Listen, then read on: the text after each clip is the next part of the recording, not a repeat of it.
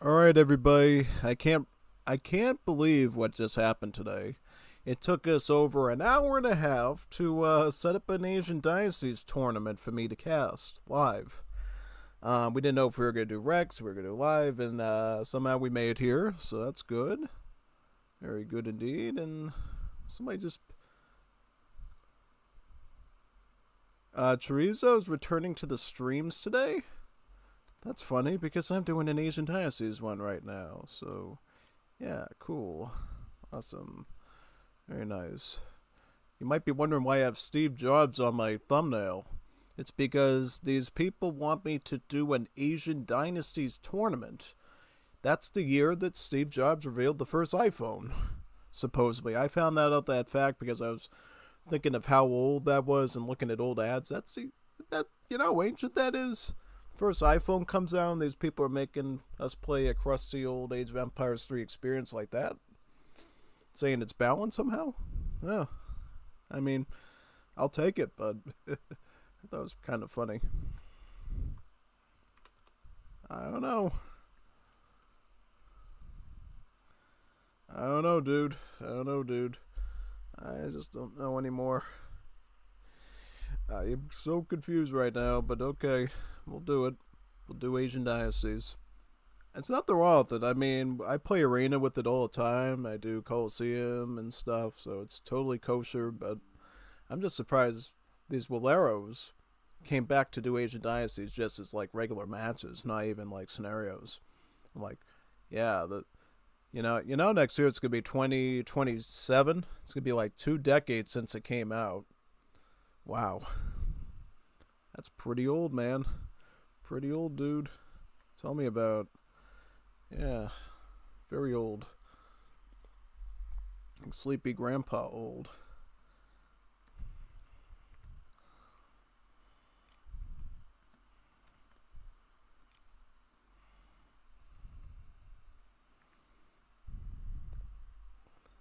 All right, I'm gonna tell them they can start now if they want.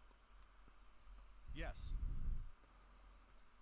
You Are can you? go now if you want. I'm not gonna make people wait through. I'm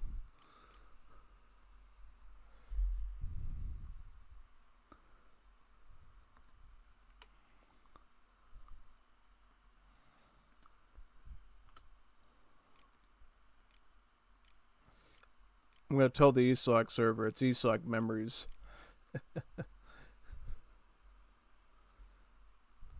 Yeah, you can start. Okay, so they're Are gonna do you ready? Spain versus Germany. Okay, Yes. so you might be asking what we're really doing here, and I haven't really explained it. So basically, Nathan, Jeff, and Goemon wanted to do a mini Asian Dynasties tournament, right? So they're all each doing a best out of three because one of the guys had to leave, Code Fender, because of his time zone. So I said, let's at least do a best out of three. Let's at least do a best out of three. And why are they recording the game? So that's going to take up extra time, but whatever. Yeah, see, if I'm the observer on this UI map, we should not have to record the game at all. Unless somebody else wants to cast it. If somebody else wants to cast it, whatever. Can we, like, zoom out? Or I'm trying to figure this out. How do we view this? I'm trying to figure out the graphics here. Can we zoom this out at all? I'm trying to remember how we zoom this. Trying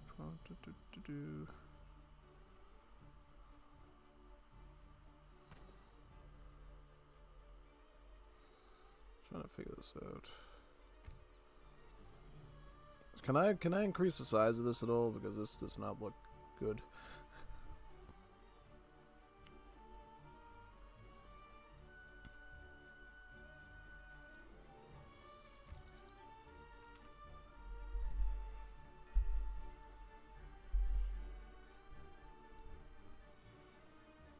I haven't done this in a long time. Okay, there we go. Okay. Yeah, see, this is the way it should look. Alright. So, what do we got here? We got Jeff playing as España, and we got Nathan playing as Germany. Yep. Okay, so this is the Asian Dynasties, just so you know. So, no, nothing fancy, nothing cool, just good old baby boomer Yes. Asian Dynasties. And because this is a live game, people have the right to pause the game. So we might have to deal with interruptions in case somebody, has a pizza delivery other than me, surprise, surprise, or, gotta go wee wee. Okay, so looks like Jeff has to go wee wee or has to get a pizza or something, so he's gonna do that and they'll be right back. Okay. Yeah, some pretty wild commentary from me tonight, and it's only gonna get better and better because I just lost an hour of stream time tonight waiting for this to get set up, so I'm super happy. Alright. So yeah, hopefully we all have fun watching this. It's going to make you realize how old you are. Many of you are probably already in your 30s at this point. Thinking back to almost 2 decades ago when this first came out. Must make you feel as ancient as Egypt, right? Yeah. Ancient as Egypt. Came out a year before the stock market crash, yeah. I guess that's something else to remember the Asian Dynasties by. It was like the Horsemen of the Apocalypse before the U.S. economy tanked. I guess that's what we can remember the Asian Dynasties for. But anyways, yep. So since this is good old vanilla Asian Dynasties Germany, you're going to start the game with about 3 settler wagons, and then then you have to train settlers and stuff. After that, yeah. Why am I coughing so much? I don't know. Yeah. So just like in Definitive Edition. Settler wagons, of course, were a 2-pop villager that has like the gather rate of 2 settlers in 1. So obviously, if you're Germany, try to protect those settler wagons as best as you can, right? And if you can get more of them through Germantown farmers later on from the mill, it can be a great experience, right? But I'll be honest with you, I haven't casted competitive Asian Dynasties before, so this is going to feel a bit new to me because I don't know how the nuances of old Asian Dynasties compared to like Definitive Edition 3, where I cover most of these matches. So I don't know exactly is it as appropriate in Asian Dynasties to get an early market for hunting dogs, for instance, because I know in Definitive Edition, I know in DE that would be a standard thing to do as Germany, but I don't see Nathan doing it here, so I'm assuming he's just going to get as much hunts as he can and then age up. Yeah, sounds about right. As for Jeff over here, he is going to essentially, just herd his hunts in, try to go up and age up. I don't know what their decks look like. We'll check that out, right? Let's see what decks I got. Okay, so this is the Jeff deck here. He has, this is Unction, by the way. So this is what allows your missionaries to actually boost the attack of nearby soldiers. In Wars of Liberty, this effect is automatic. But in Definitive Edition, as well as Asian Dynasties, you do have to send a card to get that effect, unfortunately. Yep. But other than that, what has he got? He's got Roderos, the Rods, Spice Trade, Eco Theory, Fortress Aids looking pretty lively. He does use Swiss Pikards, which I find interesting. Just like D, you have your Lancer card and your Falcons. The Pikeman is an interesting add, too. Double Villages is always nice. Heavy Cannons and Factories, of course, in Industrial Age. Does have some decent eco. He has both Royal Mint and a Refridge plus Eco Theory, so that's good. Let's see what Nathorn is running. Nathorn is running 2 settler wagon, 3 settler wagon. All the wooden gold. Crossbow, Doppel, Yulan. The Lance Connect here. Fortress Age has got Doppel. Interesting. So he runs combat for Doppel Soldiers. Kind of fascinating. So is he like planning on getting Doppel Soldiers maybe? I don't know. Because typically when you think of like Germany, at least in DE, the Doppel Soldiers are kind of a bit more niche and you don't always get to use them. You typically want to set up for like War Wagon, Ulan, Skirmisher. But maybe he has a plan for these Doppels, particularly because he's fighting Spain. I don't know. But I think I explained to these guys before we started this whole thing that Spain is sort of the bellwether for an Age of Empires 3 player, at least in the Asian Dynasties days, of determining if an Age of Empires 3 player was really good or not. Because if somebody could main Spain, it means you're a very skilled player. Because Spain is actually one of the most flexible civs, I think, in Asian dynasties, from what I remember on YouTube and from, professional analysis, because they have all sorts of different tricks. They can go royal decree, they can go fast fortress, they can go fast industrial, they can go all on in age 2. They got a pretty flexible roster. No, Spain is pretty solid all around. They get musket, skirm, dragoon, hussar like most European civs do, but they also get royal guard pikemen, which nobody else gets. They get the roderos, that obviously adds a bit of interesting flexibility with anti-cav. They also get lancers, which again, a really specialized anti-infantry hand cav too. Plus, of course, unction and other effects. So yeah, no, Spain has a lot of interesting things going for them here. So this should be really fun to discern what he gets. Okay, so it looks like Spain will be going for a fast fortress. Notice how he's got most of the villas on the hunts, and then he gets his 700 coin. But guess what? Your opponent is Germany, so they're going to get free Ulans with their shipments, and he pressures him with about 2 of them right there. Wow. Yep, this is something we see all the time in Definitive Edition, just riding around with these guys. The only thing is you have to know that they're a low hit point hand cav, so you gotta try to keep them away from the town center if possible, right? If you get fished into TC at all and he shoots at you, these guys typically go down like 2 or 3 hits, not very long. So yeah, be careful, Nathon. Don't lose Ulans that easily. Ooh, God, man. You thought you were going to be safe back there? What are you doing, Willis? Not going to be safe back there. He's fighting a tomahawk? What is he fighting a tomahawk for? What are you fighting the explorer for, Willis? That's weird. Now, this is smart by Jeff. Put your market here, right? So you force your opponent to space out into this direction, right? Yeah. Okay, he's getting double market, which I find interesting. This might be to wall his base, actually, because it's a big, bulky structure that can, choke point his base. Because, see, in Wars of Liberty, they made a decision to give markets a build limit of 1 because of specific cards they wanted to have in the game that gave bonuses to the market and stuff. So they figured, you know what, we gotta restrict market usage for most civs. But in this case, Jeff can actually make multiple markets and use the very cheap price of 100 wood to help fortify his base and add these little forced bottlenecks in there. So if Nethon tries to come in, he's going to get butchered in these choke points. And those little cubbies, yeah. That's actually pretty solid, yeah. Alright, so what do we got here? We got, is that the 3 Doppel shipment from Nathan? I'm assuming yes. He's also got barracks, and he looks like he has trained up some crossbowmen. So crossbowmen and Doppelsoldiers. I think in a typical competitive game in the good old ESOC days, I don't think that strategy would fly very much, honestly. But we'll see. We'll see. Because I think right now, at least, why don't you play Age of Empires 3D? See, that's the thing I'm saying.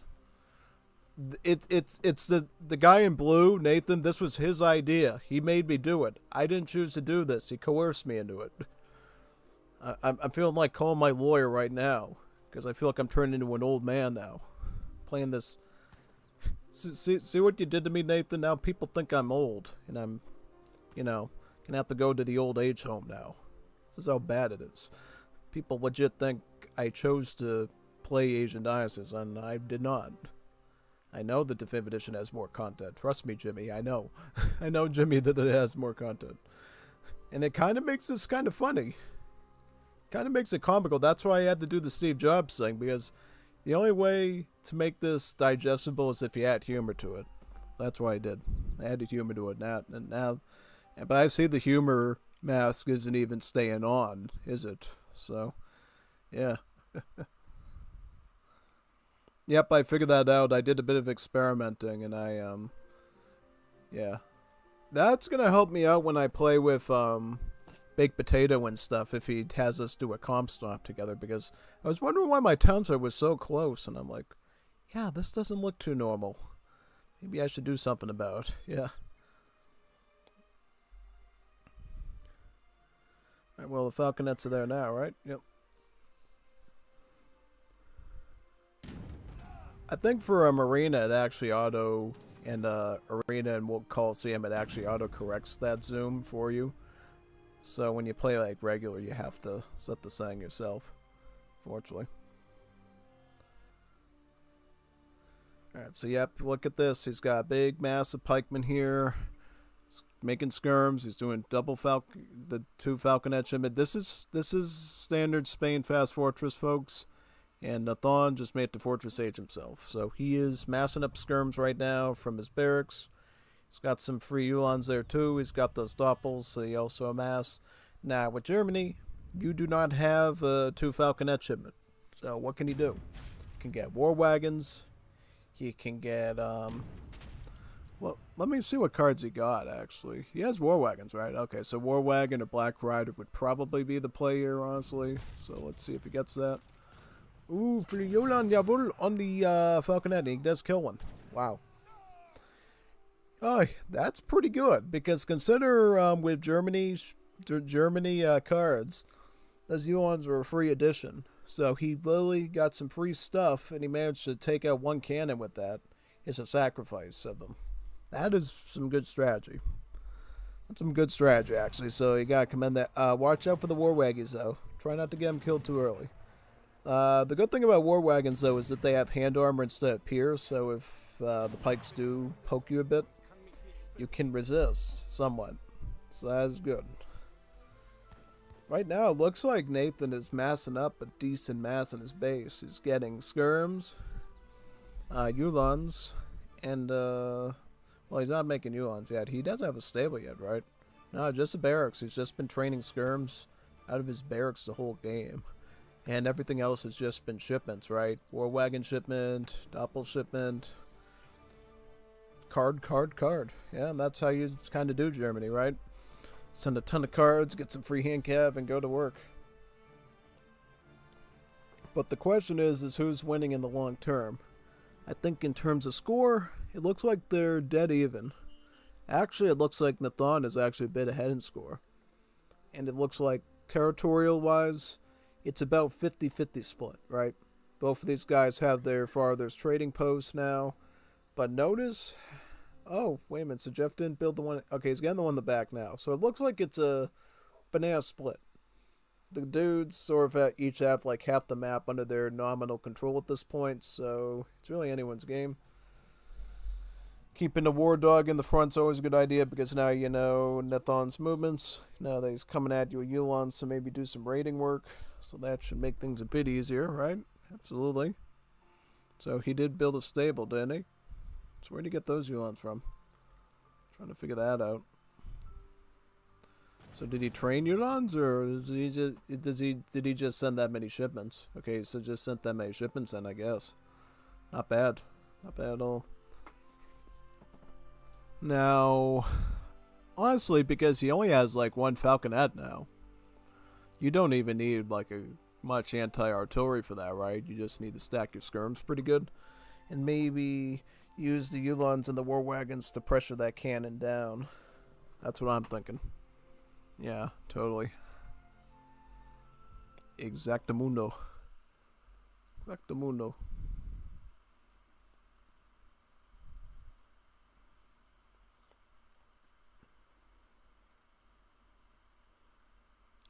We are getting some joiners. That's awesome. Very cool.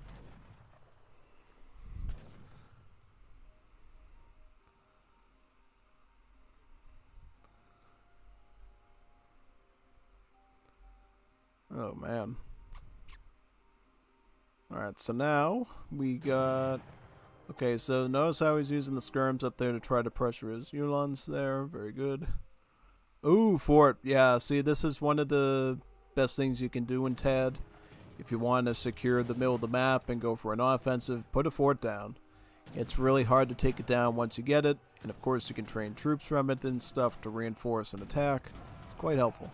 Okay, so... Well, get those war waggies onto the falconet, right? You gotta do that. Watch over here now. He's got a fort going down, right? Oh, man.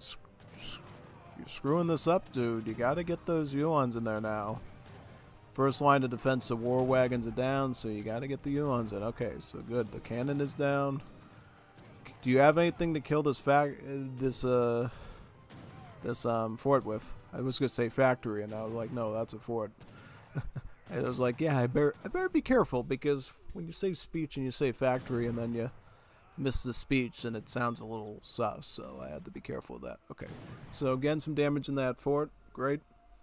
I think he should be able to deny this fort now. He has enough troops for it. Okay, good. This is very critical for Nathan, because if he had a fort at that position, I feel like he would lose ability to pull onto this elk and the silver mine, and that would have been bad. And it also would have put this into check too, honestly. So it's very good that he got that fortress out there, and it's truly a more even map distribution now. At this stage, you're going to have to use those skirmishers to go on the offensive there and start sieging the train posts. This game is played because the music is better.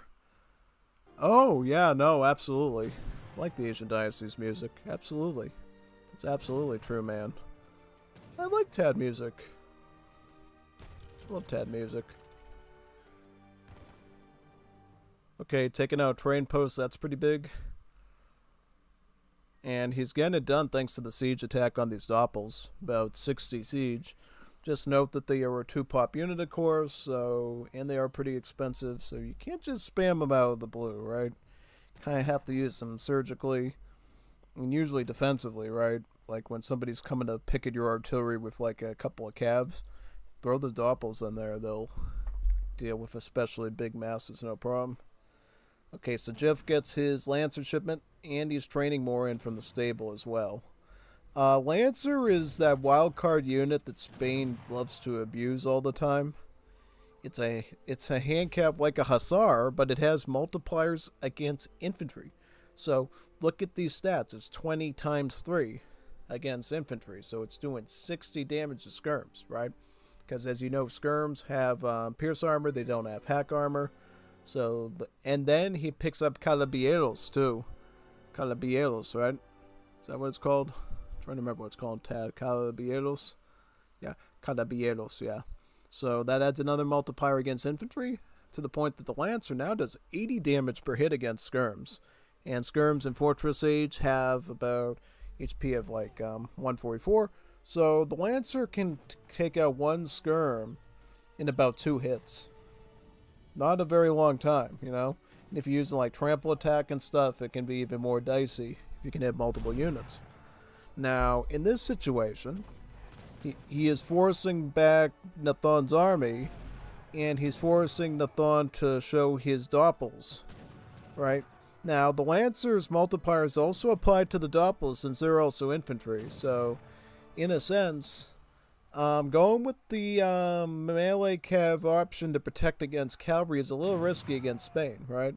This is why you would consider maybe adding some war wagons in, because at least the war wagons do not, suffer any multipliers from those Lancers. Plus they have hand armor too, so they can even tank them a bit. So that is definitely a reason why war wagons would probably be appropriate here. And look at this, he's completely cornered now. Like a cornered animal. You know what happens when you corner an animal? They get mad and they try to bite you, right? That's what's happening. It's going meow. It's gonna like try to scratch him, right? Now he doesn't have any Doppels left, so he is forced to essentially watch his army wither away. I think he's gonna try his best to at least, Now get your Black Riders out of here. Like, you can't save these guys. Get out. Don't waste any mercenaries there, man. That's a one-time shipment of mercenaries. Don't waste it. 9 Black Riders is a great card to get, so definitely put them to good use. Should have thought of that a little bit sooner and maybe got them in a bit earlier. I don't know. But yeah, no. Now you just gotta start diversifying your portfolio, Nathan. Yep, double stable, that could work. That's absolutely a viable path. You could add some Uhlans in, get the veteran upgrade, and then you'd truly have something to put those skirmishers in check there. That is pretty sweet, actually, yeah.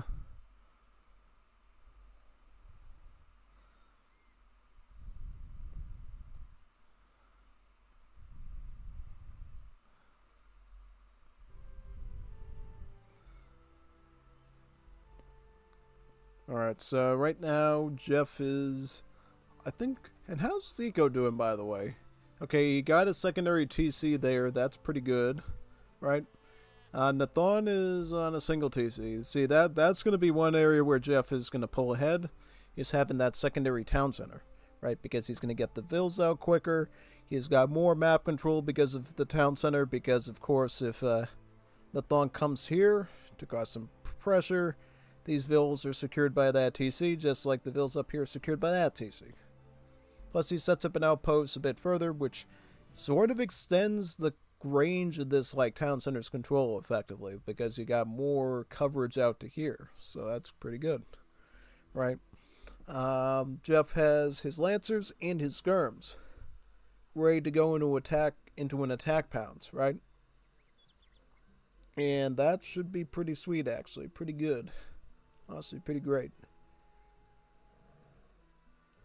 Let's see how he does here. Oh wow, Nathan also put a strategic outpost around the same position on his side. This is good. This is sort of a bottleneck between the tree line and the knaves. I like that. Because notice how it forces Jeff to maybe push back a bit, because he's uncertain if Nathan is setting up a trap for him. Okay, now this is great. So Nathan also had his fort, and he puts it around the trading post, and it's fully built. So now Nathan does have a full fort. Jeff's fort was obviously killed off, but Nathan now has a fort on the map, and this more defensive fort will help him. It will secure his main base, because it will cover this flank over here. Now, Jeff does maintain control over this hunt now, because Nathan's army is a little bit disemboweled right now, and he's out of hunts. And this is usually a time when you're playing in the Asian Dynasties that you maybe want to consider pushing out a bit, because as you know, the hunting resources and the mining resources are much better than their agricultural counterparts, at least until you get to like Imperial Age. So right now, Nathan really needs to consider maybe getting control of a hunt. It looks like he's got one now, thanks to that outpost there. He can eat that moose. But look at what Jeff does. He uses the range on those skirms to take out a few settlers and force his vills in, right? Yulons are up to veteran. He's got some veteran doppels. Let's see if he can get these guys to work. He's also got the Black Riders too. So in this situation, he doesn't have any skirms anymore. So he doesn't really need to worry about the Lancers.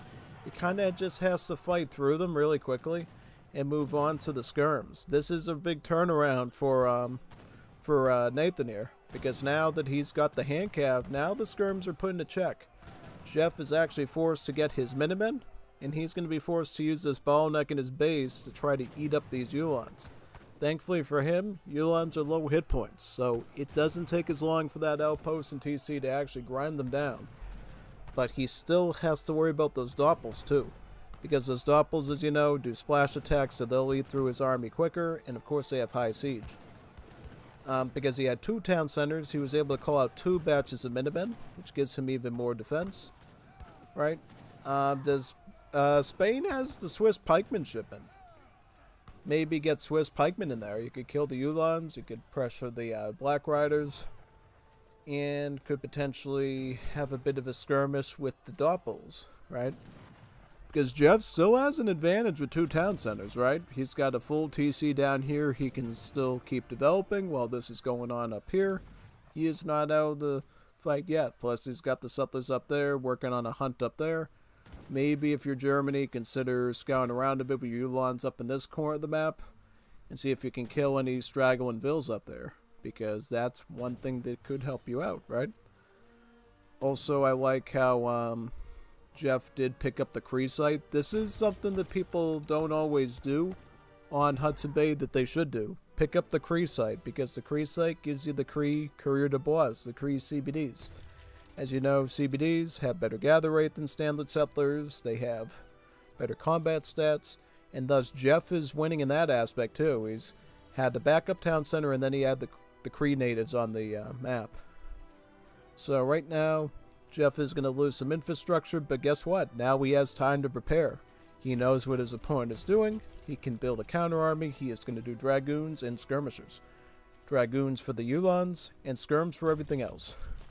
And frankly, Jeff can still turn this into an advantage if he knows what he's doing, right? And obviously, if he doesn't want his opponent to look at him, yeah, no, he's just going to go up under that mine right there. Because guess what? Because now that his opponent is in the area, might have his opponent has fog of war up here, which means he can see if these animals get killed and know that he has vills up there. So what Jeff did, which is smart, moved him onto a mine, so he can't tell if there's vills up there or not anymore because, but then again, he can see this one, so he's got to be a little careful. Jeff doing a good job applying pressure. He's going to take every second he can to kill some Ulans, because if you let Nathon get too many Ulans, he will overwhelm you when he comes to your main TC. But if you can keep killing up the Ulans, take them out of the equation, then your skirms can do their job, which is to clean up the Doppels, clean up the Black Riders. That's mostly what you're going for there, I would say. That's exactly what you're going for there. This is pretty good right now. I'm honestly pretty impressed that both Nathon and Jeff have been playing on an equal level. They've been going back and forth and dueling responsibly and powerfully. Nathon adds his own skirms in because he sees the dragoons and he's like, look, when you see Lykev, skirm is the natural counter, so get some skirms. Nathon is retreating. He's pulling back. Nathon took advantage of that pressure in that battle to take control of the middle with an outpost in the barracks, and now he's eating up the silver mine. I was telling you before of how I was worried for Nathon losing natural resource access. He has effectively secured himself about 2 hunts in a mine just by getting this spot here. But walk out. Look at what Jeff is doing. He's standing on the periphery of the map, taking up the corner. He's building a bit of a sort of like a crescent, like in his sort of Islamic crescent, like a crescent moon. Then he's gonna probably push up this way and maybe attack here. We'll see. We'll see. Because now Jeff is back on 2 town centers again, and thus he's gonna have 2 queues of villagers. But at the same time, Nathon, because he knows he just effectively decapitated the operations of his opponent there in the upper land, has the option of going water now. And he's going to go double dock fishing boats. This is an awesome implementation of fishing on this Hudson Bay map, because now that he knows his opponent is no longer really operating up here, he could just eat all this fish himself and then still use the whales well into the late game. It's a really good long-term investment for Nathon, because as you can see, regardless of losing a town center and losing so many villas and stuff and buildings, Jeff is still retaining a score advantage over his opponent. That just shows you how powerful having 2 town centers is, even early on, because Jeff still maintains that score edge over his opponent, and then he actually has enough resources to recover that town center too. And not only that, now he has 3 town centers, 3 TCs. He's got the ability to queue up 3 villas at the same time to reach his full build limit of 99 settlers very quickly. This is exactly what Jeff needs, because if his opponent is doing water, the only way he is going to be able to compete in economy is on land with a superior number of vill queues. Right now, we see a combination of skirms, crossbows, dragoons, and lancers. So at this point, because I think Jeff was a little strapped for gold, after his recent fight, he has decided to bring in some crossbowmen, right? And that can be pretty good, because as you know, crossbowmen good against heavy infantry, good against light cav. So it's basically just like a weaker skirmisher that doesn't get upgraded beyond the Fortress Age. So since you're both Fortress Age still, veteran crossbowman is still appropriate, you know, it's not that outdated. But later on, you'll have to switch to guard skirm. Alright, so we got dragoons there, trying to pepper those Ulans. Lancers are still connected to the skirms. The longer these lancers work on these skirms, the better off Jeff is going to be. But guess what? Nathan is retreating to his fort. And now, as long as they're sort of fighting in this realm, you're going to have a fort there that starts blasting apart Jeff's army. So he has to make some tough decisions if he wants to draw this fight out here or if he wants to cut his losses and salvage some of his troops. So Jeff decides, you know what, I'm going to go all in. He puts his dragoons into melee, starts cutting into the skirmishers. This is an option you can do with light cav. In some situations, it can make sense to take your light cav, put them into melee, and they act as pretty decent hand cav, you know, kind of like a coyote runner. Not as good as a hussar, but they can take a few with them, you know, if you use them correctly. And that's exactly what he did. Because now Jeff has a new batch of lancers. He has retained his little mass there of skirms and archers. He is gonna be... Oh, good boy. Look at this. Nathan got too greedy on land. He thought he could secure this position. And now that he's kicked out of the area, now Jeff can pull back and use his army to kill so many settlers now. He's got settlers, settler wagon. This is going to be a slaughter fest up here of his economy. He's going to be... You know how much vills Nathan's losing now? This is a huge loss for Nathan. This is a huge loss. Nathan really needs to think what to do now because he just lost so many settler wagons here. And he's going to lose them all. He's going to lose every single one. Oh, okay, so he saved some of the settler wagons. If he's quick on his feet, he could potentially save them. But it doesn't look like he has time now. Because all he has is skirms, right? And his opponent has some lancers there, so he does not have the... Okay, he tried to sneak out. Yeah, nope, no stragglers left behind. It's like the George Bush administration. No kid left behind in education. No settler left behind from the, the grave, the cemetery. So, rest in peace. Okay, and Jeff also, since he has the Cree site already secured, will add in the trackers too. Cree trackers, not the heaviest hitting unit. It doesn't do a lot of damage, but it does have some huge hit points. It's like a cataphract skirmisher, if that makes any sense. It's like a pretty heavily armored infantry. So it takes a while for ranged infantry to really fight them effectively. That could be a nice addition to Jeff's army there. Now you got the Lancers moving forward onto the outposts that Nathan had there before. Now that the resources are kind of out of the area, it really doesn't serve Nathan that much anymore. Nope. Nathan has mostly consumed all the resources here, so honestly Nathan needs to think internally. He's got to maybe think about getting some plantations up, some mills, expanding his fishing economy where he can, because this is the one area that Nathan has in the bag is the water. Make sure you use it. Make sure you use that water as best as you can, because that's the one area, at least for now, where your opponent will not be punishing you on, right? Exactly. There's some hunt over here still. That could be potentially competitive going forward.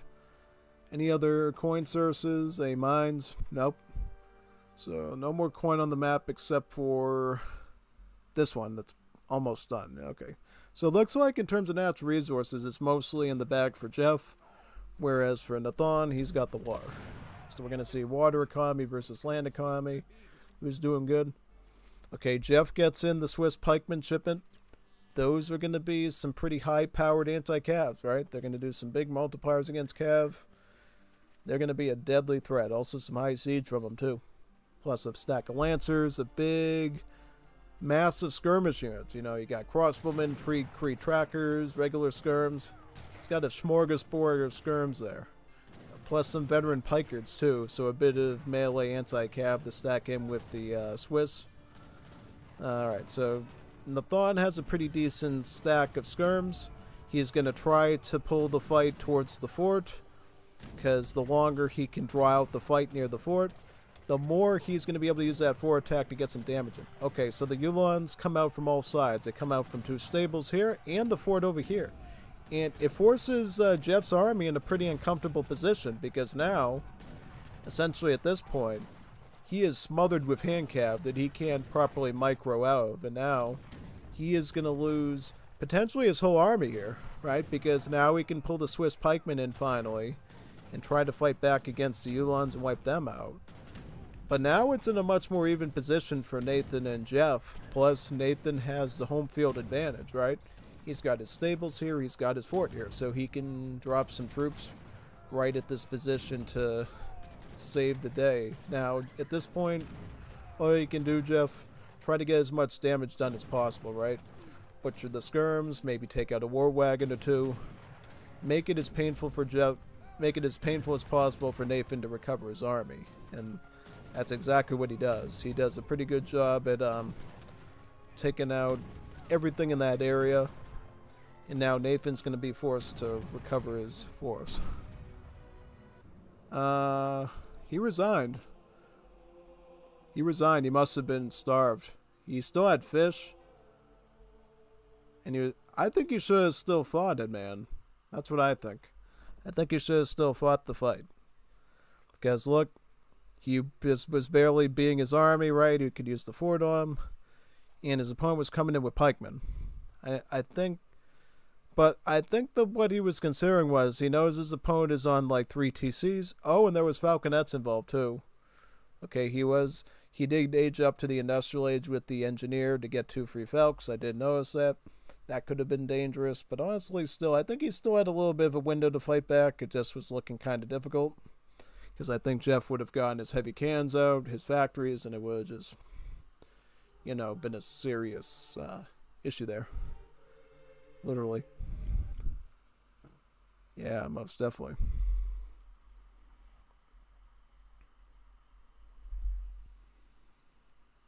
Oh, man. Good game, actually. I mean, make Coliseum an old AoE3 if it is possible. Yeah. I got the map for that, actually. Got the map for that. I have to see what they're writing in Discord now, so I gotta figure out what their next plan is. Because I think they should be setting up a new lobby, right? Absolutely. Should be setting up a new lobby right now for me.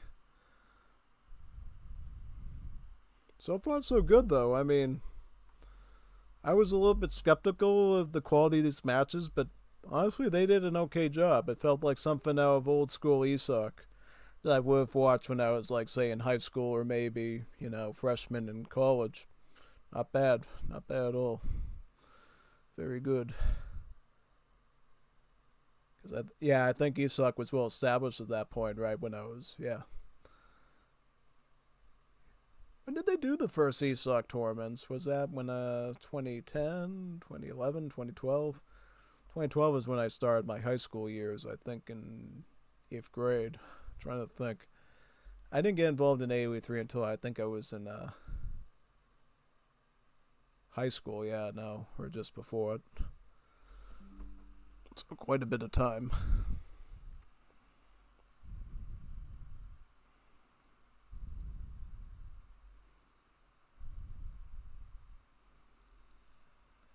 Okay, I'm going to join this lobby now. You join it. Oh.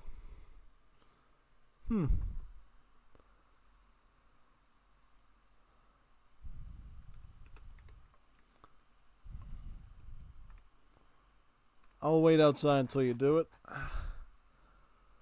Yeah, what were they talking in voice chat about who's going to go next? But I told them to do a best out of 3 because I felt like it was only fair to the viewers here because we only had 3 people in there that we did do a best out of 3. So we could give you at least 4 to 6 matches apiece. I also have some Asia Dynasty games that Nathan submitted to me the other day that we could also look at tonight as well. So that is another option we got as well. And I think Gafas is coming again to do some more Liberty with me tonight, so we could absolutely do that later too. Got a pretty good lineup. Yeah.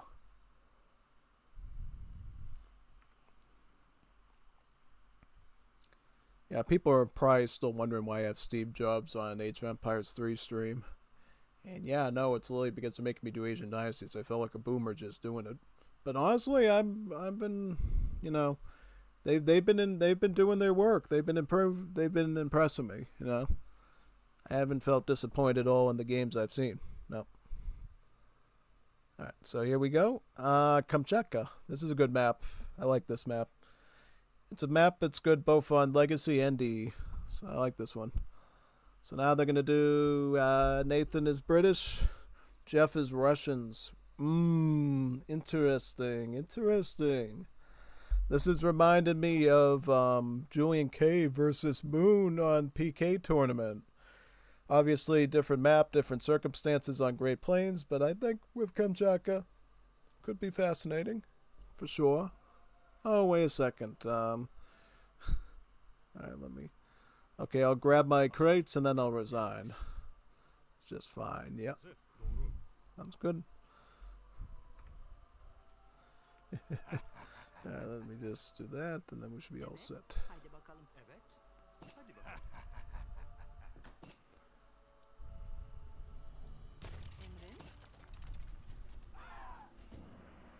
Yeah, I think it screws up the map if you do it this way, right?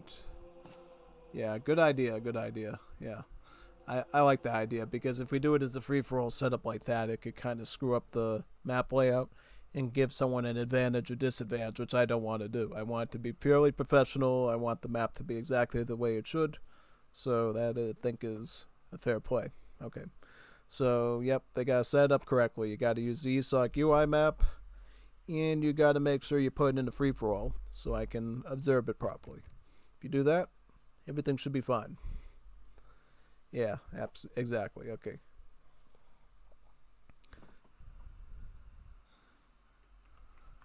Yes. And FFA put the free-for-all on as well. Yes. Yeah, there's a lot of ESOC maps out there, you know. Some that Boards Libby doesn't even use. Are you ready? So that's pretty fascinating, huh? Yeah, absolutely. Yes. So what are we gonna do this one now? Okay. Yeah, this could be better. High Plains. It's not a bad one. Not a bad one at all. It would have been a fascinating one to do for the Ottomans, I think, because the Ottomans have a real advantage on this map because of the trading posts. But you know, if you want to do this one too, I think it's fine. I don't have a problem with it. Yeah, so let's see how this one looks. First game was very impressive. I didn't really know what to expect, but both players participated very well. So game 2 should be very fascinating, right? Absolutely. And after this, if Jeff wins this one, he will move on to fight Gormistan in the best out of 3. Otherwise, if Nathan pulls an upset here, they'll do one more game, and then the Gormistan will fight the champion. So should be a good duel either way. We're at least going to be having 4 games out of this event, not including the recordings I have to cast for you after this. So I think overall you got a pretty good treat for yourselves today. Should be really fun. Alright, so British versus Russians. Again, I was mentioning first thing, this gives me a big memory of a certain match we had during the PK tournament, the Julian K versus Moon series. Because honestly, as the British fighting the Russians, you got to be very careful. You can't be too greedy. You cannot be greedy.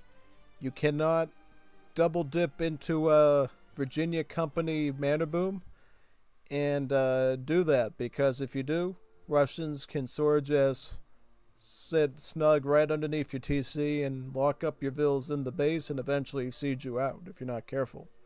So yeah, I think that could potentially happen here if Nathan doesn't know what he's doing. But Nathan's pretty skilled, so I don't think he's going to fall for that, right? Yeah, and just as a reminder, this is the Asian Dynesties. So this is old school British. So this is the British that does have the Manor Boom and stuff in place. Are you Argentinian poet? That's a good one, Jeff. That's a good one. Yeah, Nathan. You're Argentinian Codillo man, promising security, healthcare, food, and employment, but taking it for yourself. Good old politician, Nathan. Using your Macron macaroon politics in Argentina, man. Very disappointing. Yeah, but yeah. Anyways, this is old school British, so he is going to be able to use that manor boom, right? Every time he builds one of these manor houses here, these ones, you get a free settler. Pretty awesome, right? Free vills. Who doesn't like free villagers, right? And basically, with the Russians, of course, they're going to be very aggressive. They're going to be coming in with the blockhouse, maybe two, and go with a lot of pressure, making unstoppable Stiletsis, and of course, the good old Ruskets, right? This is Asian Dynasties, so we don't have recruits and Porchiks yet. We still have Helbs and muskets called Ruskets because they have less stats, but they're cheaper. Yeah, so this should be a pretty fascinating matchup. Now, what I'm wondering is how comfortable does Jeff feel with the Russians still? Is he going to be able to apply a pretty lethal early push with the Russians? Because I think if Jeff doesn't get that initial push with the Russians going, I think Nathan could get a decent mass of muskets of one and potentially two or three barracks down the road, and then add a stable in with Hussar, because that whole musket Hussar combo with Brits is pretty formidable. So we'll have to see how that works. Also, I'll check the decks out, see if there's anything fishy that's going on. Alright, so this is Nathan's deck. So instead of going Settlers, he goes Virginia Company. This is a very greedy setup because now, when Nathan does his manor boom and he's looking to make all those manor houses, this cheapens them down from their standard cost, which is about 135 wood, down to a cost of about like 87 wood, right? 87, 86 wood. So now they're actually cheaper than the average house, which means having your vills on wood, chopping to get those extra manor houses out and the extra vills is going to be much cheaper now. Other than that, looks like a pretty decent 1v1 deck for Brits. You got your longbows, your muskets, you got your cav combat, musket combat, Jaeger shipment. I would suggest maybe getting Yeoman or Yeoman in there, because you never know when you're going to need like guard or imperial longbows. But honestly, it's fine. You know, I think honestly, it's something players sometimes maybe neglect, because I know in Definitive Edition, the longbowmen already have the guard and the imperial upgrades already available. But in Legacy Asian Dynasties, you do have to send Yeoman to upgrade your longbows beyond the Fortress Age, to essentially make them more upgradable than the crossbowmen, for instance. So in that sense, I think maybe Nathan should consider keeping Yeoman in his deck, so he has the late game option of having longbows as a skirmisher option, right? Though he might be looking to close the gap in Fortress Age there with the Jaeger shipment there. Yeah, I was like pressing H on the keyboard for a second, wondering why I wasn't seeing a home city. I was like, oh yeah, that's right. This isn't the recording view, so I can't just do that. I actually have to click into player summary and look at the decks. Right. Okay, look at all the manor houses we already got with Nathan. 1, 2, 3, 4, 5, 6, 7. Oh, he's doing this pretty. This is a pretty lethal manor boom here. This could either be really good or really bad, right? Let's see how Jeff's doing. Okay, so Jeff is aged up, right? Any blockhouses we need to look out for? Any blockhouses we need to look out for? Because honestly, if Jeff does not apply lethal pressure right away, he is going to have some big problems with the fully manor boomed British. Right? I wish I could see the build limit on these so we could see how far he is, but we can already see he's got 5, 6, 7, 8, 9, 10, 11, 12, 13, 14, 15, 16. 15, 16 manor houses. Plus more. Oh, he's going for the full thing right now. He's going for the full Monty. He's getting the whole boom out. He's actually going to get a second barracks too. This is a bold play from Nathan. You got to be careful with this against Russians, because if this was a more aggressive Russian, he would have already had a blockhouse somewhere over here, and he'd already be dropping stuff on you. Jeff is being abnormally sleepy here, and I think it's going to force Jeff to take a much harder time here. Because if you can't get the pressure out right away as Russians against a British opponent, you're going to have some big problems. Because you're giving Brits that huge boom over you. Because remember, the Brits' house build limit, like any other civ, is going to be 20. So you get a free settler with every manor house. Thus, they're going to be 20 vills ahead of your economy. Right? Because the Russians, unlike other civs, do not have villager shipments, right? They don't. So it's literally a 20 vil boom over you. Look at the score up there. It's 102 versus 75. That's a huge difference, right? So Nathan is going to be going double barracks musket. Plus he's gone with his longbowman shipment to add in a bit of skirmish. And he can go for some pressure right now, yeah. He can go for some real pressure here. Does Nathan, Jeff have his blockhouse up? Yes, he's just getting his blockhouse now? Okay, that's a little worrisome. What has he got, by the way? Does he have the necessary stuff? Okay, Streletsy, Unstoppable Streletsy is here. The Cossacks are here. Okay, so he does have the cards he needs. Yep, both training cards, spice trade, land grab. Okay, this is fine. I'm fine with that, actually. That's okay. So he's got the Unstoppable Streletzys here. Yep, this is exactly what you want. Start out with Unstoppable Streletzys. But do mind that eventually a stable will come down as Brits. And you do need to have those Ruskets there to protect against that, right? We're not in the 5th edition, so you don't have the poor chicks in H2. You have to literally get the Fortress Age to get some helps. And yeah, no, just do some Unstoppable Streletzys. He's got the blockhouse doing them. Apply some good pressure there. So far, Jeff is defending pretty good. But honestly, I think right now it's already in Nathan's favor. The fact that he got all the manor houses done tells me that Nathan is now in a really lethal position here. Because he's got a huge Ville count over his opponent. And he's going to be able to leverage that double barracks musketeer setup really well right now, right? And unlike Russia, these are regular muskets, right? These aren't Ruskets. These are going to be fully statted musketeers. That, God forbid he gets to Industrial Age, could get Royal Guard on him too, the Redcoats. So this is not the situation you want to find yourself in.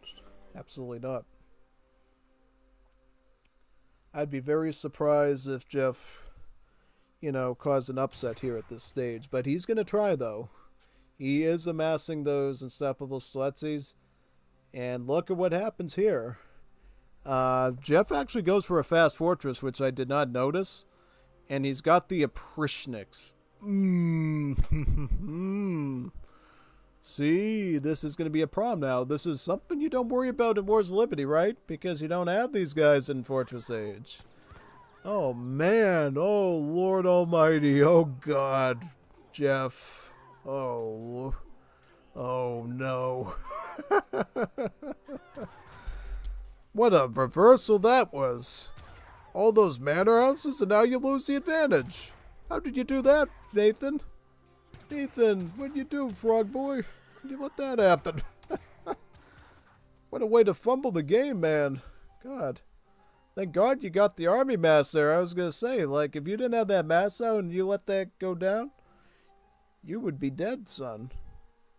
And see, this is the problem now. Because he's got the Oprishniks out in Fortress Age. He can, like, start sieging his town centers, start sieging his defenses down and his buildings.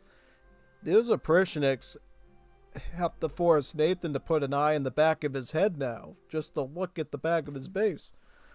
You don't have to just worry about the front of your base. You gotta worry about what's behind you, too. Because those things can siege you down, like, really snap. Wow. Jeff just propelled himself back into the game, folks. Plus, he's got lion's share of the trade route, too. So, yeah, no. Is Jeff getting, like, another TC or something? Nope, he's not. But he did get his Falconet shipment out. So, right now, he's got Unstoppable Streletzys. He's got some Ruskets. It doesn't really matter if you get Veteran on these or not, TBH. So, not a huge deal.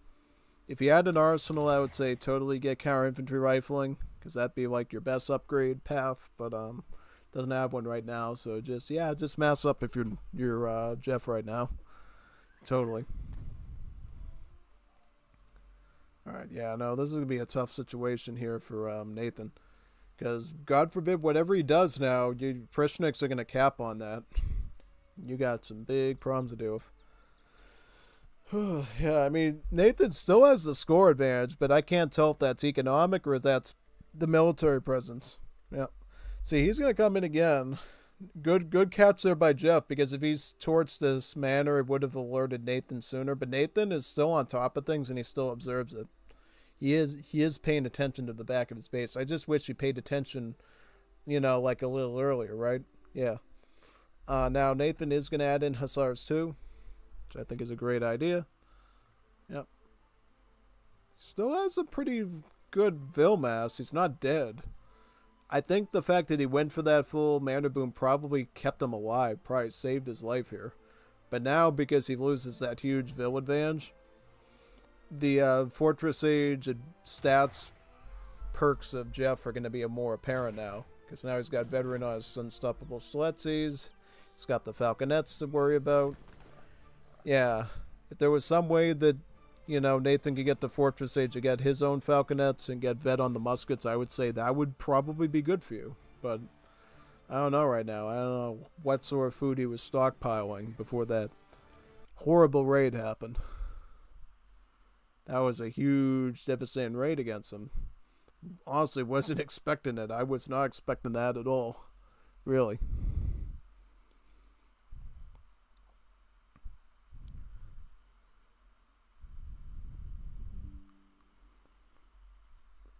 Yeah, no, Nathan has been talking about doing Asian Dynesties for a bit now, so yeah, definitely find games there.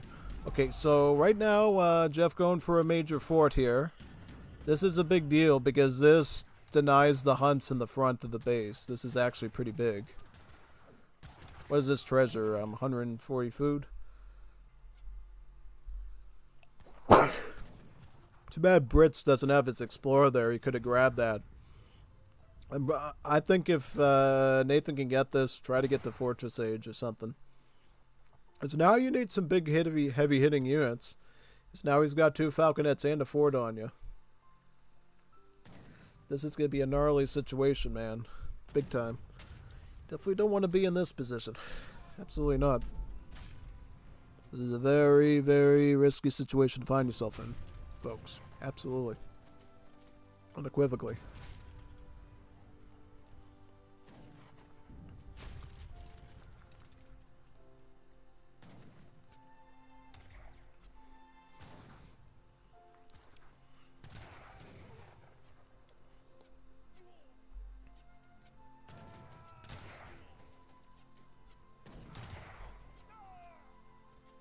Oh man.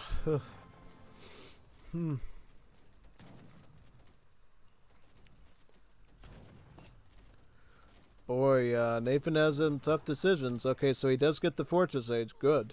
That's step number 1. Get that Falconet shipping right now. Get your veteran upgrades too. Get veteran Hussar, veteran Musket. You're gonna need veteran troops for this. And why'd he go with the adventure there? I said I got some extra longbows out of that. Okay, Explorer's right here. Does Jeff still have a Prishnix anywhere? Trying to see. Trying to see if he's still in check at all. No, it doesn't look like he is. Okay, Jeff is going for a push on him now. He's trying to push his timing to his advantage there before, good old Nathan gets his Falconet shipping out. Oh, no, I don't like this. I think, yeah, okay, so Falconets are out. He can use them safely, I think. And then micro. Oh, man, okay. Whatever. Okay, well, Strelets, of course, don't do it. Oh, man. Look at this, though. Denying the Falconets, but he will lose his, too. He'll lose his Falconets as well. Okay. Very critical here. Alright, Falconets are down for both players. That evens the score a bit in this particular skirmish. How many muskets is Jeff on, though? Not a lot of them, but he does get the Varen upgrade, which definitely does help a bit. Still enough Hussars to overpower those Ruskets, though. So it will force Jeff back. Okay, but you can sort of see a bit of wobbling here now. Now that that big, mighty British army was knocked down a few pegs, you do see Jeff's score sort of staying on an even or slightly even better level now. Yeah. Very, very nice.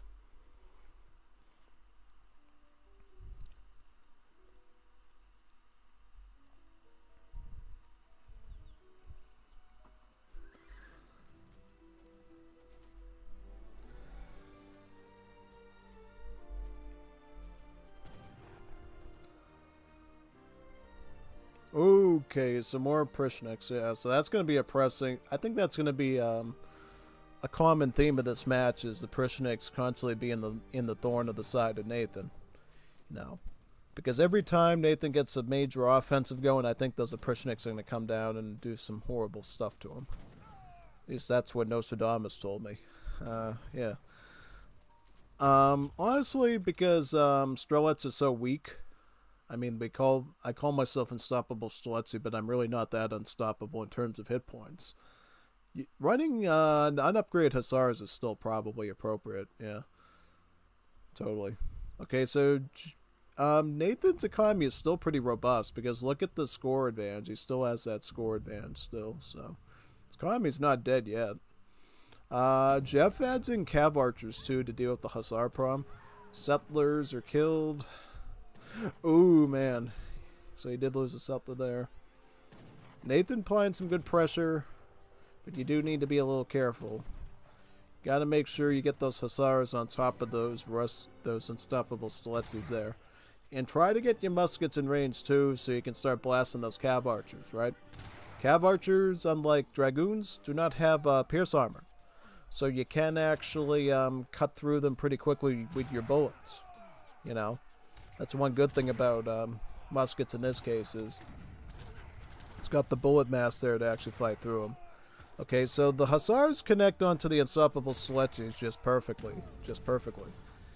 And that is a really good thing for those muskets now because now they lose their main threat. Finish the job here, man. Yeah, just... Okay, well, I would have stayed to shoot the last one, but that's me personally. Okay, watch out for these Oprichniks, though. Oh, man. See, those Oprichniks... I don't know if Nathan was paying attention to that, by the way. Okay, Minutemen. Set up a second blockhouse. Okay, Jeff is doing his job pretty good. I like that he's setting... This is smart. This is very smart, because now he knows he has Oprichniks there and he has to act. Keeping the muskets near his vills will ensure that the Oprichniks will not be able to just blindly go in there and butcher his economy again. Jeff would actually have to legit micro his Oprichniks around the bayonets and hit those vills. So obviously you can't afford to do when somebody's killing your base, right? Absolutely not.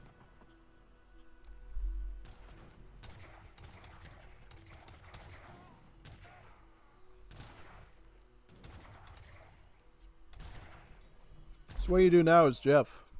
Right, you got your Cav Archers, right? Still have a pretty mighty fort position there. Jeff is making a tough choice, a tough call. He does siege down a manor house or two. It gives him a ton of XP to get his next card. But what it also does, of course, it lets Nathan rebuild it and thus get a free villager again. So there's a bit of a trade-off to it, right? Absolutely. Nathan is thinking about going after the TC, but I think he knows he doesn't have the force to do that right now, right? Okay, can he deal with these Cav Archers with his muskets? That's a question. I believe he could, but honestly, it's a bit tough. A bit tough, actually. Oh, he quits? Calls it quits? Oh, I see. Oprichniks. So how much damage did he do with those Oprichniks? Did you let him butcher your entire mine there now? He did. He let him butcher his entire mine. Sick, man. Crazy. You gotta watch out for that stuff, laddie. That's a big problem. Yeah, watch those Oprichniks. It's one of the scariest parts of fighting the Russians, folks. I think it's one of the ways they effectively neutered the Russians pretty hard in War's Liberty was making those Oprichniks an ultimate unit walk behind Industrial Age with the build limit. Yeah, no. And now I think Nathan sees what I talked about when I said the Asian dynasties. Yeah, it's really balanced, right? Yeah, no. Just wait till you deal with the Oprichniks, man. Now that will give you some nightmares. That's some nightmare fuel. Alright, so what does this mean now? This means that now Jeff has to fight Gormistan for the next phase of their little event here. So we're gonna see at least 2 to 3 more games. At least to see 2 or 3 more games, right? And I see a billion cars pulling out of the nearby area there. I don't know what's going on. Must have had a baseball game or something. I don't know. Something like that. Yeah, that's a lot of cars, man. Wow, I can see the headlights coming through the woods. Wow. Let's do this one now. Do I have some agua? I should get some at least. Let me rejoin.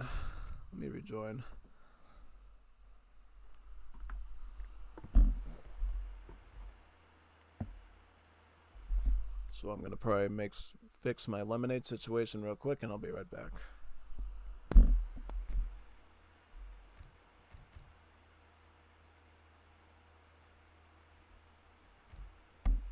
Where's Jeff, taking a nap or something? Where is he? We need him back to do his part of the series now. His series, episode 3. Ugh. What time is it now? It's like 7:20, 7:45, right? Because we started so late. Yep, absolutely. Just gotta wait for Jeff now, and then we can continue.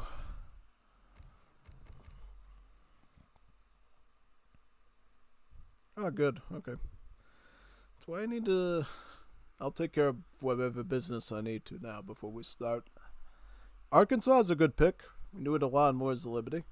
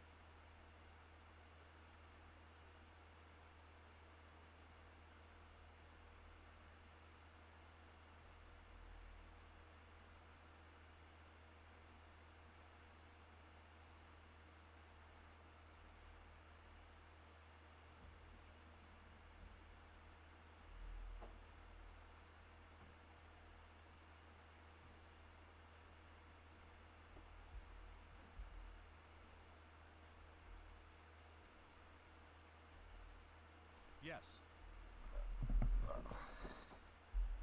Good. Yes. I'm back.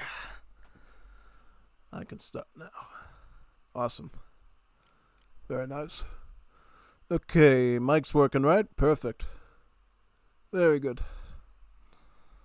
Okay, so what we got here? We got Jeff is the Germans now, and then Goemon-san playing Japanese. Now that I find interesting because so far we haven't seen any sort of war chiefs or Asian dynasties did use it all, just the Europeans. So this should be pretty fun. Some believe Japanese to be maybe the best civ in Asian dynasties. Maybe. Supposedly their shrine economy, their consulate play and everything, and their Ashigaru gameplay puts them ahead of everybody else potentially. So this should be pretty fun. And if I remember correctly, back to the times I used to watch the ESOC tournaments in Asian dynasties, I remember the Japanese used to have a pretty consistent win rate. Mainly because they have a strong backbone with the Ashigarus, good micro, and then they follow it up with the consulate, and then hook them around with the bestieros, right? And with the way the Japanese are set up, you can get the consulate in Age 1, no problem, typically. And then just use the Portuguese allies to cheapen your wonder. And then have that consulate already there to mix in with diplomatic intrigue later. You do lose out on that 75 export discount, but sometimes it's just worth doing that.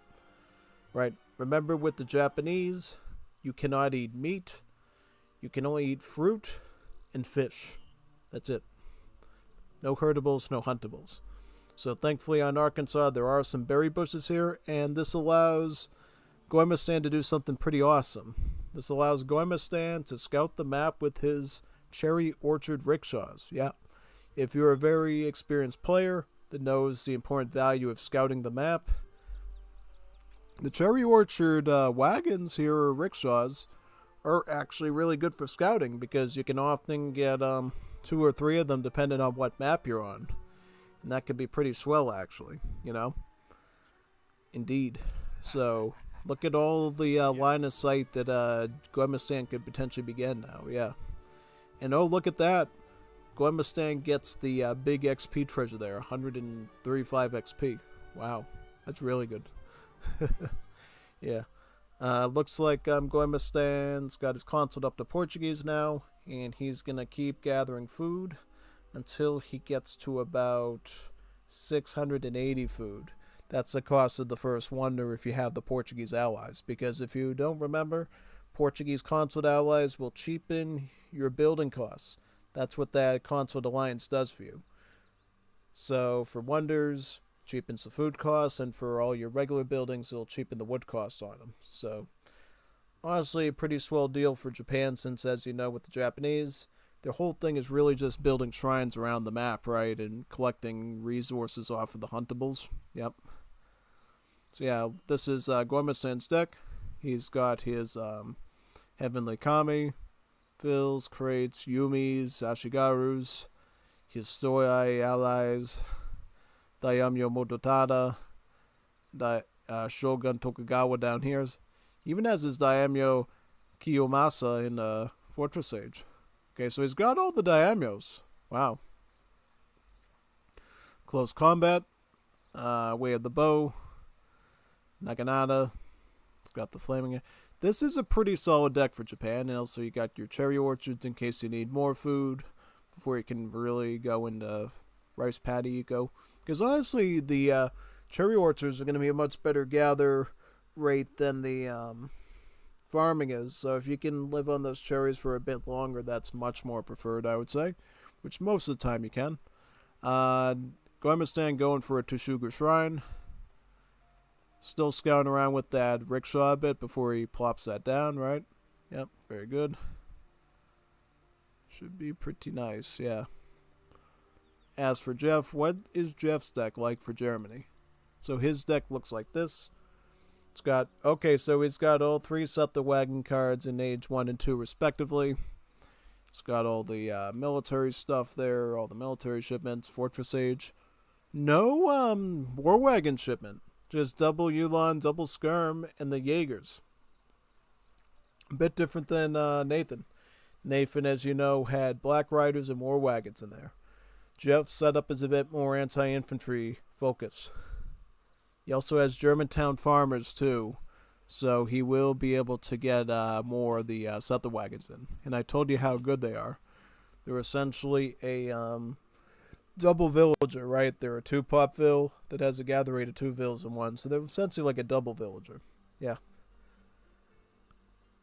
And One thing I would say for sure is something you might have wanted to consider here. If it was me, I would have suggested Jeff go for Guild Artisans in Industrial Age. Because honestly, the best way to cap on Settler Wagons is when you get Guild Artisans. Because Guild Artisans improves the gather rate of the Settler Wagons by 35%. Which in terms of Vil gather rate perspective is like buffing the Vil's gather rate by like 70%. Because remember, the Settler Wagon is like 2 Vils in one. So it's like a 70% gather hike when you really put the math together. So it's like really powerful. Yeah. That being said, though, it looks like Jeff has gotten some more Settler Wagons out, plus his free Ulans there. He's got his middle of the map barracks too, so he's applying some pressure against his opponent. Gormistan is up to H2, though. He's got a barracks. He's got some Ashigarus already out. And what makes Ashigarus so dangerous? That movement speed. Most infantry moves at a speed of 4. Ashigarus move at a speed of 4.5. So they can outrun all the enemy infantry. It means if you know how to micro good, use attack move, use stuff like that, you can effectively change the angle of your troops very quickly and snipe down troops rather fast before they can deliver a similar response. It basically helps you out with your formations and everything, and it leads to much more favorable fights. And on its own, it's a pretty good one too. 24 range attack, 170 HP. It's a good unit. It is a bit more expensive than the European muskets, though, just so you know. But oh look at what Jeff's doing. He's going to go crossbowman. Because obviously with Germany, you don't get access to the muskets, so you have to go crossbows. And that's fine, since crossbows, as you know, have multipliers against the heavy infantry. So yeah, no, going with crossbowmen is actually a pretty solid move if you can do it, yeah.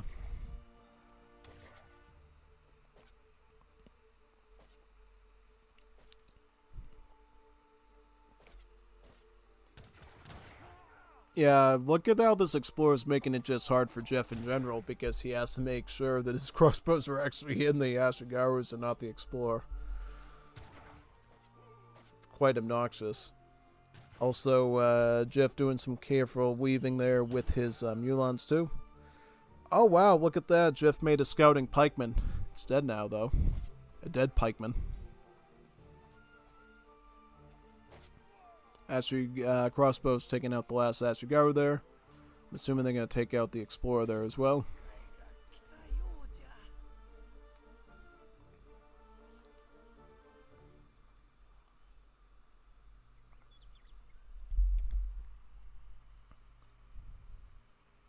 I'm assuming they're going to go back to the forward base, right? Yep, shop there.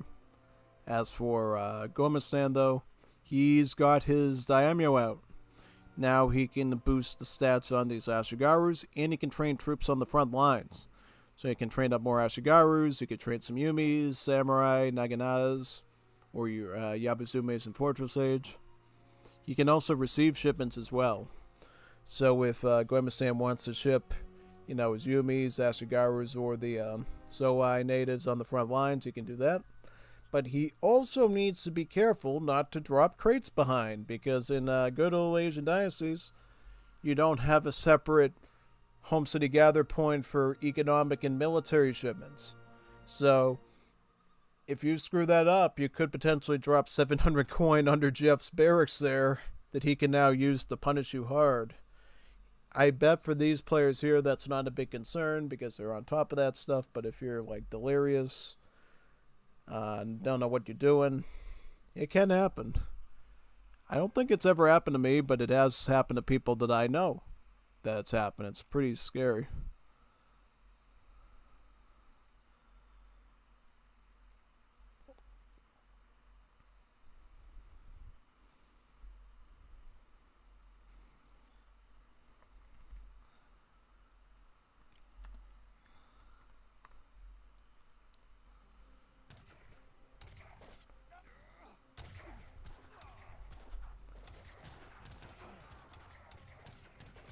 Oh man, look at that.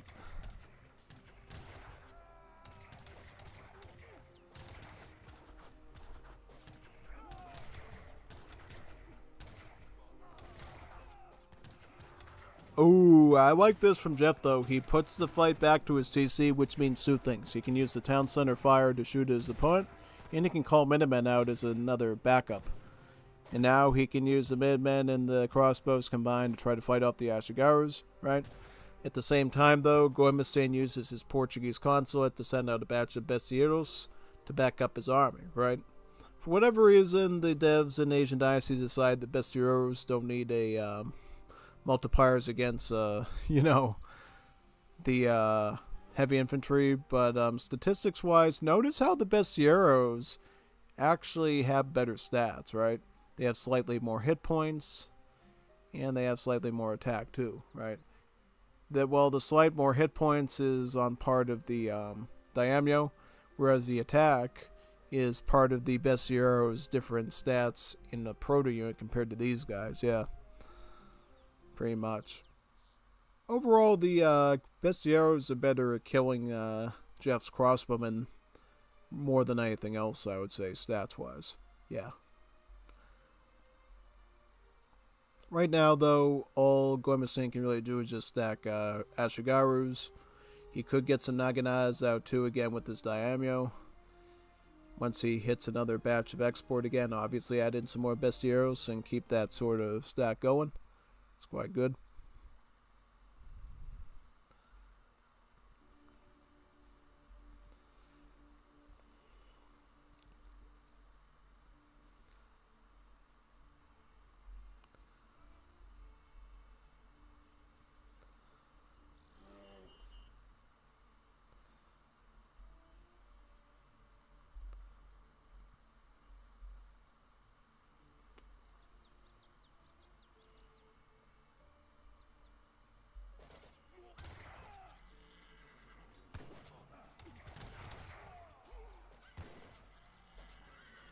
Okay, so yeah, make sure you back up with Daimyo, man. Don't lose him. Because he's such a critical part of your army, both for the HP of the units, receiving shipments and training units. Daimyo is like an important piece of your army. And until you build the Shogunate Wonder, you won't be able to retrain him again, so definitely keep him alive for now, for sure. Yeah. Okay, he's training some troops. I think he's getting some Naganatas here to push the front. We'll see. Okay, so now Jeff has another shipment because I see some more Yulons in there. One thing that Jeff did really good here, getting the whole trade route. He's got all 3 trading posts under his belt. This should help him out quite a bit. So yeah, I'm assuming Goemo's going to be getting some Naganatas and he's going to try to use them to press onto the crossbowmen. Jeff, though, is going to say, you know what?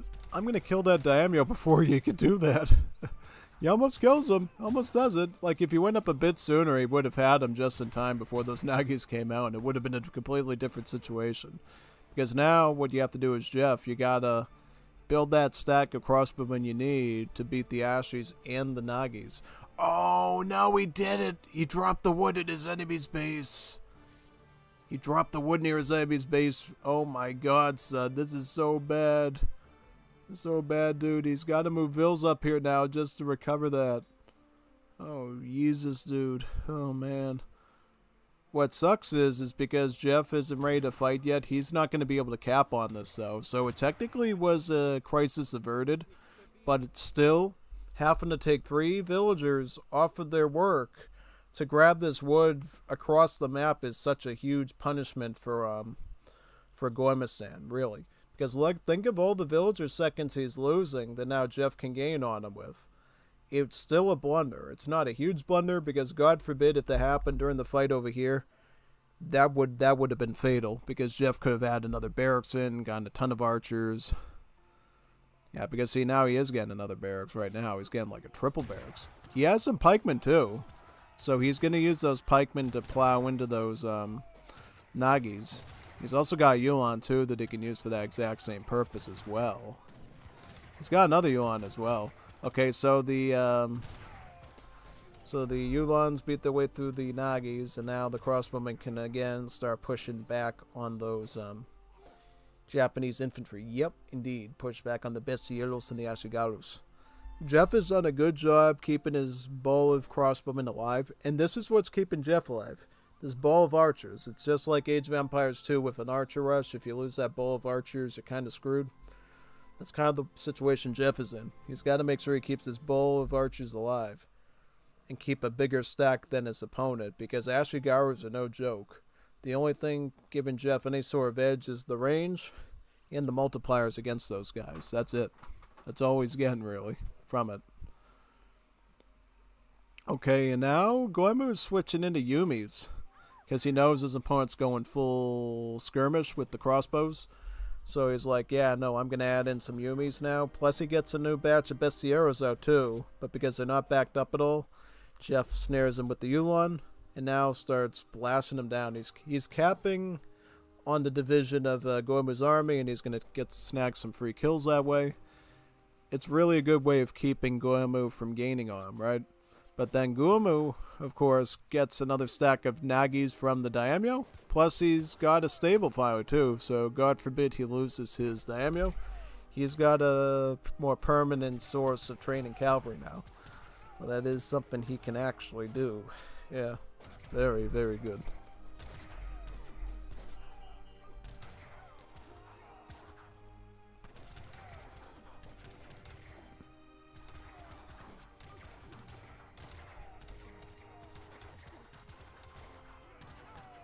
Oh, and the Doppel's shot off too. Wow. This is bad. This is bad, Jeff. You gotta retreat. Pull back. Fall back, man. Okay, so he's got some anti-cap, but he doesn't have anything for the Ashes, though. That was a very consequential fight there for Jeff.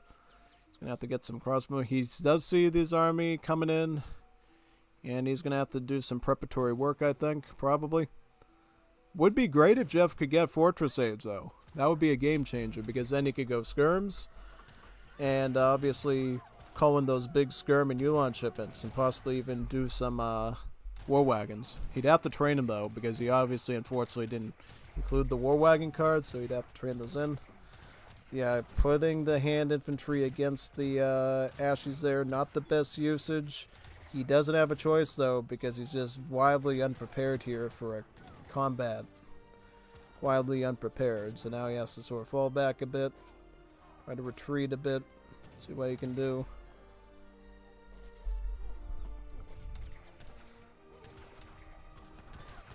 Oh man, yeah, see, this is kind of a tough pickle here. Everything is so tight right now. Okay, so being on top of a barracks like that, obviously very frustrating for Jeff. Trying to take every shot he can against his opponent. Trying to make the most of it. Oh boy. What's going on now? Okay, yeah, get those crossbowmen up there. He's gonna... I think he's trying to fish him in and lure him in enough that he can save his economy while still taking some... He's trying to balance the security of his economy with getting this army out of his base, which I think is kind of a tough situation. Their scores are obviously very similar now, so I think, honestly, Jeff does have some time to do it. Okay, the pikemen do clean up the Ashes, though. Not the Ashes, the Naganas, and now he can focus on archers once again. Okay, he still has that Daimyo.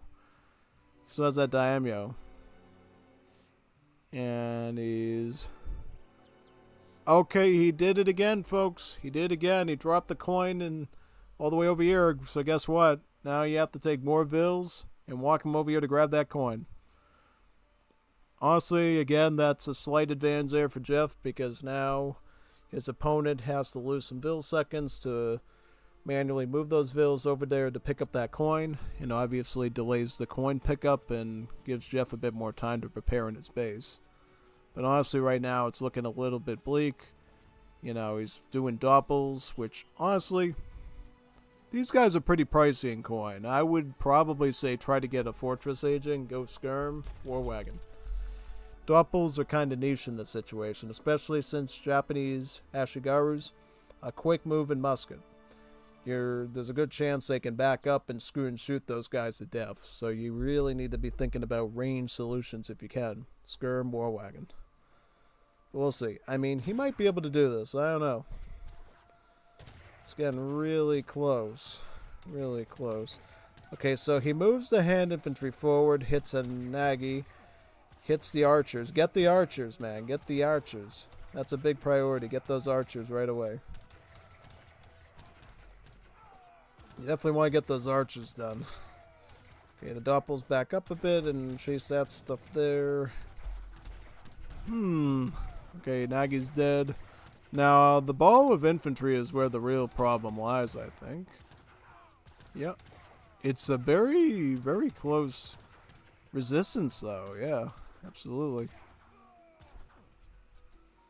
I think if he can consolidate a mass, gets, like, huge army of archers here, that's the only way you survive this. But honestly, right now, the longer Jeff is stuck in Age 2, I think the more tough it is.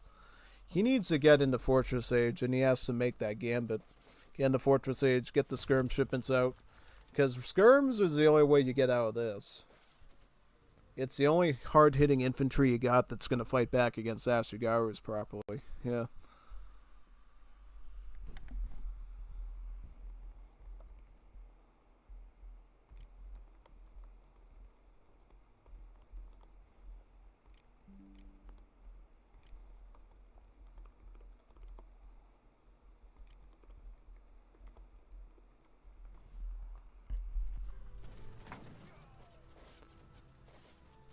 Okay, CC's under fire now. Can Jeff clean this up at all? It's looking a little bleak right now, because at this stage, Japan's pretty close to all their shrines. That trickle is pretty apparent. Nagi's coming in and thrusting right through the crossbow line there. He has exposed his settler wagon mill here. Those are your most pricey vills, and GG well played. Yeah, no, once the settler wagons are under attack, it's kind of over for you. Yeah, totally. Absolutely.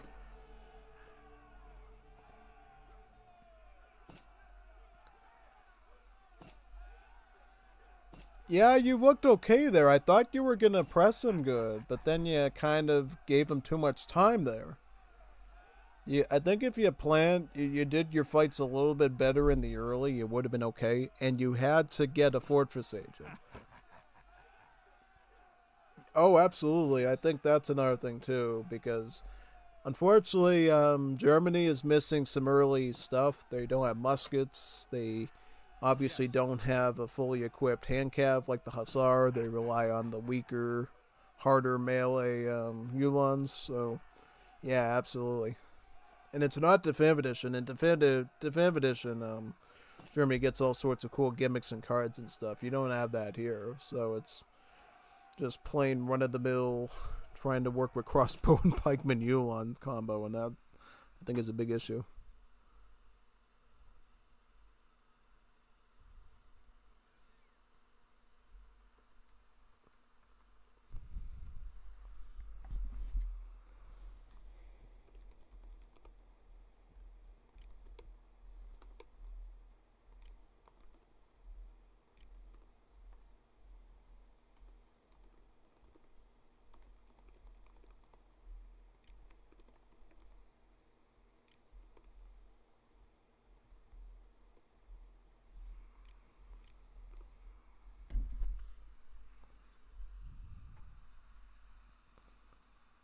All right, let's go to the next one now. I was talking to somebody in Discord, and they're like, "Why are you playing the Asian Dynasties? Why are you watching the Asian Dynasties?" And I'm like, "That's what they wanted to do. It's like it's like you have a, it's like those families, those parents that are taking their kids out to eat and like, hey kids, we're gonna go to the Chinese place because that's where grandma and grandpa want to meet us, and then the kids are like, no, I want pizza. It's like, why do you want pizza? Isn't Chinese food's delicious? You get all sorts of appetizers and flavors and stuff. No, I want pizza. Then you have to accommodate. But honestly, this is nothing like that because Asian Dynasties, while obviously a lot less content, a lot less stuff,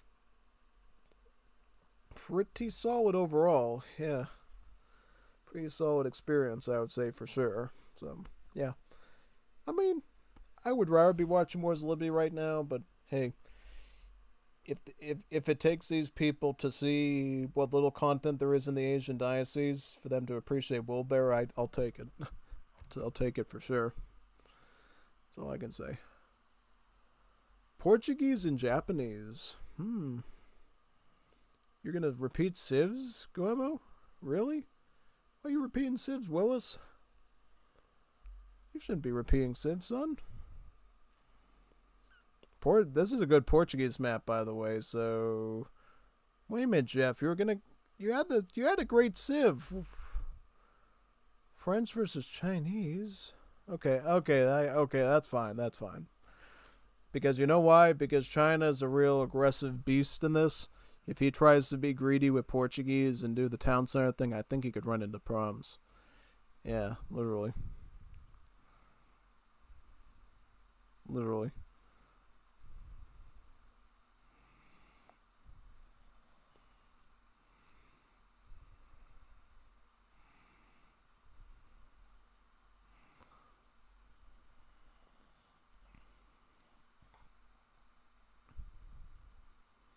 Okay, Jeff sent up his French deck. Yeah. Well, according to Revnak, the undisputed king of Age of Empires 3, Revnak said that France has one of the best win ceilings in Definitive Edition, so technically Jeff should be fine, right? Because according to Revnak, French are the best. Even though Julian Cake unfortunately disagrees greatly and says it's actually the Ottomans that are better. Yeah, I don't know. No, French are pretty flexible. That's the one thing I'll say. Is that unlike the last game where Germany clearly has some big gaping wounds, France is a pretty good civ, honestly. They're pretty well balanced, right? They got really all the common units except for Grenadiers. They got Cuirassiers, a beautiful splash cav. CBDs is a really good eco villager. Some good cards and stuff.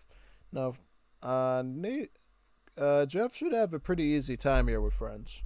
Not an easy time because he's really going against the Chinese, but well, if I had to fight Chinese as a European civ, I'd say probably do it as French because it's again has like one of the more consistent balance experiences to do it. So yeah, that should be pretty nice.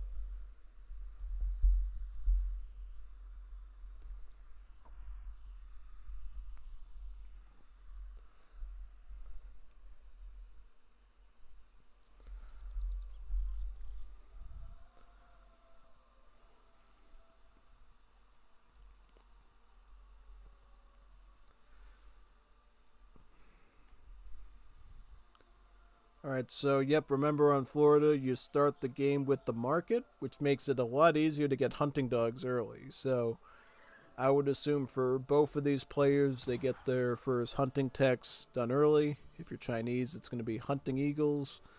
For the French, it's going to be the hunting dogs, right? So that's will be something they'll both get to enjoy. Guamu right away set up his village right here. You start the game too with the goat as the Chinese, so you do actually have something to fan with right away. Also in Florida, you do have some sheep. So that is another herdable you can actually stack onto that village. So that is actually pretty solid too. Yeah. Most definitely.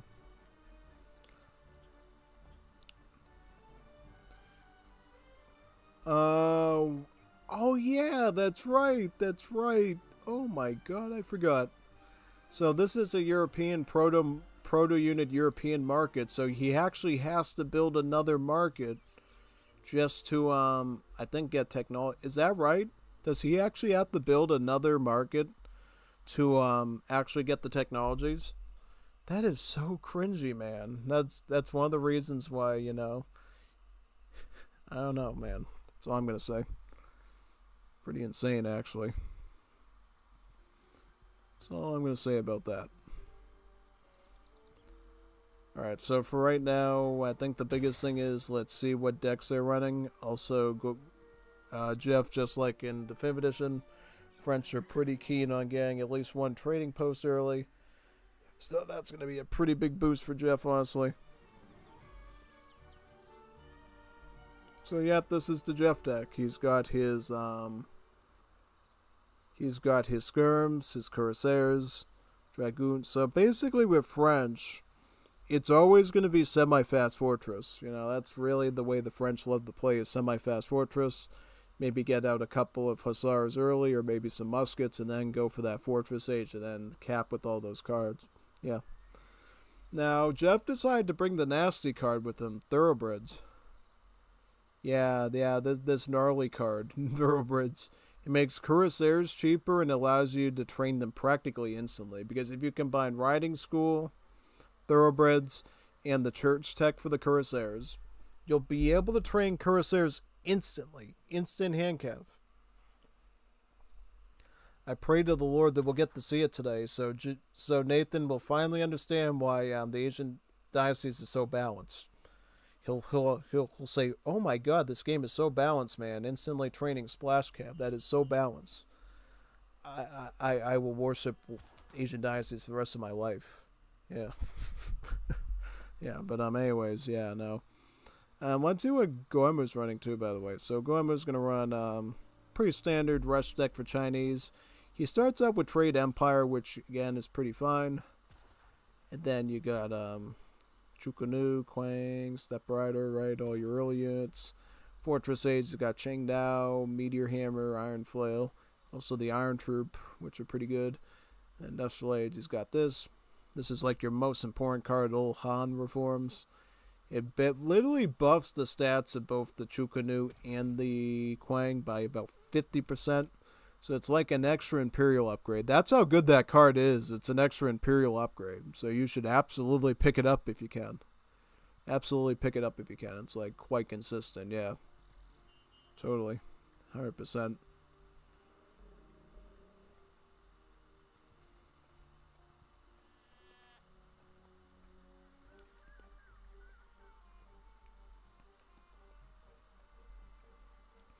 Alright, Summer Palace going up for Goemu with about three villas constructed, right? Yep. Very good. Perfect. France, I'm assuming, is going to go Quartermaster, right, from their age up. Fortunately, we're not in the recording view, so I can't tell exactly what politicians again, but I can certainly be a Nostradamus about it. Another fine French fellow, right? Nostradamus of France. Predicted basically a lot of today's modern events. That's for sure.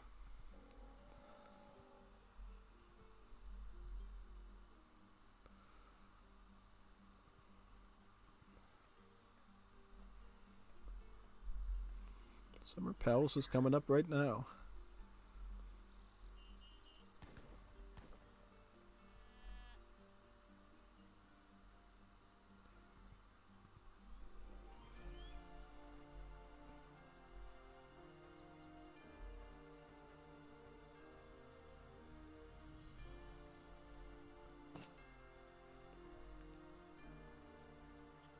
Yep, grab those 400 food crates from the Summer Palace. And then essentially what the Summer Palace does, of course, allows you to produce free banner armies, right? You can either get the old Han army, which is going to be the quickest training one, or you can just keep it on the standard army and get some free Step Riders and Chukunus. So pretty solid. I'm assuming right away he's going to go for like a Step Rider shipment and try to go for a bit of pressure and rating maybe. Unless he's playing a Fast Fortress. I know in Definitive Edition, China's like a really big Fast Fortress, semi-Fast Fortress. Whereas in Legacy, you can run them a much more aggressive time with them, yeah. See up right away, he's got about 7 Step Riders, right? These are 1-pop hand cav units, so definitely not Hussars by any means, but they are going to be very dangerous against skirms, right? And multiplier gives them the same damage output against skirmishers as the Hussar. So, still a pretty formidable unit.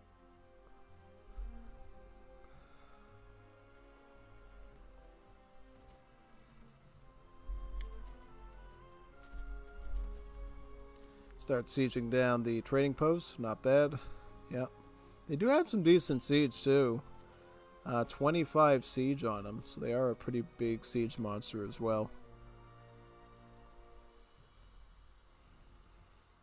Yeah, like, look at the sieges getting done on this trading post. This is actually pretty big. Alright, so at this point, Jeff's going to be forced to go barracks. Probably go musket, right? Yep. Okay, so Goemu does get the fast fortress in. Very nice. Hopefully Jeff is thinking the same. If he doesn't go Fortress Age, he's dead. he kind of has to get that fortress age. And if he doesn't get that fortress age, and he's got some big dog doo-doo problems to deal with. Yeah. So that is absolutely for sure, man. Definitely has to get that in totally, 100%. Big time.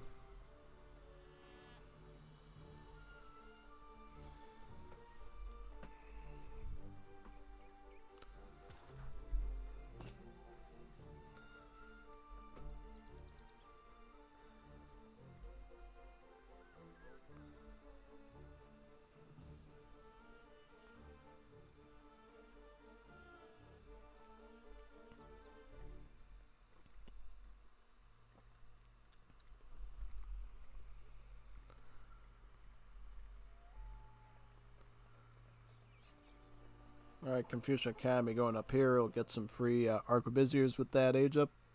Free skirms. Okay, so okay, so Jeff did get the fast fortress, right? And he went up with the marksman, so he got some skirms. Not the best unit against step riders. But still he can... Okay, he gets the dragoon. Okay, this is totally fine now. Once you get the dragoon shipping out, step riders are basically forced to kneel. And to cope. With lots of copium. Yep, he has to retreat with that. Jeff from here can get a number of things. He could ship in cuirassiers. He could ship in falconets. He's got all the good cards, right, with France. Yep, cuirassier. He's got both cuirassier shipments and the falconets and then the 2 skirmers. So he's got a pretty full hand here. Okay. That is good. That's a way to cap in the fortress age. So that's going to definitely work in Jeff's favor. Because honestly...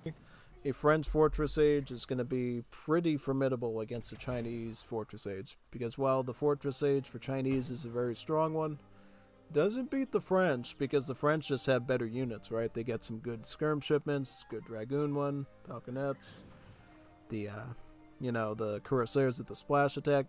It's like night and day, yeah. And honestly, as long as Jeff knows how to micro, he might not need a stable for dragoons. He can just keep going skirm. Okay, so Jeff makes a bold play. He's going to go for a fort right at this area, protecting this mine and somewhat this one here. And really, this is a strategic push here by Jeff. And that's one good thing about Europeans compared to China. China has to pay like a ton of export just to get one fort from the Russian consulate.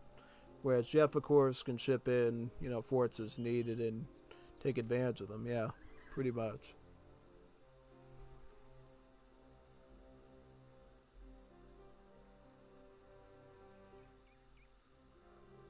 For Crevecoeur? Okay, he's got his step riders over there too, so he might end up trying to raid with him again, yeah. Right now, it looks like the scores are even, Steven, so economically I think they're both in a very similar position. Goemu might go towards the sea, though, because I see him already sort of putting that village down. Just kind of giving him a bit of control of this area to put some villas down. So yeah, I wonder if we're going to see fish at all from any of these guys. We could. But just keep in mind, fish is a huge investment of wood, so you do need to make sure if you run it that, you're going to be able to maintain it and use it to its full advantage. Otherwise, it's just not worth it usually.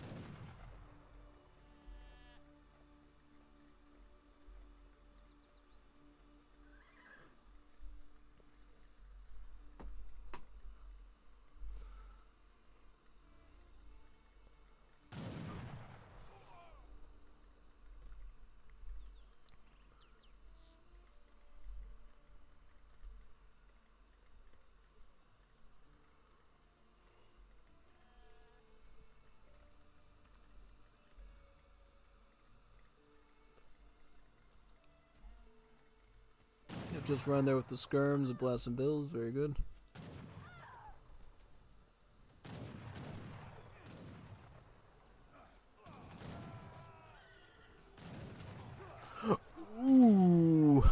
iron troops.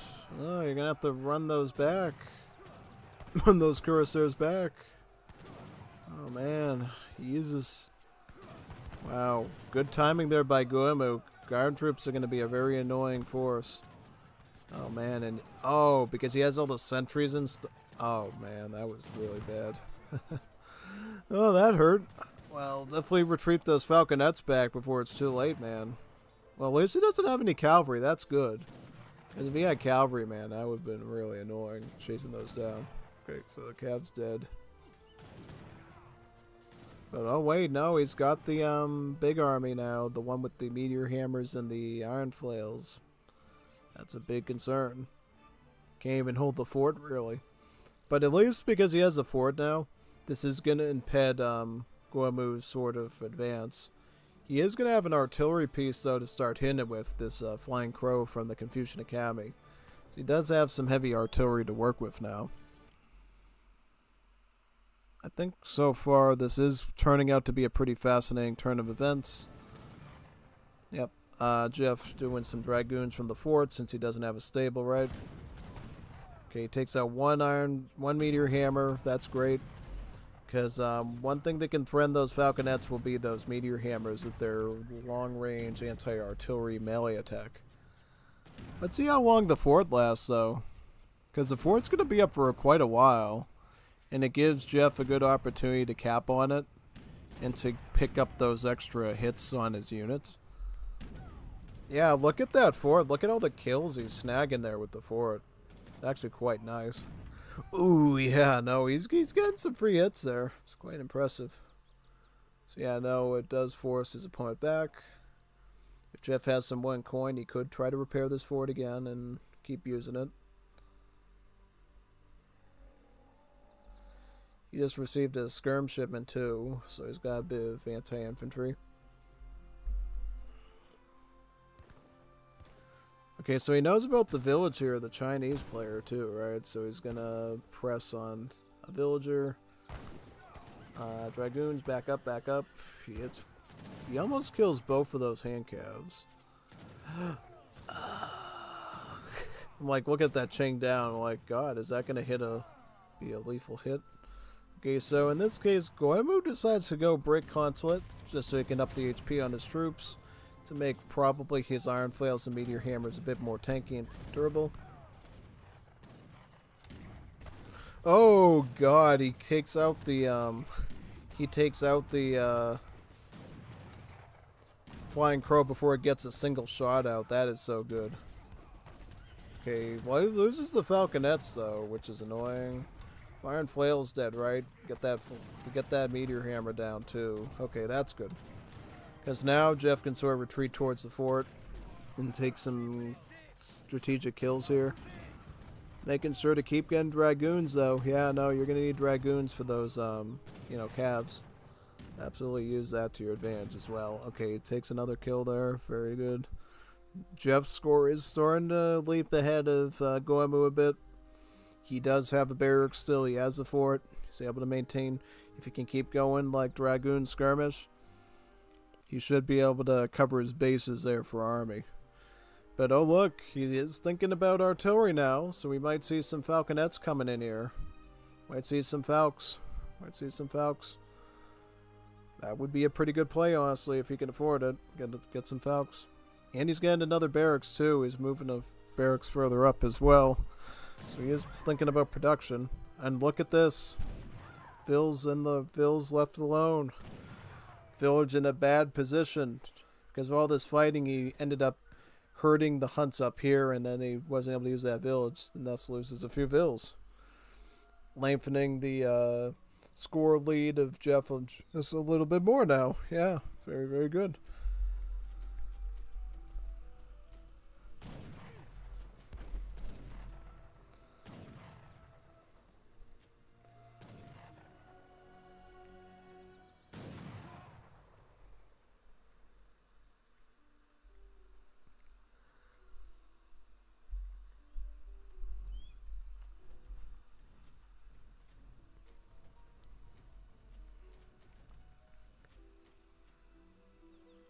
I think he wants to get that village down because if he can cut down some population of Guamu and kind of put him in check a bit, which I think would be great. But I think one thing that Jeff needs to make sure he does is keeps getting the dragoons out. Yeah, you got to get dragoons out, man. Don't forget to do dragoonies at all. 'Cause if you don't get enough dragoonies, I think you're gonna have a big problem with those Chinese cavalry. Since those Chinese cavalry are nothing to scoff at, they're actually really good. Actually, really useful.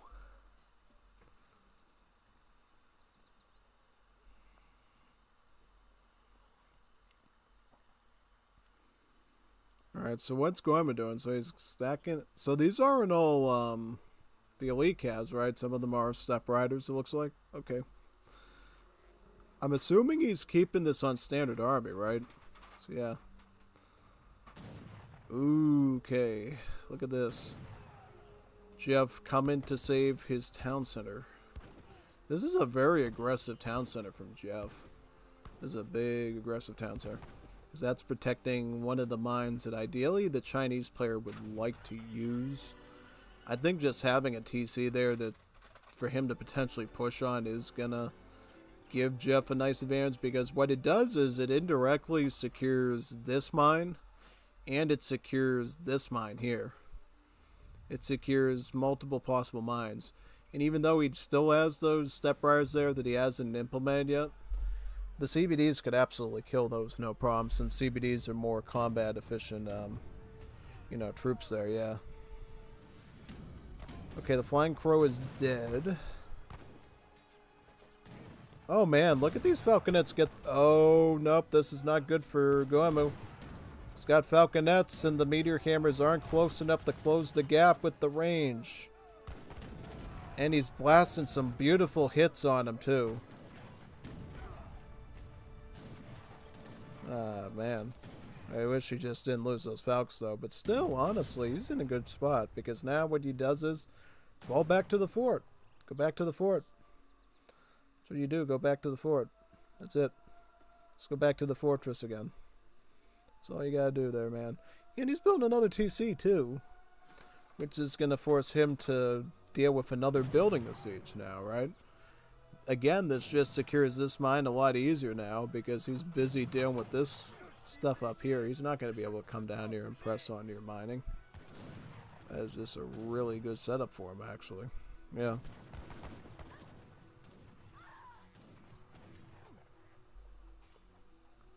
Alright, so you got dragoons here going into melee, cutting through Chinese villagers. That's exactly what we want to see here. Yep. Big time.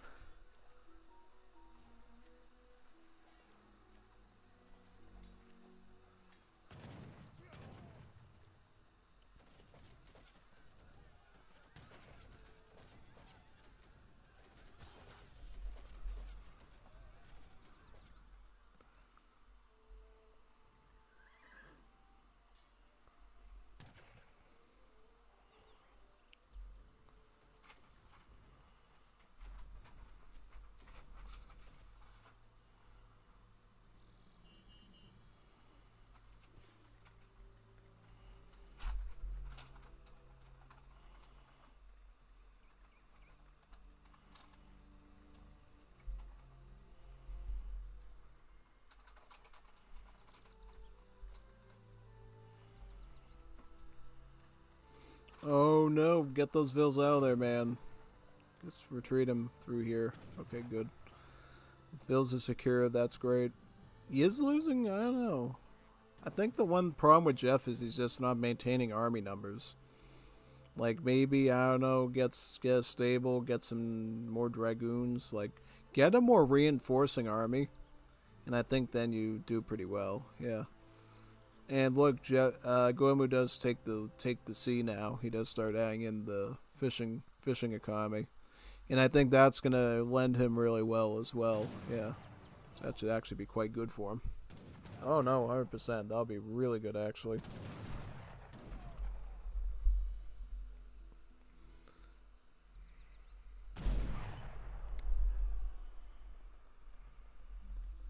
Oh man, that hurt a bit. Had to stick around the microphone thing, dig into my thumb. Oh boy, into the nail. That was annoying. Never had that happen before, actually. It did sting a little bit. It's fine. Alright, so yeah, no, good micro from Jeff. I don't like how close his stuff is, though. It feels a little close for comfort, actually. But I think the big thing for you is keep those Dragoons alive, yeah, because, you know, the Dragoons is how you kill the cav and the artillery. And you kind of need that. TBH, yeah, no. It's good, take out the Disciple, that's a hand cav too. So, yeah, if you could take that out, man, that'd be great. What do you do now, though, is Jeff? Well, look at the score gap here. It's getting a little bit dicey. It's getting a little dicey now. I don't know what he's going to go for, but he definitely needs to get something done, yeah.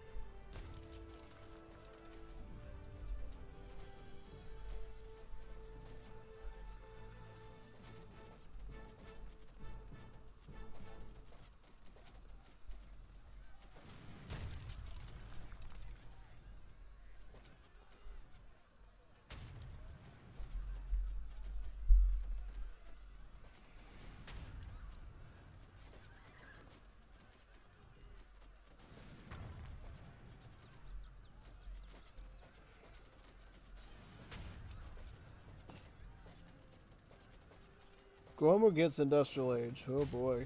Okay, that means big shipments. Possibly get an old Han reforms and start spamming out those 50% statted Quangs and Chukunus. Yeah. At this stage, Jeff is forced onto veteran crossbowmen. Okay, so that shows you he's definitely struggling a bit in the coin department, right? Yeah, no. If he's going into veteran crossbowmen, I mean, it's a little tough.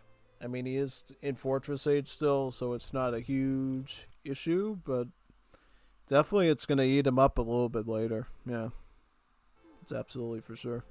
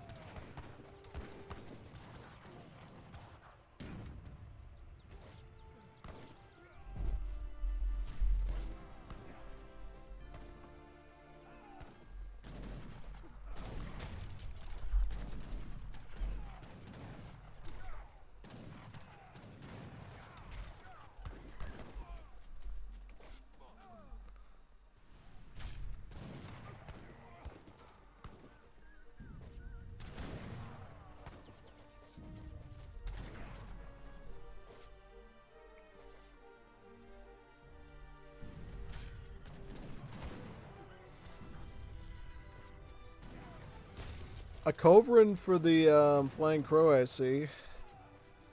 Now, does it get anything done? I hope it does. uh, uh, I don't know, man. I would have went Falcon. That's CBH, yeah. Oh, God. You're humbling Jeff. Wars of the Liberty community doesn't know what to do, dude. Oh, man. Jeff used to be the demigod of Wars of Liberty in AoE 3, and now Goemo's, like, eating him for breakfast, lunch, and dinner now. I can definitely still improve a lot. Oh, yeah, no, absolutely. Yes. Definitely. Goemo stand against Kaiser Klein when.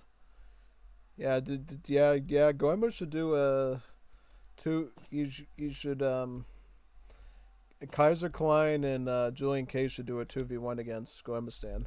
How much PR you have on ESO? I think it's like 14k, right, or something. Who even knows about ESO? ESO doesn't exist anymore. ESO is dead. Nobody can check their ratings anymore. Nobody can check the RANs in ESO anymore. It's been dead and gone for like a long, long time. Yeah.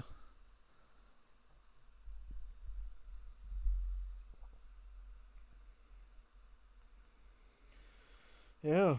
That's all I'm gonna say. That's all I'm gonna say with that one. Whew.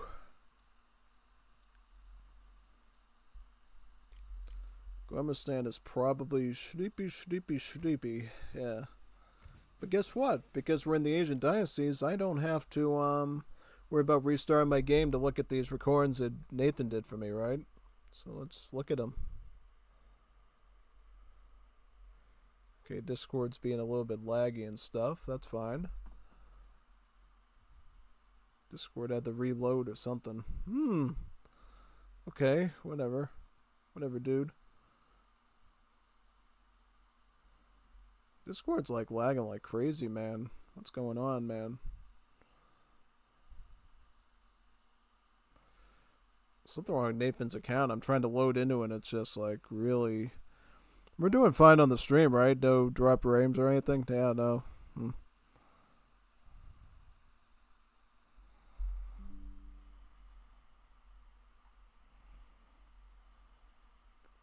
Okay, so you got me like 4 recordings. Okay, we do those.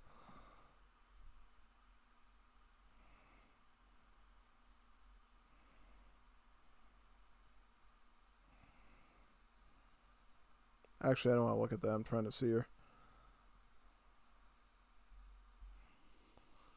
So when did we download the? Okay, so these are new ones. All right, I'm just trying to figure that out. I thought I downloaded them already for some reason. Just download all these now. Yeah.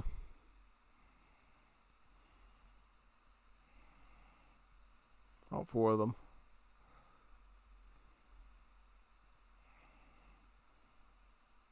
Yeah, Discord is glitching like crazy. It just started doing this. I don't know what's up with it, man.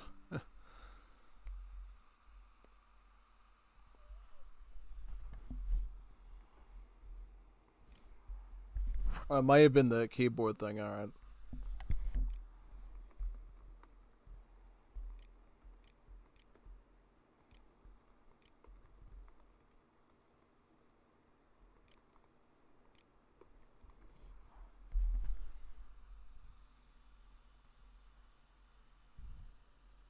So it's a corrupt cache, faulty updates, or plugin issue. Okay. All right, that makes sense. All right, cool. Back in the day, he said I was too low. Definitely need to go Gormistan versus Kaiser Klein. Back in the day, I was too low level. Who? Kaiser Klein? He said that. Wow. When I joined his lobby randomly. No, no, Goemon is pretty consistent. I think what it is he's like a really solid 1.4k ELO, and that gives him a lot of power.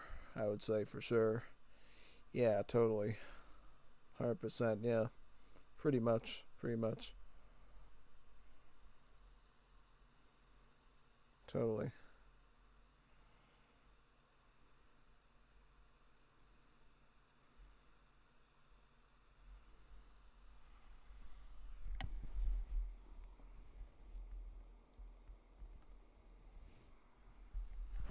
Yeah, that's pretty crazy, man. They say that to you. I know he doesn't know the true Gormistan. He's like an expert in his own craft. Absolutely. You don't want to mess with Gormistan, man. It's like a Giga Chad of Age of Empires.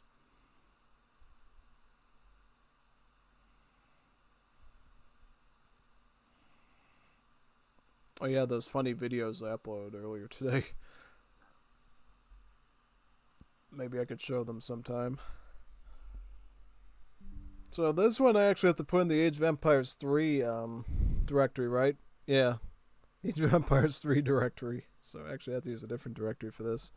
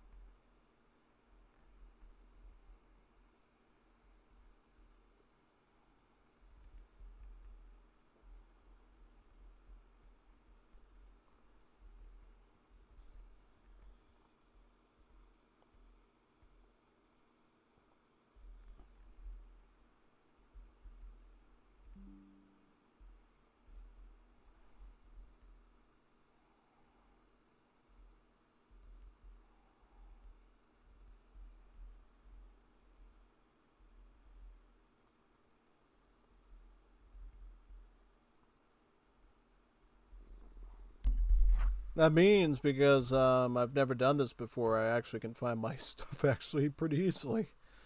Yeah, that's pretty rare, right? Me actually find the games like instantaneously.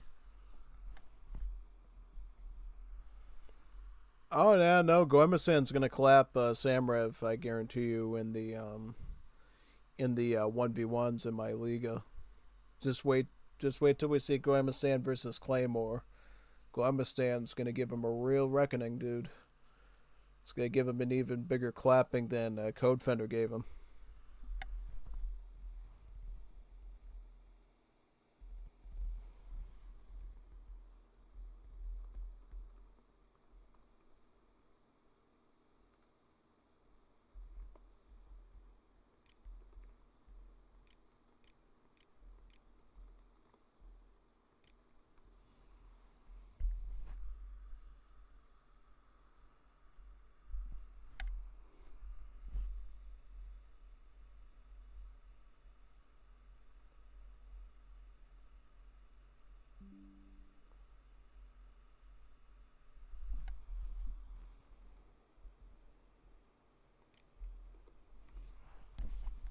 He's a Greek one.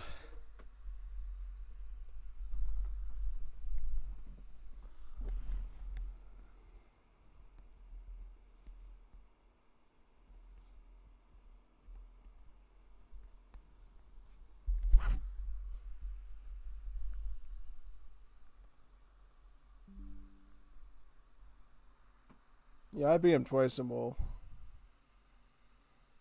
So have a look what matches miss you from the different weeks of Liga. Okay, so let me look at that. So we need the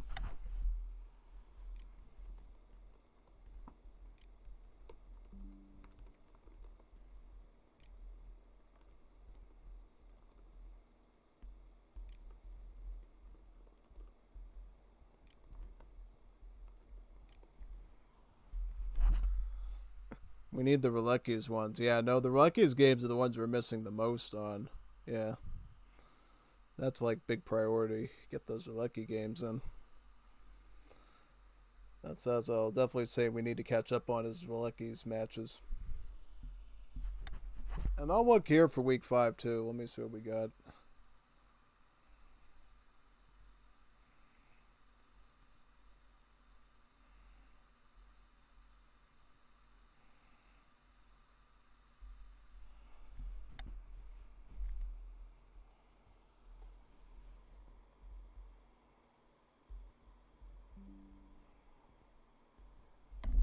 So Guemu versus Nathan, that's the most recent one, right? Yep. That's week 5. I'm just doing a head count. Okay, Sagawai and Eldra did their series. Who else did a series? Stupid Bot did his against Nicolas. That's week 5. Yep, he did his. Or was that week 4? That was week 4. Or did Nicolas give me his zone for that? I don't know.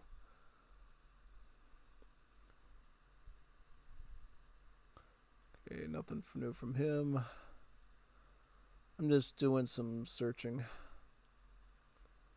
Seeing if there's some Kaiser.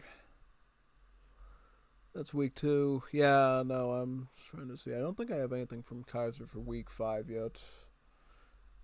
Nothing from Eater from week 5 either. Nope. Okay, that's a copy of that one for Nikolai. Yeah, no, so it's mostly the week 5 stuff, a lot of the week 5 ones, and then the Relecki games. Yeah, because Jeff did his week 4 series against El Zelda Verde. It's Relecki who is holding up everything, his end of this shtick, basically. Yeah, pretty much.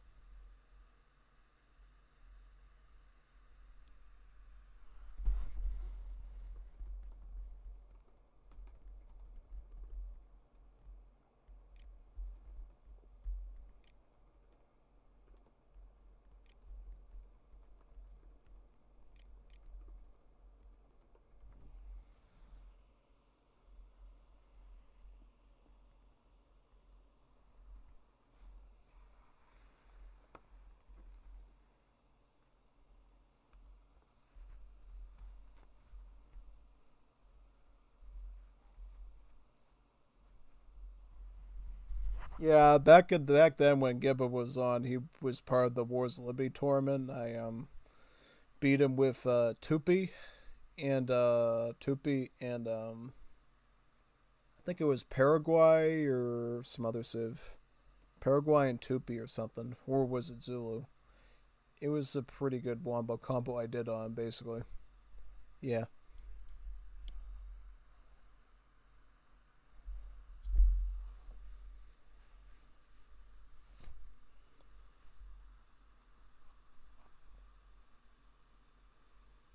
And I wasn't that good back then. Like if I was at least a little bit more consistent like I am now, I probably would have won that series and actually moved on because I had them tied up to like 3-2, so I could have easily flipped that around with a little bit more experience and stuff. Yeah, totally. But he knew his Belgian Fast Fortress, and that's where I got screwed. I didn't expect him to know the Belgian Fast Fortress very good, and I went full Columbia on him back in those days, and yeah. Yep, absolutely. We're gonna do tons of future events, man. 100%. That's absolutely true. Before we start, let's share the stream with the other Discord servers that we haven't yet. And we could probably, yeah, no, get some more viewers, hopefully. Hopefully we can. I don't want to copy full. I don't want to copy files. Give me the YouTube link. Silly goose. Silly goose. Yep, 100%.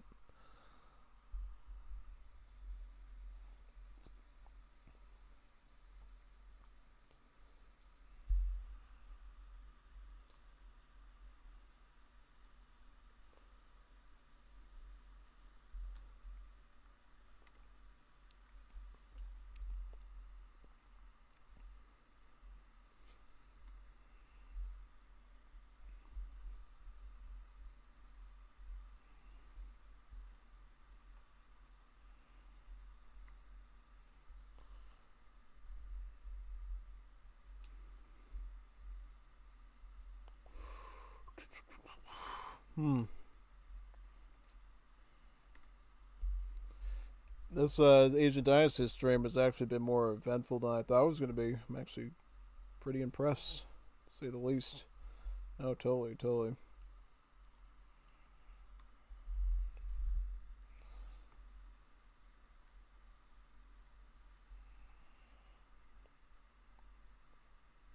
Yeah, this would be peak. I would love to do that.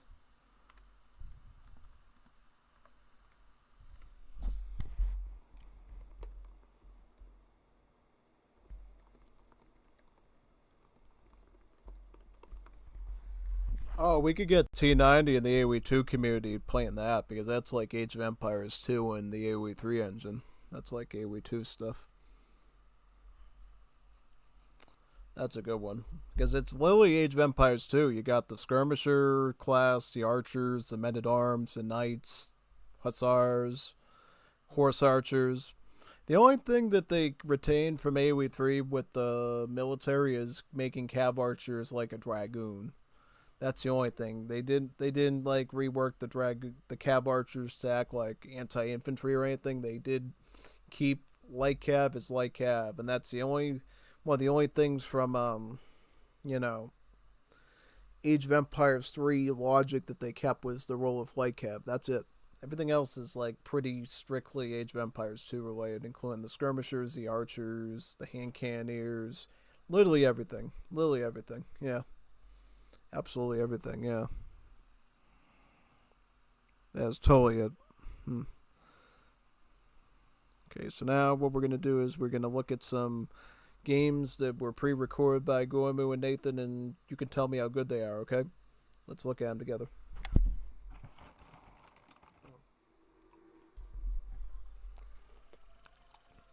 Okay, so this is what the old UI looks like in the Asian Dynasties. A little bit different, but mostly the same.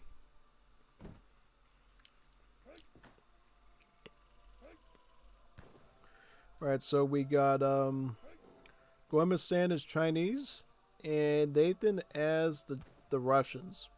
Russia versus Chinese. Okay. A pretty fascinating early game setup, right? You got a very aggressive Russia with the blockhouse, trying to spam out blocks of infantry against a very early, strong, dangerous Chinese setup, right? And of course, China can try to defend it out at H2 with their old Han and their standard armies, or of course, they can go for a fast fortress, right? Or a semi fast fortress. On this map, you start with the monastery, of course, or a saloon, depending on what civ you are, right?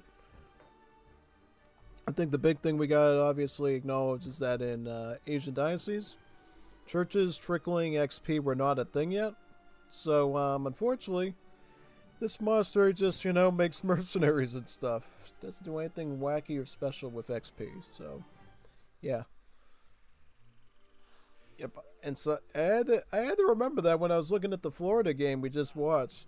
I was like, why doesn't the government say have a monster in his deck? And I'm like, oh yeah, that's right. They're absolutely useless in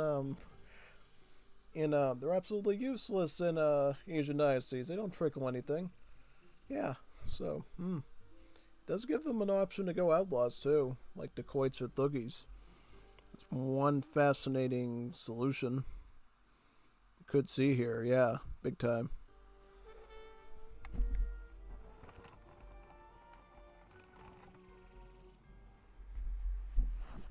Set up a markup, good move.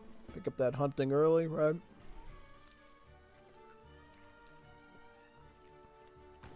Yeah, I'm guessing you don't get hunting dogs early as the Russians, right? No.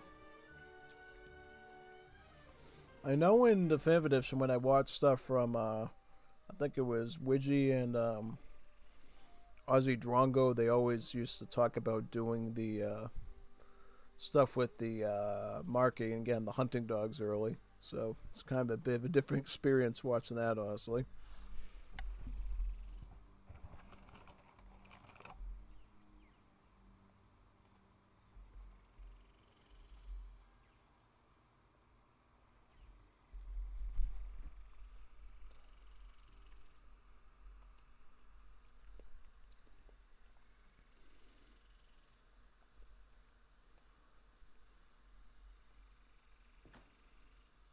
Готов.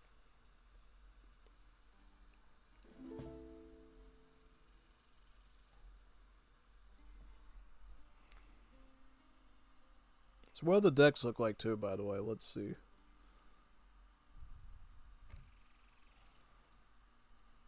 Oh yeah, I'm looking at the recording view. Silly Willy, I just press H.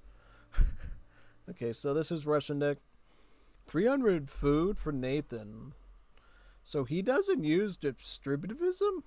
That's a little weird. I thought distributivism was like the best card for Russians early on. I don't know why he's going with 300 food. Maybe to propel him into an age up easier. I don't know.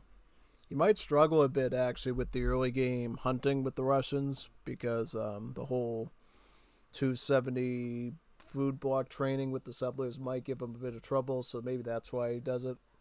But other than that, his deck looks perfectly swell though. Falconet, Oprishnik, Musket. Halberdiers are a little questionable. I think Halberdiers are actually worse in Asian dynasties, so it's a little sus. I mean, you can train him for sure, but definitely don't ship him in.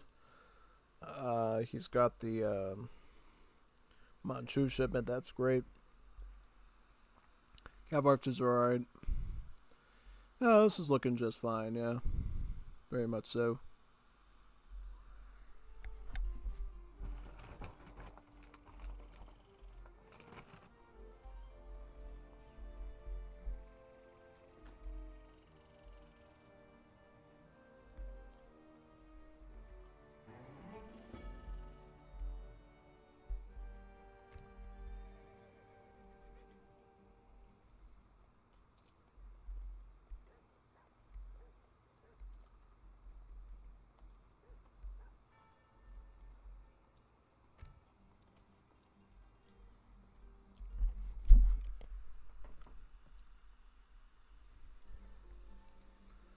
And how about Guillermo? He's running the same deck that he did against Jeff, right? Yeah. Let me see. Yep, same deck. Gives you a lot of early potential, strong fast fortress, really brutal late game industrial age with the old Han reforms card. doing some pretty big damage. Also, this isn't bad either, Western Reforms, because it benefits all your troops, including your infantry, cavalry, artillery, even your, I believe, your navy, and your villagers by 8% stats. Not bad at all, actually. It's a really far for reaching tech.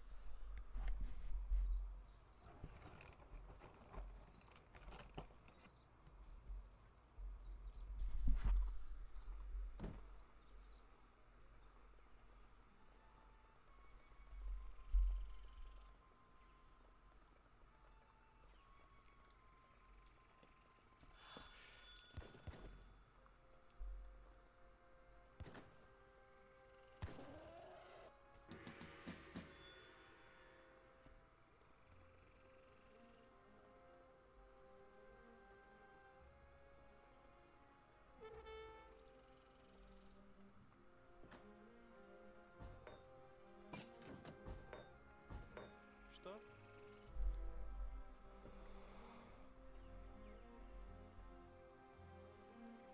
Будет сделано.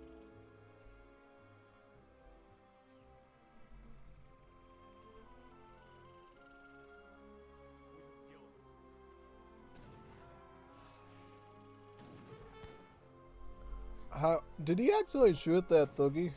Oh god, man. What are you doing, Nathan? The Thorn, what are you doing, Jennifer? Can't do that.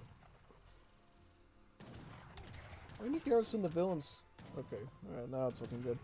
What is this treasure again? This is 380 XP. Now that's a good card. That's a good treasure.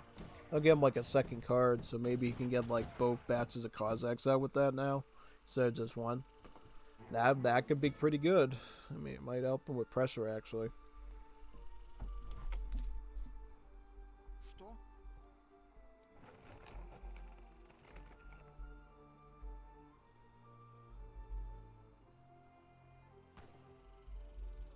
Готов.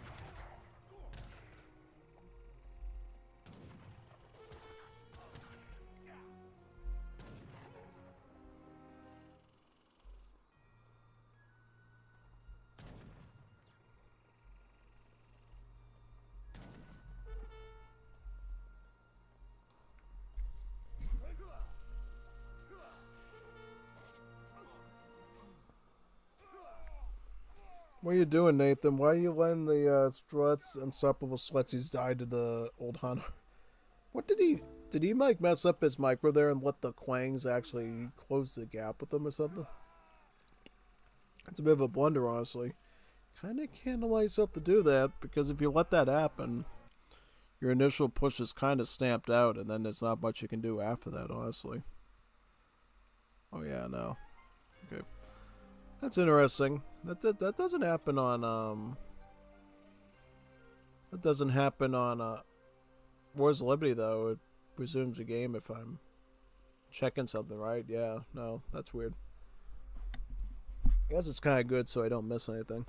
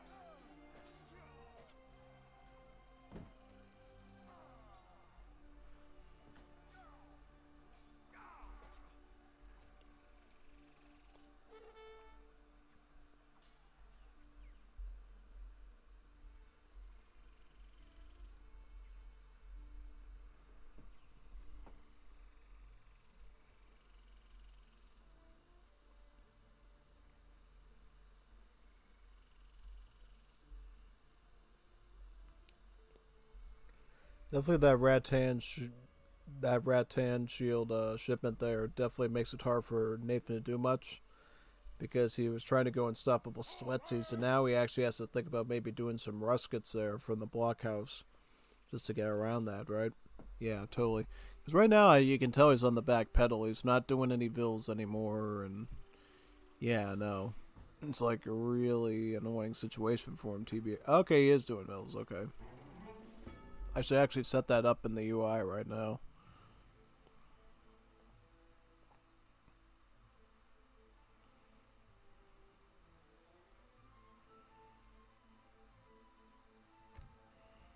There we go, yeah, so that way we can start seeing the cues and everything going.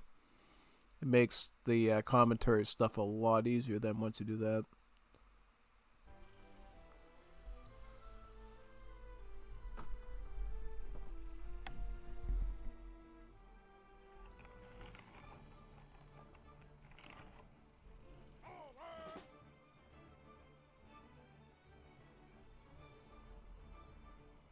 Приказ?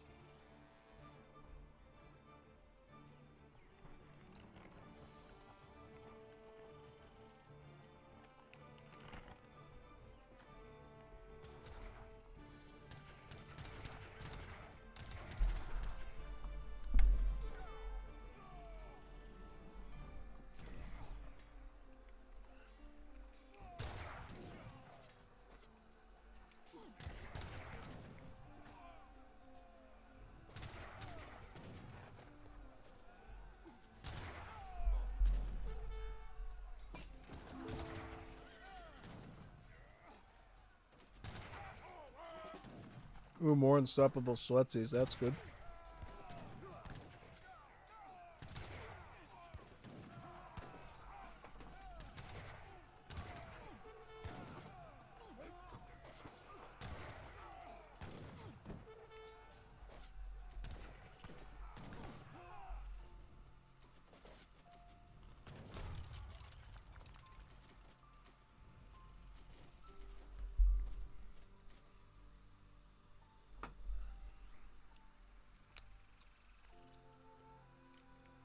Let's do the next one now.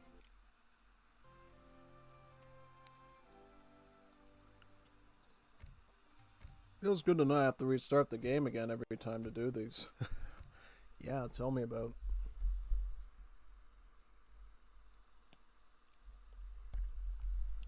Ooh, Aztecs, Comanche. Ooh, Comanche. Oh, that's cool. Nathon going with Germany.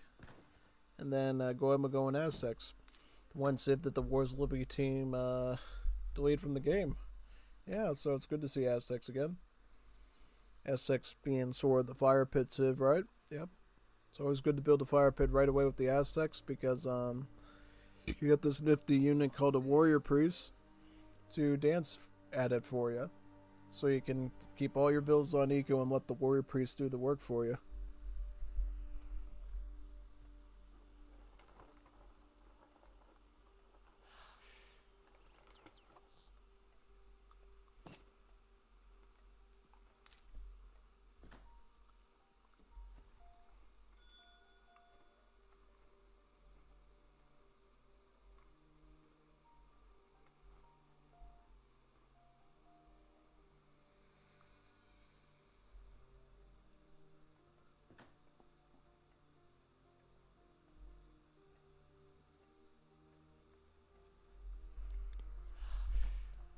Yep, in Age 1, you can simply just get a bit of extra XP trickle using that Warrior Priest. But once you hit into Age 2, get the switch to dance on it to the Warrior Priest one. Increasing your Warrior Priest numbers from about 1 up to 10 of them. And then for the rest of the match, you can choose to keep it on the XP dance to get shipments faster. You can put it on the combat dance to increase the attack of your troops. Or you can even set them to help produce some Skull Knights for you for free over time as well. It is pretty helpful. And then often what you'll do as Aztecs early on is you'll get this card, the 3 Warrior Priest one, to just jumpstart your fire pit quicker. Because adding in 3 Warrior Priests to benefit that warrior priest dance. To make it a total of 4 warrior priests doing the dance makes it a lot easier than just using one. It's like really, really helpful to you.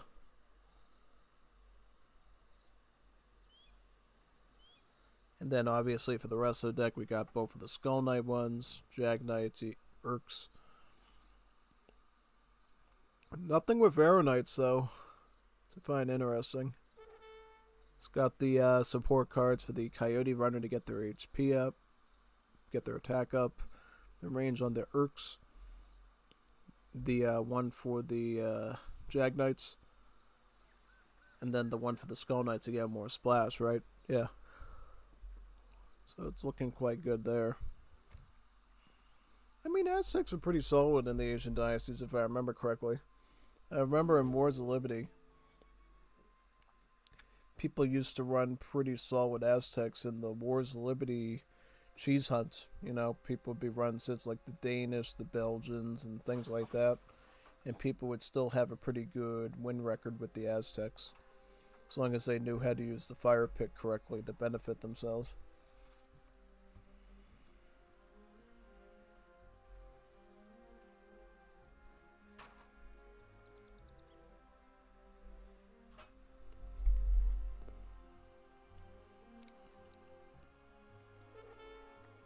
How's Nathan's deck look? Okay, so this is the one he used against Jeff in the event that we just had.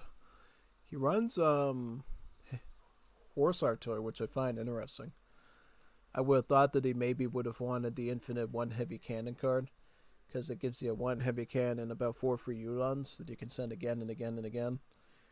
So that way, if he goes into like mega late game and he needs like troops, he can like keep those factories on like the resources. And then just keep stacking in that artillery. Yeah.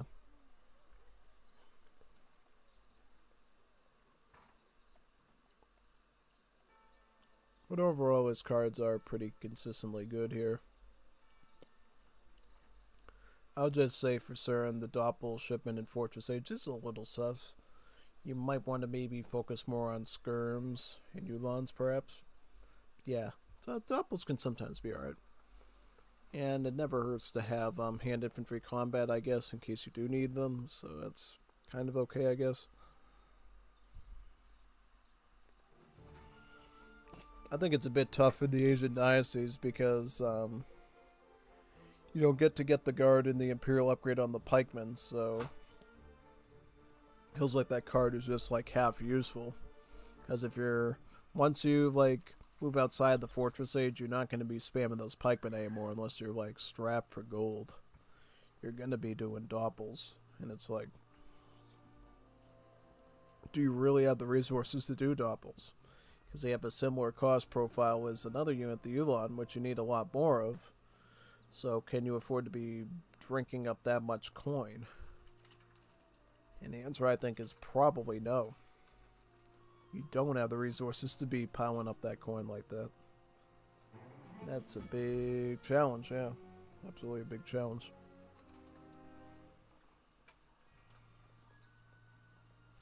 Core Master, right? Yep, Core Master Age up.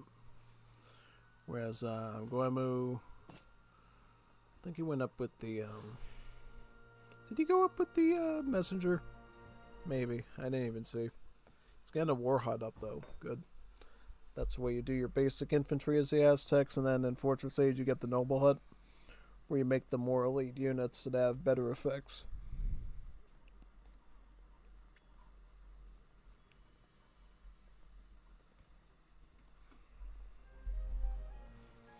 Definitely the way they did Aztecs in AoE 3 is like totally different than the ones that we get in Age of Mythology. In Age of Mythology, Aztecs have like normal archers in their roster alongside spearmen and stuff. In this old game here, the Asian Dynasties, they instead made their archers called the Arrow Knights, and essentially they act as like a sort of a mortar culverin hybrid of an archer. So they do pierce damage like an archer, but they have like high pierce armor similar to that of like a siege trooper, which they count as, and then they have a long range attack that makes them great for clobbering buildings with those pelting arrows. And then they get multipliers against the artillery too, so they can snipe like falconets, culverins, mortars, heavy cannons, rockets, that sort of thing. So they are a pretty fascinating archer. Because in one of the few archers in the game that's actually not good against infantry, it's better to use as like a mortar or culverin for the Aztecs.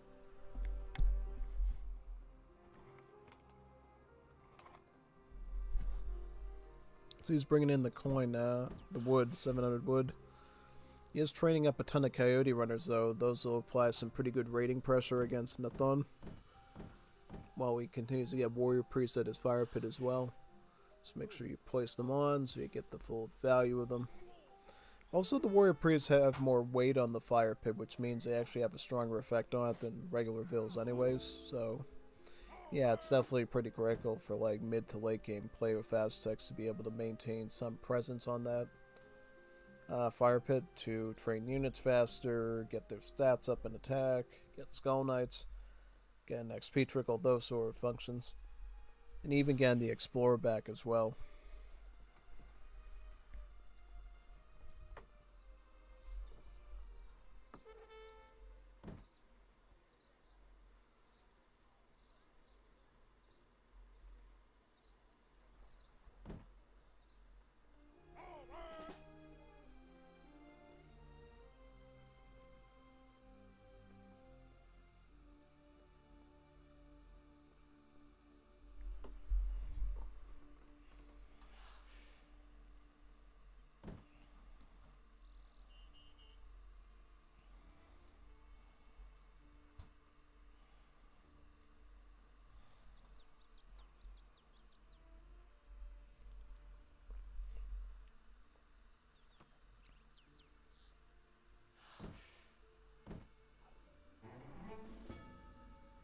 So was he gonna just mass up coyote runners? Well, obviously Nathan is playing right into that because he's just doing crossbowmen, right? Yeah, pretty much. Well, now Nathan knows about the coyote runners because obviously he's fighting him there with that Yule on. So if he knows what he's doing, get some pikemen out, get a couple of pikers out. Because I think he's under this misconception that you can just ship in like 3 doppelsolners and be totally fine there, yeah.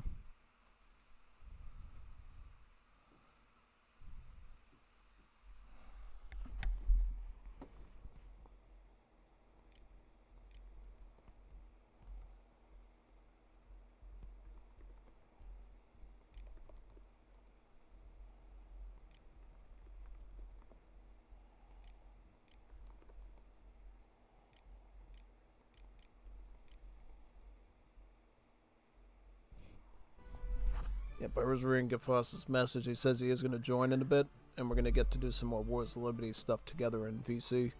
That should be fun. Looking forward to doing some more games with him, honestly.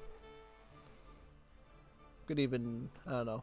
I'd like to see him like 1v1 somebody else and just like talking with him while he does it. Helping him out with stuff, yeah. Would be a pretty cool idea to teach him some new tactics.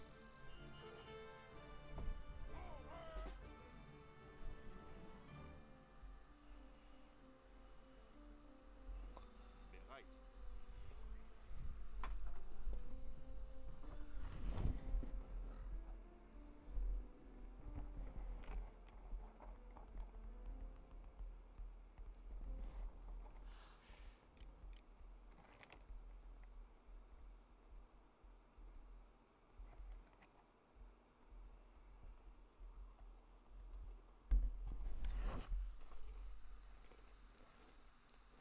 Alcard's looking to do some Wars of Liberty games. I could do one after this, yeah. I'm ready. I'm ready, Frey. If you want to host one, I can join.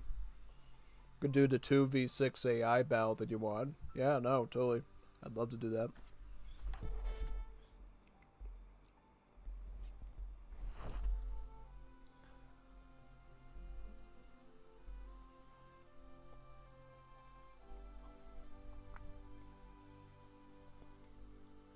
Auftrag.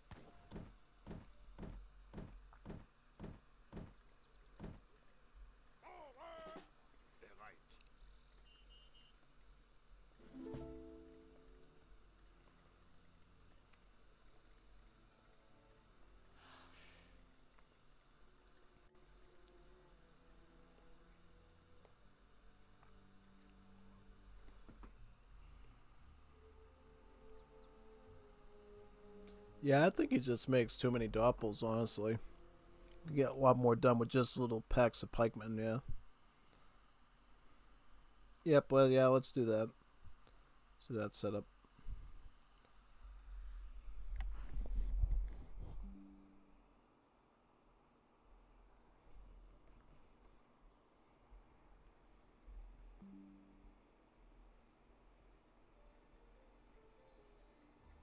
Yeah.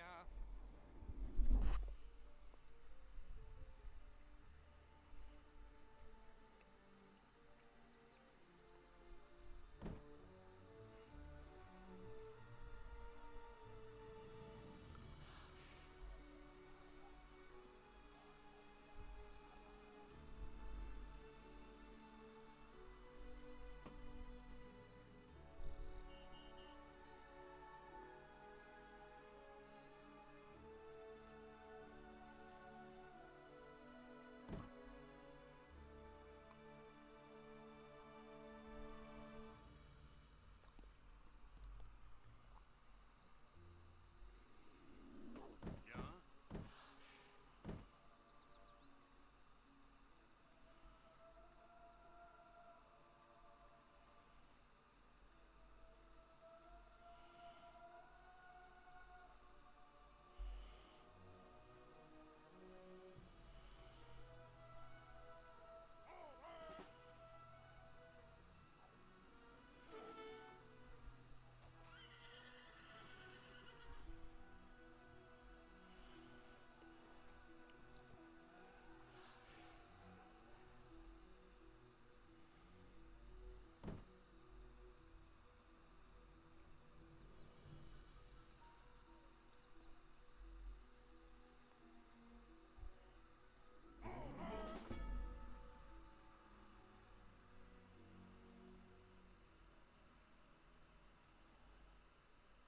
Bunt me.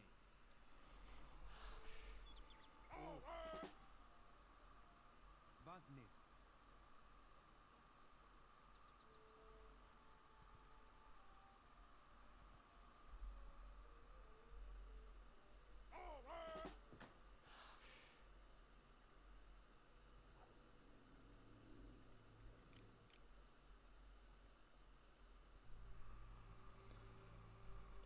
Alright, let's see here. The final countdown. Antonins and Coyotes against Doppelsoldater Yulan crossbow.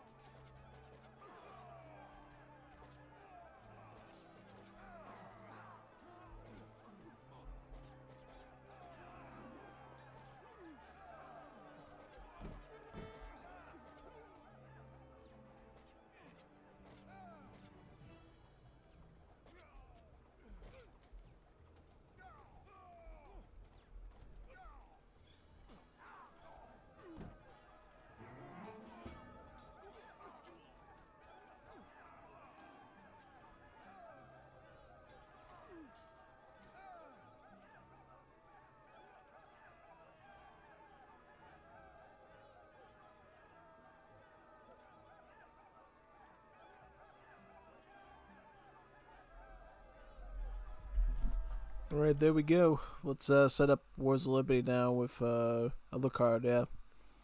Going into that right now. Gonna do some 2v6 AI stuff. Sounds really fun. Let's get that going. Question is, can I do any other civ other than Paraguay, or am I gonna get cooked doing that? I don't know.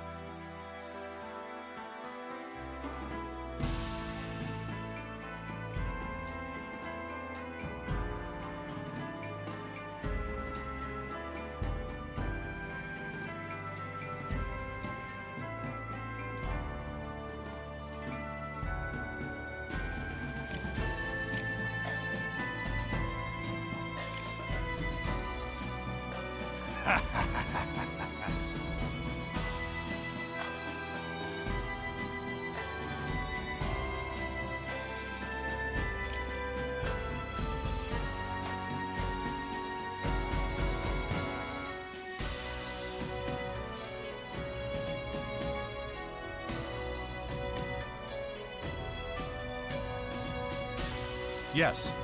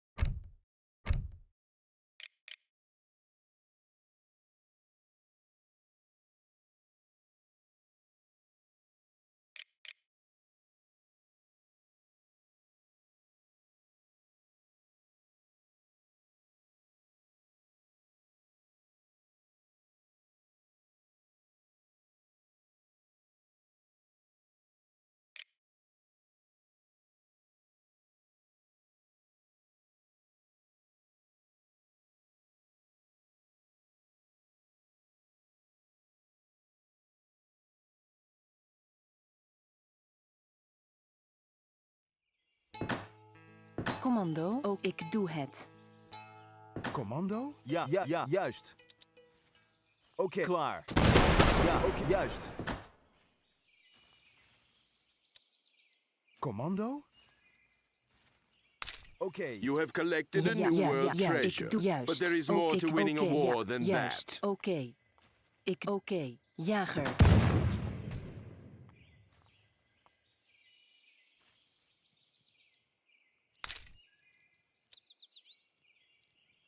Germa. Ja, juist. Ja.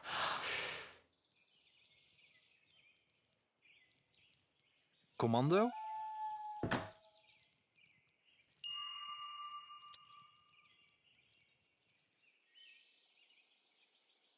Commando? Ja.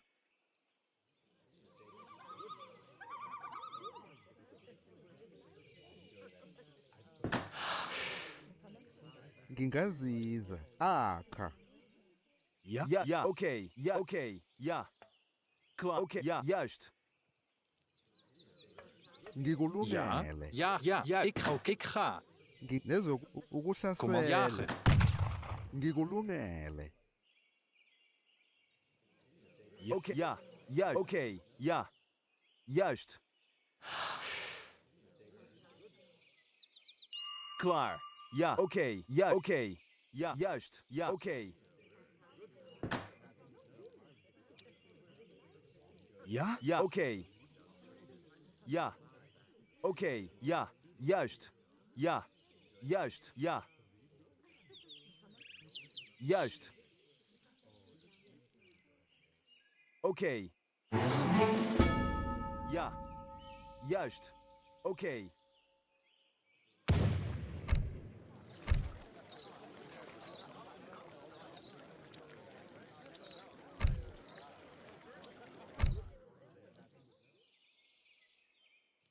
Commando? Ja, ja, ja, oké, ja.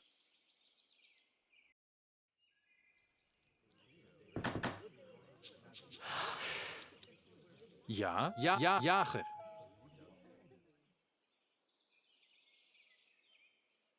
Klaar. Oké, juist. Oké. Commando? Juist. Oké, ja. Juist. Oké, juist. Oké, ja. Oké, ja. Juist. Oké. Ja. Juist. Oké. Hallo? Ja, ik ga. Jager. Ja? Ja.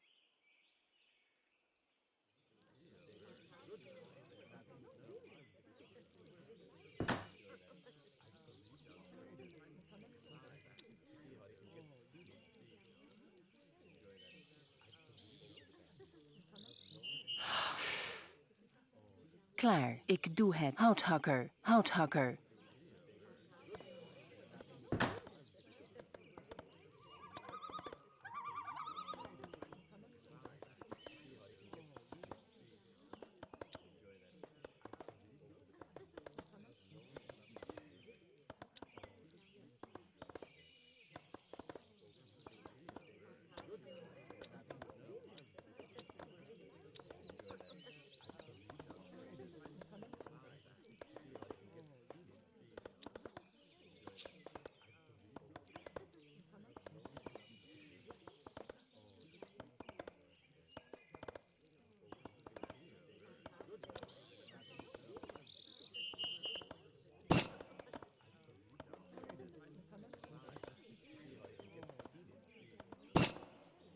Ufunani emgodini?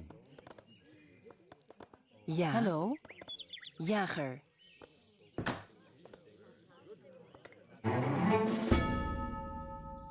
Klaar. Juist. Oké. Aanvallen! Commando? Ja, oké. Jager.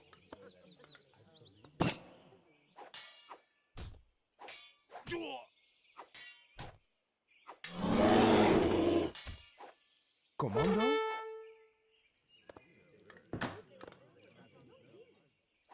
Klaar. Ja? Commando? Ja. Commando? Ja. Does finding Juist, goodies ja. please you? Oké, ik ga. Crushing empires Jager. pleases me. Hallo? Jager.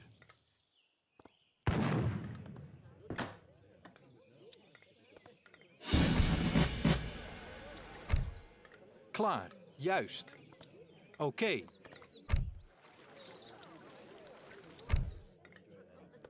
Dalem Gusti, miturut sabdaning Prabu.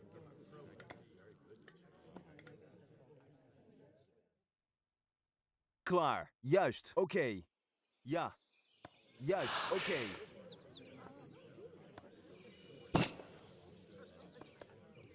No.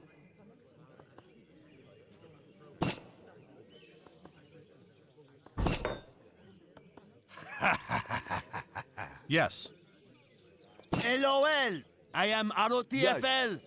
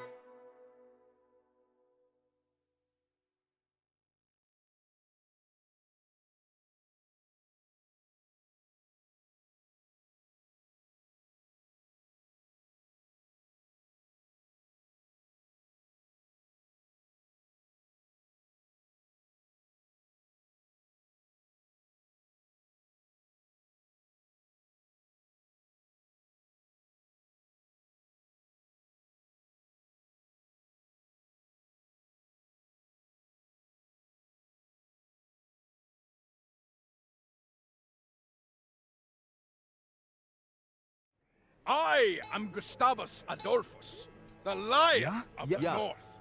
Today, you will Okay. hear me roar. Commando? Ja, ja, oké, ja.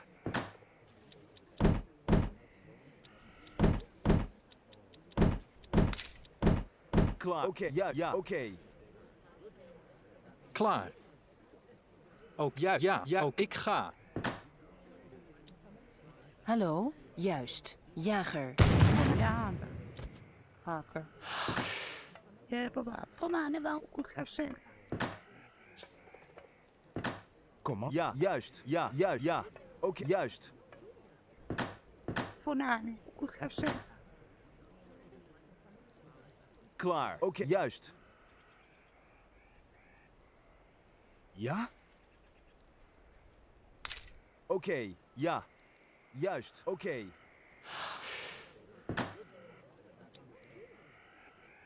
Klaar. Ja, oké. Aanvallen! Ja, ja. Aanvallen! Klaar. Oké. Jager.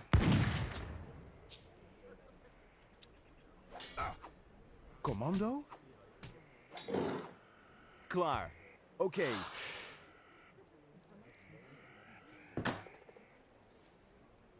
Commando? Ja.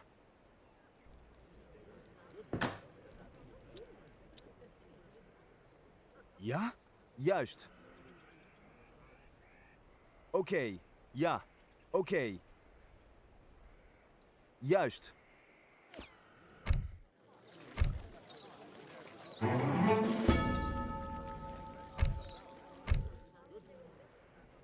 Commando? Oké. Ja. Juist. Oké.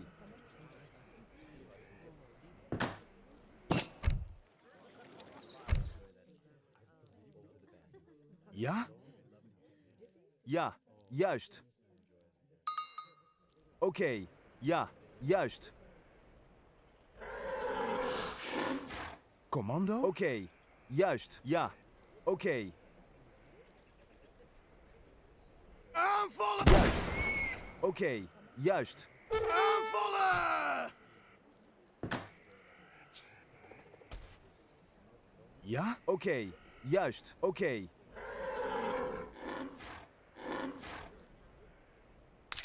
Klaar. Ja. Juist.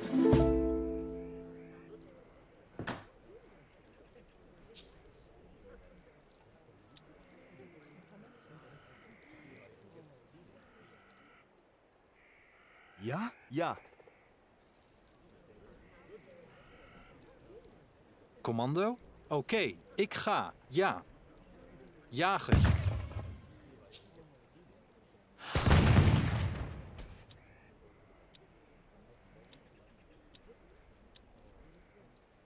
Commando?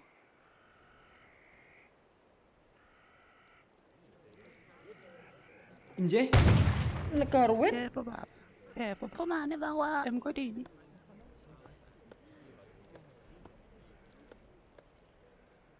Klaar.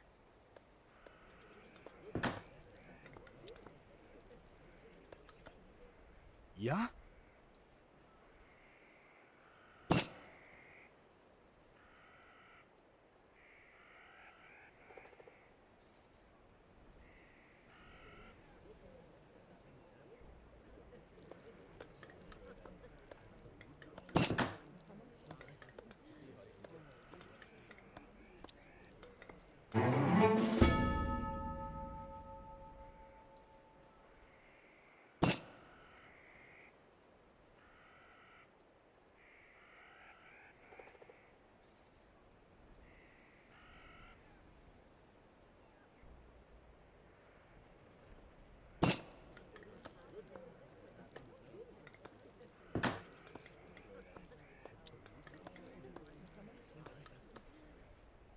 Klaar.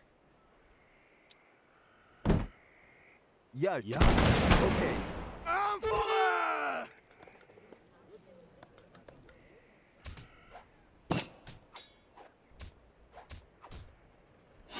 Now that you are so far advanced in age, your uniforms Klaar. must Ik seem ga. fine indeed. but I doubt your fighting Commando? quality has Okay. improved.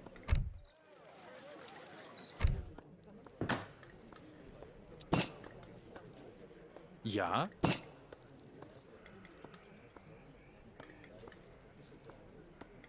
Ik ga. Oké. Ik ga.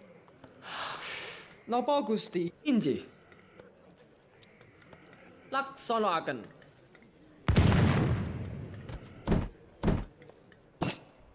Commando? Juist. Inji. Nagarwit. Ja? Ja. Commando? Oké, jager.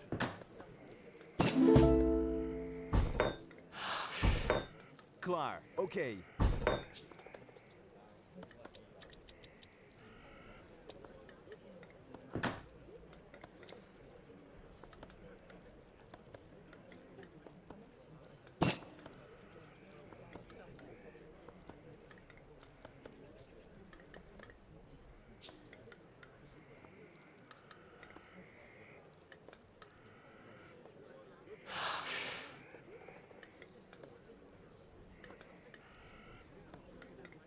Ja, jager.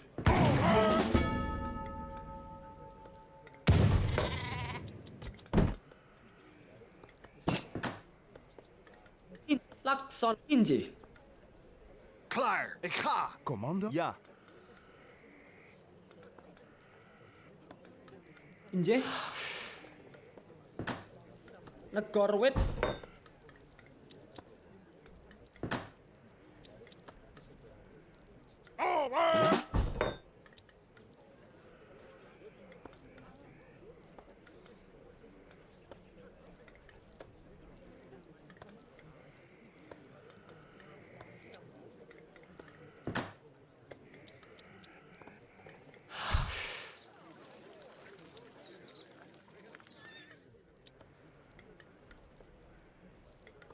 Commando? Ja. Ik ga. Ja.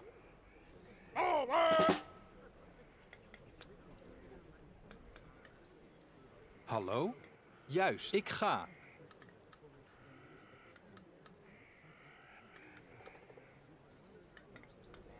Ja, ik doe het. Ja. Klaar. Jager. Klaar. Ik doe het. Jager.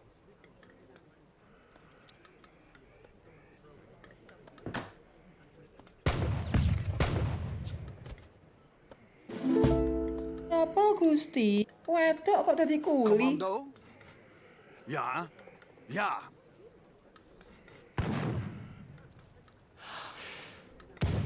Klaar. Oké. Juist. Ja? Oké.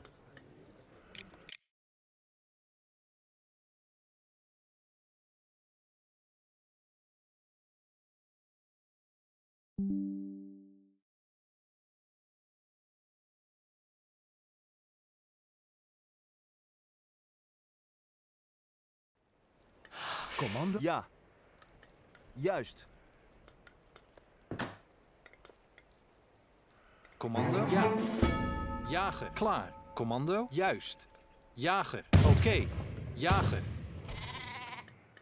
Voornaam. Haken.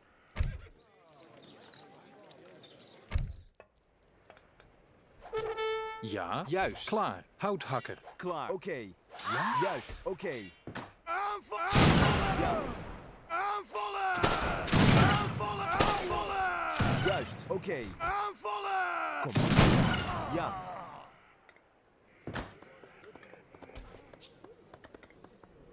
Commando? Jager. Klaar. Commando? Ja. Oké.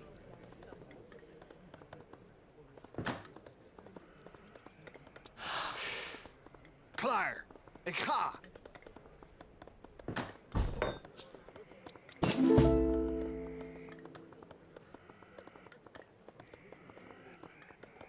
Ja, ja, ik ga. Ja. Commando? Ja, ja, ten oorlog. Ik ga.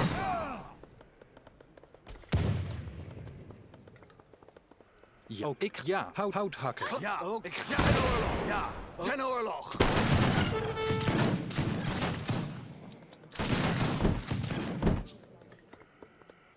Ja. Ik ga. Kom maar. Ja. Ik ga. Klaar. Ja. Kom maar. Oké.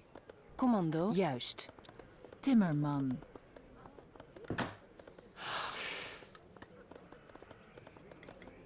Negara wit.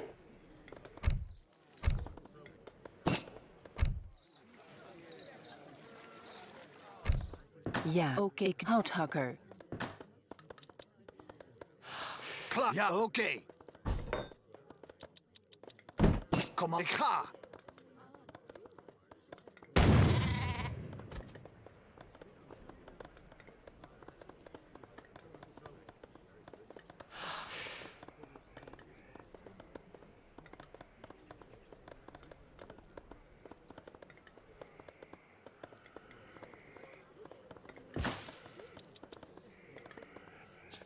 Ja, ook ja. Ja, ook ja. Klaar. Ja, oké. Commando. Ja, ook ja. Ook. Ik ga. Ja, oké. Ik ga. Oké, ik ga. Ja. Tenno. Ja. Ik ga. Tenno. Oké. Ja, ik tenno. Ja. Klaar. Commando. Aanvallen.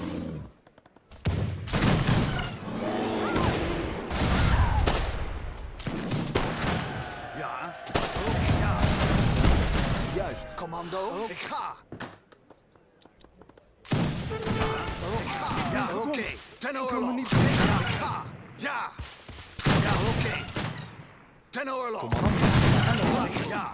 Ja. Ja. Ten oorlog. Aanvallen. Ten oorlog. Ja. Ja. Ja. Klaar. Ja. Klaar. Aanvallen. Commando. Ja, commando. Houthakker. Klaar. Commando. Ja. Ja. Klaar. Ja. Ja. Ja. Ik ga.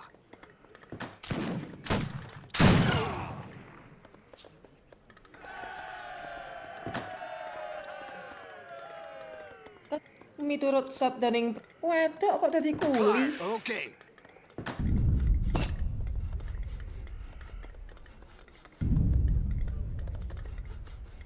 Commando. Ik ga.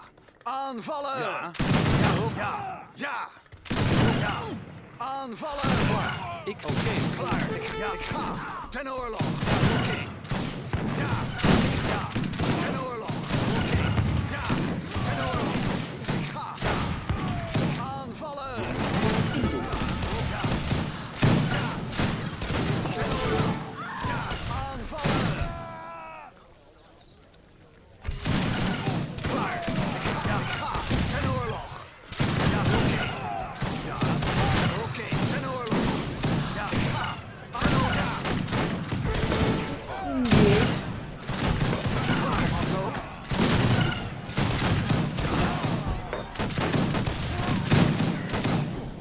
Klaar. Commando. Ja. Negara wit. Commando. Ja, ik ga. Ja, ja. Ja, oké. Ik ga. Ten aanvallen.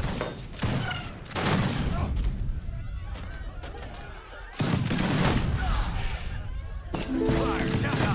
Ten oorlog. Ja, ten oorlog. Ja, ja.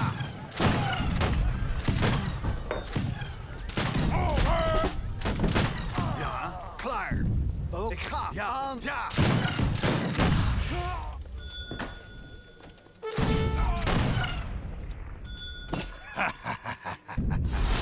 Commando.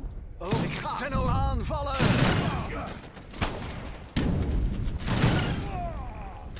Klaar. Ja, ik ga. Ja, ik tenno aan. Tenno. Ja, aanvallen. Ik ga handelaar. Ja, klaar. Oh, ja, oké. Ja, oké. Ik ga. Ja, ik ga. Ja, ja, ik ga. Negara wit. Commando. Ja, ja. Ten oorlog. Oh, ja. Ja. Ik ga. There is no glory, but that which is won in the battle. Miturut negara wit. Juist.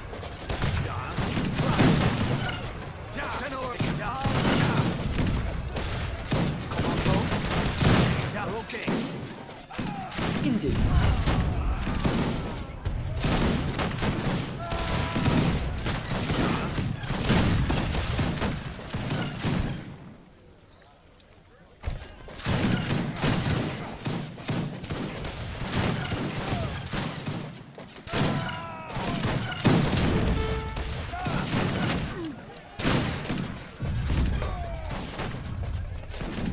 Inggih, atas negara wet.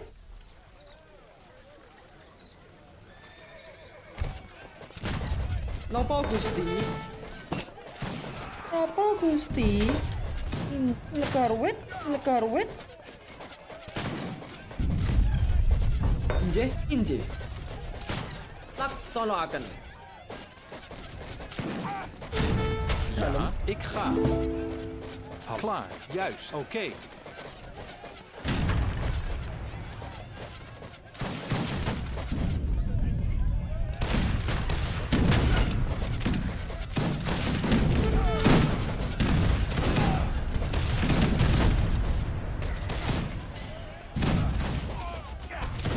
Commando? Ja, ja, klaar, hout hakken.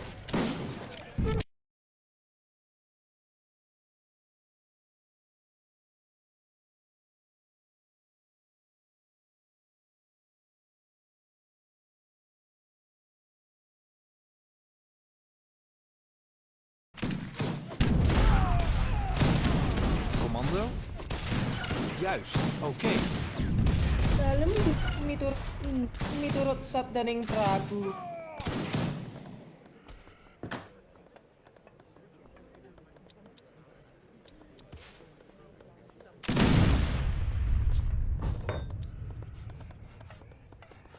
Ya, Papa. Ya, Papa. Em có đi.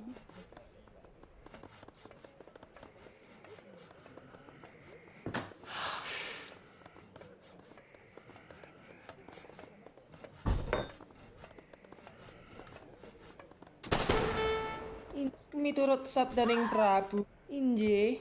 Ngapunten. Napa Gusti? Miturut sabdaning Prabu. Inggih.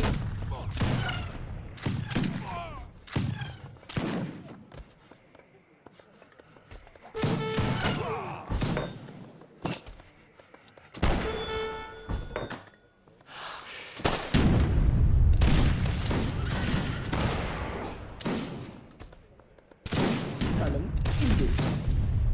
Laksanakaken.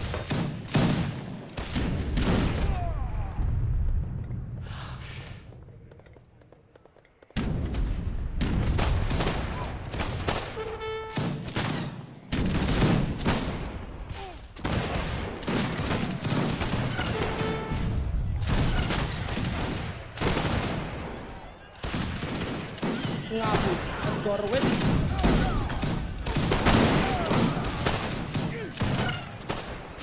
Inggih. Wedok kok tadi Ja, kuli. hout hakken, hout hakken.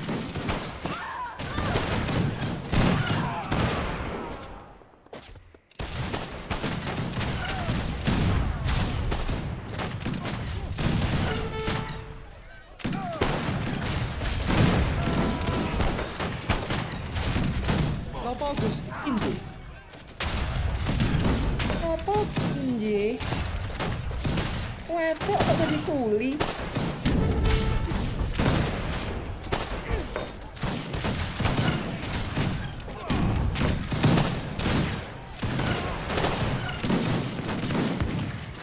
Dalem, laksanakaken. Inggih. Inggih.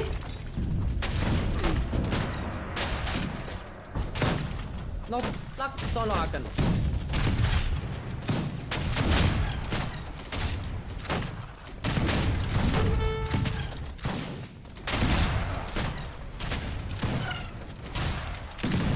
Dalem Gusti. Negara wet. Dalem, inggih. Laksanakaken. Klaar, juist.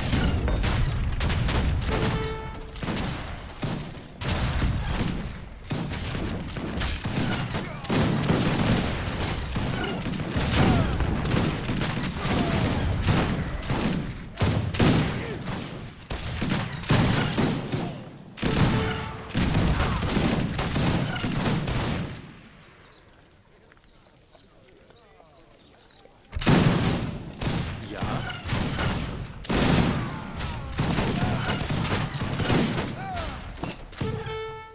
Inggih. Wedok kok tadi commando, kuli. juist. Oké, inggih, inggih. Laksanakan. Ngap injil.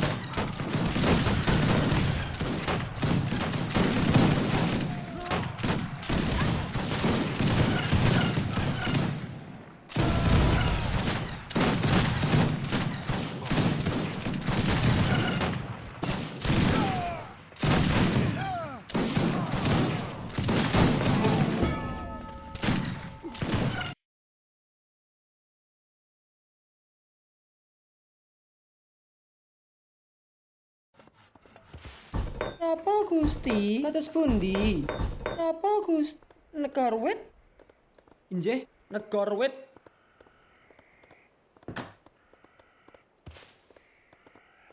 Klaar. Juist.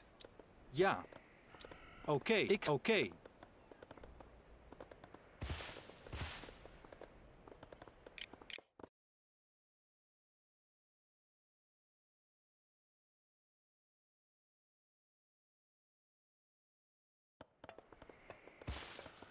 Commando? Ja. Oké. Injih? Commando, ja. Jager.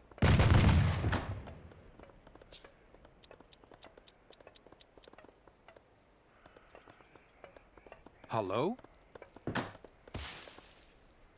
Ja. Jager.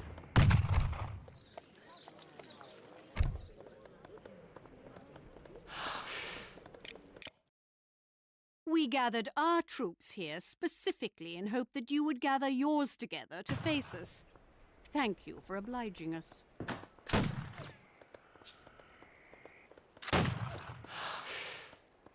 Dalem miturut sabdaning Prabu, wedok kok dadi kuli?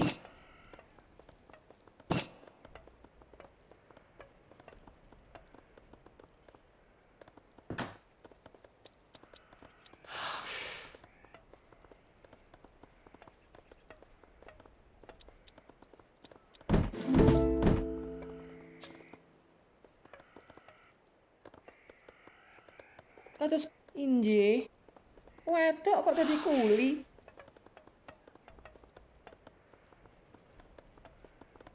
Dalem.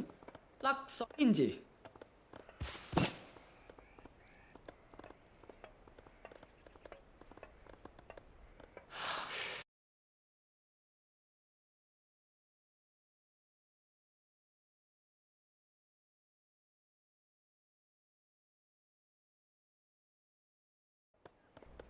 Napa negor wit?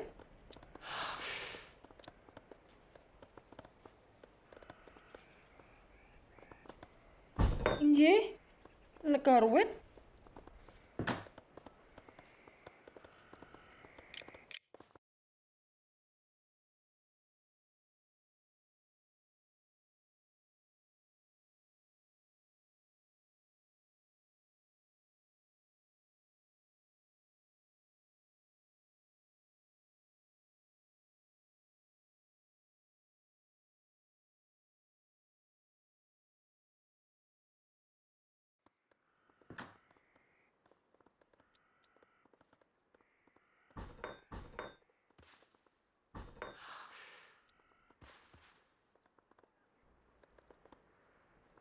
Ngap negor wit.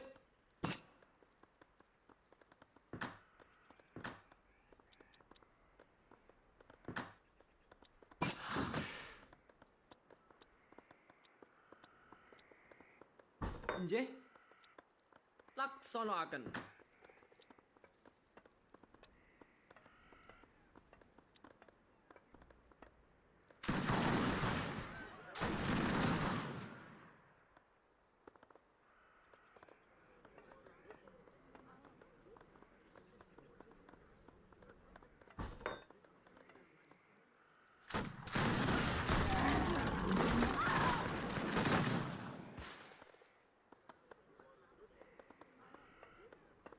Dalem.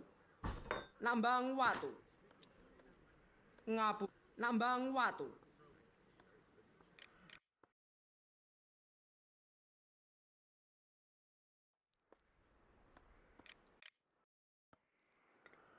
Nop. Nambang watu. Negara wit?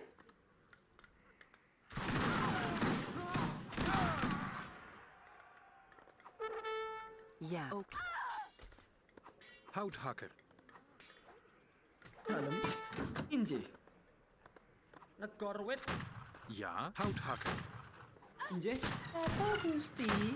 Negara wit?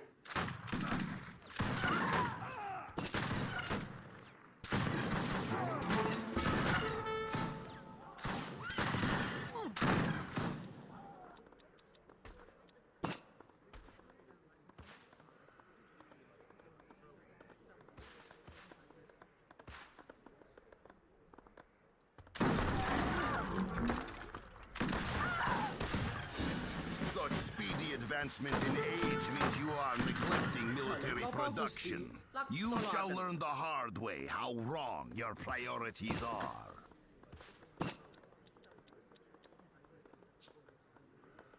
Yes.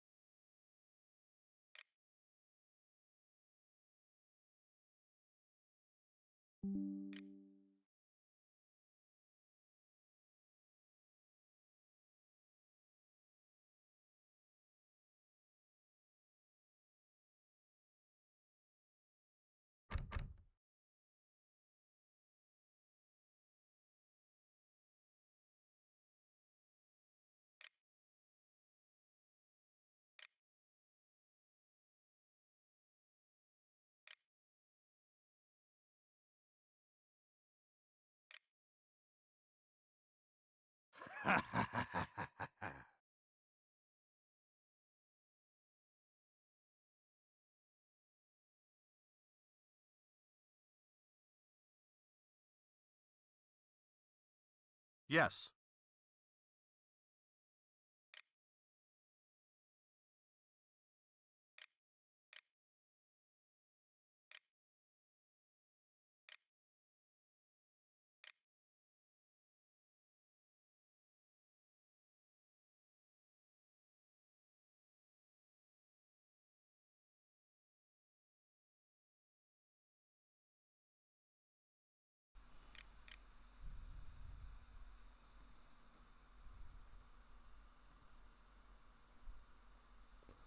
Hello.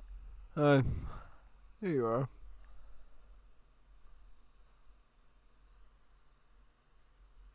It seems like that dude doesn't want to play.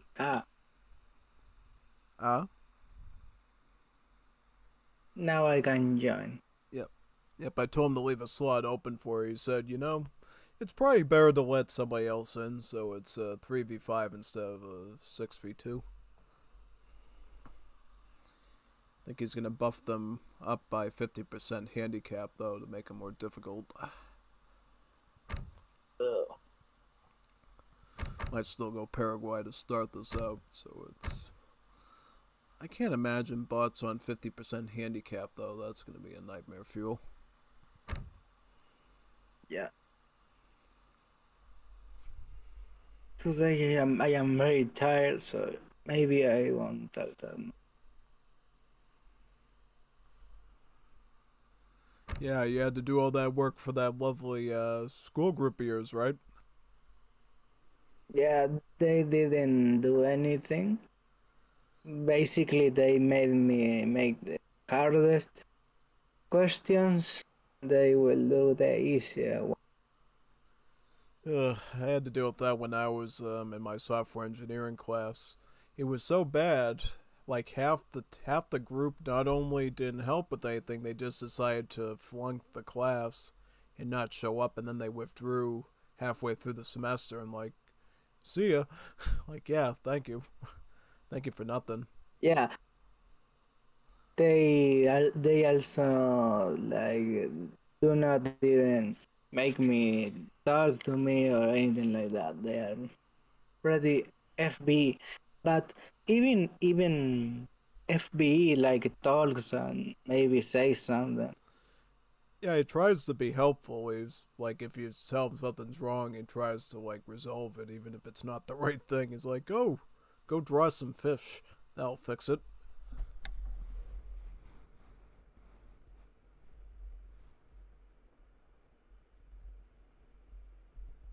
So well, I bought the definitive edition. Now I can play. I don't know any mod that you play. Yep, Age of the World, Age of Pirates, that one I did last night, the Abstract Nations Plus, and then Fantasy Monsters and a lot of other ones. Something I really like about the pirate mod is that it seems it has many scenarios we could play. Oh, absolutely. There's like all sorts of different campaigns and stuff you can subscribe for. Yeah, we should play though. I don't know if they are multiplayer. Some of them are. I did some of them with Aisling about a year or two ago. They're quite good. Yeah, we should play. ¿Cuál es? Lo haré. Voy a hacer. Lo haré.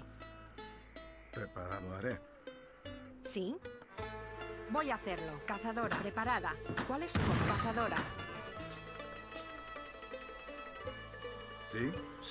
You know, something I really don't know why about Paraguay is their female leader talks in Spanish. The female leader? A few driblets of coin here and there will not change Flora. the outcome. There's no female explorer anymore. It's now a dude. So you are using the villager. Yeah, those are the Coigua females. Hola. I don't know why they use the Spanish from Spain instead of any variety from Paraguay. Yeah, some of them speak Guarani and some of them speak Spanish. It's like a weird mix.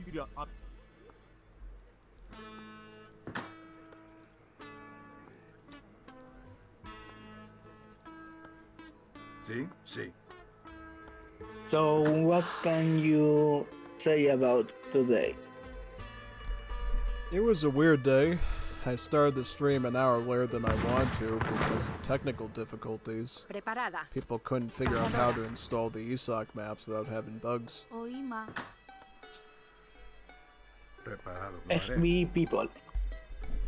Yeah, the worst part was trying to help them to get the Knights and Barbarians mod installed. Goimasan did pretty okay, but Nathan kept... I looked at his file system and it looked like that TLC show, My Hoarding Life, where they have stuff packed to the ceilings. That was his computer. He had like all these old recordings from YouTube he forgot about. He had these folders. He had extra Age of Empires 3 folders in his Steam directory. And I said, like, dude, you don't have to copy the Age of Empires 3 folder, you just copy the bin folder. He's like, oh.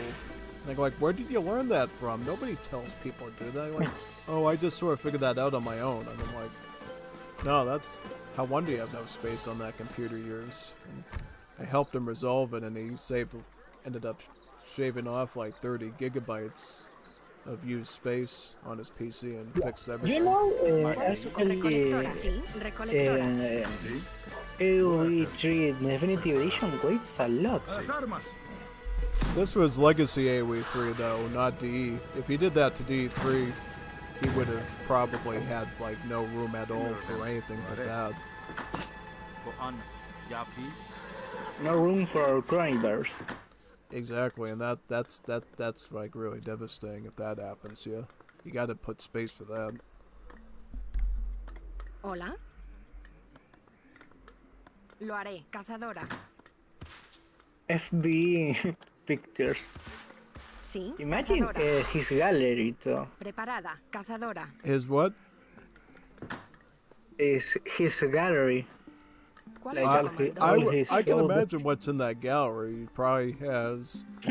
Recolectora. He probably has Recolectora. an Armenian female with Stalin's face on it, replacing the female's face on it, probably. Cazadora. And then a Georgian or a Lebanese Maronite with Mao Zedong's face on it. Correcto. Imagine. I go back. Like thinking about the feeling, though. Very disgusting creature. Yeah, it's like, dude, you already did so bad in, the high school environment. Why do you want to keep trying with that stuff? Well, try to humble yourself like I did, at least, and learn through trial and error that that's just not going to work.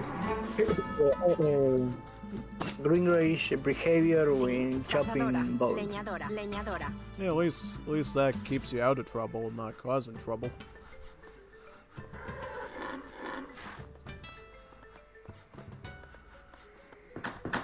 But where FB is going, it's not going to be good. That's all I can say.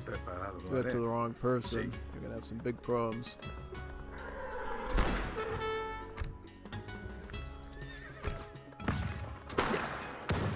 Do you think he could get like police saying You can at least say what? Like, dude, why you sending messages to Armenian girls? Yeah, he does it in Instagram. He sends it to the actresses and he's like, oh, I'm a fan from the Philippines. And they're like, oh my god, you're a fan from the Philippines. That's so awesome, dude. Wow. I didn't know Filipinos like my work. And they don't know who he is in real life, so they think, oh my god, he's this sophisticated art person that's into us. I'm so proud. If only they knew who the real FB was.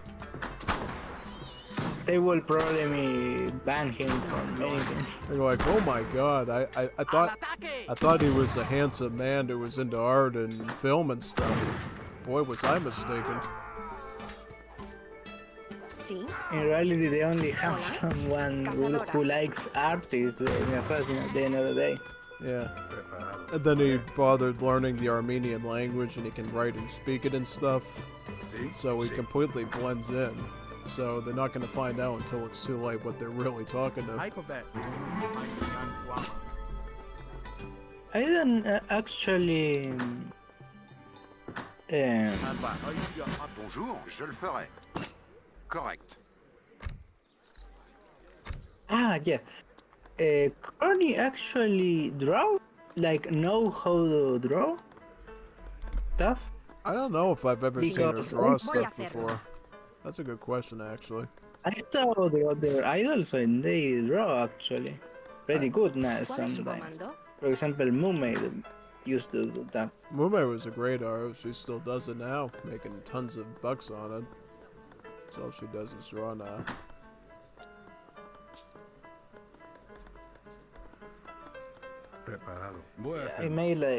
I am making a smart armor guys. Oh yeah, those are pretty useful.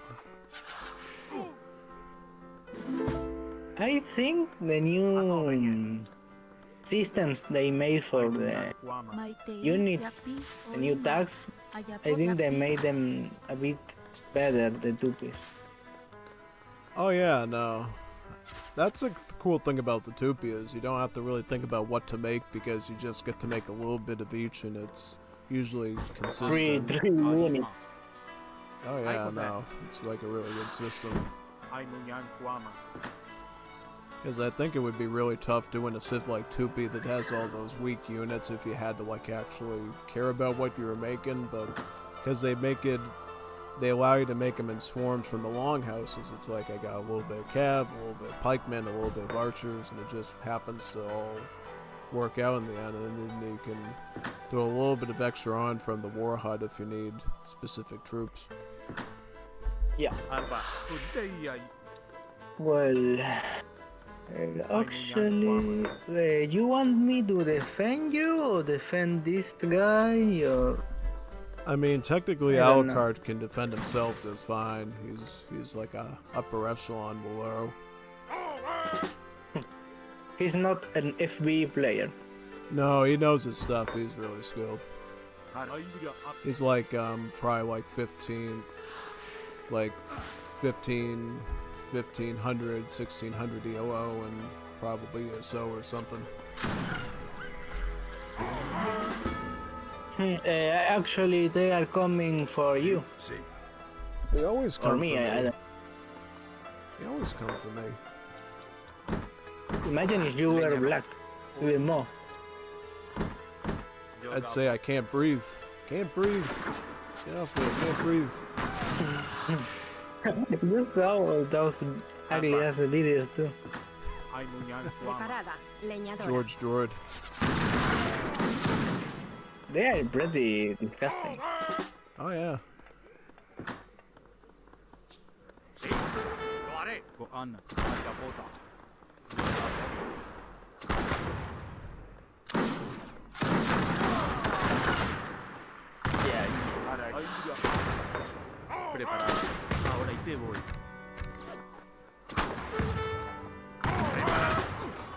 Something I like is that they shoot from really long. Oh yeah. They have a lot of range. I don't know if they are level of Afghan. They can Oh yeah. Really aggressive and smart this AI. They made like cavalry. They are hunting my village. Oh yeah.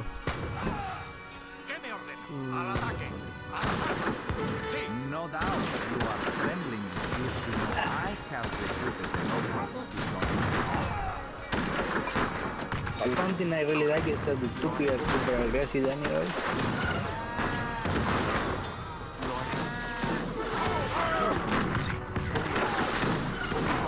You need help? Just blasted one of my works wagons. That was. I'll just ship it. I can survive it. I just didn't want to lose a wagon in the process. That was done. Preparado. Por la patria. Make that one. Well, I need wood for that. Why didn't you send me some wood? You did last Dígame, time. mariscal. Not any wood. Ahora y te voy. Pretty good. Vencer o morir. I have these guys to kill Carrie, Where's my explorer? I think. Sí, lo haré. Can I take him out? Please. Preparado.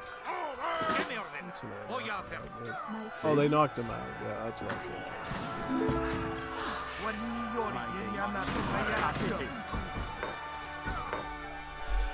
¿Qué me ordena? ¿Lo voy a hacer? No sé. Yeah, good luck. They killed all my niggas.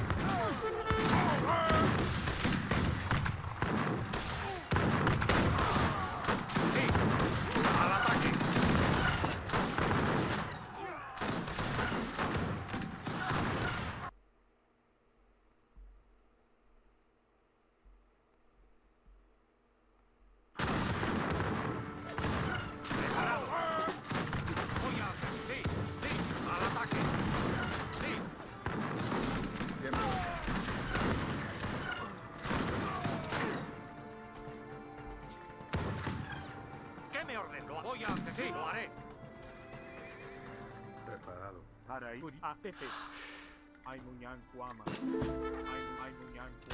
Sí, hoy lo haré. A las armas. Oye, sí, al ataque. Sí, hoy lo haré. Voy a hacer. ¿Qué me ordena? Sí, sí, al ataque. Sí, lo haré. Sí, sí, a las armas. ¿Qué me ordena?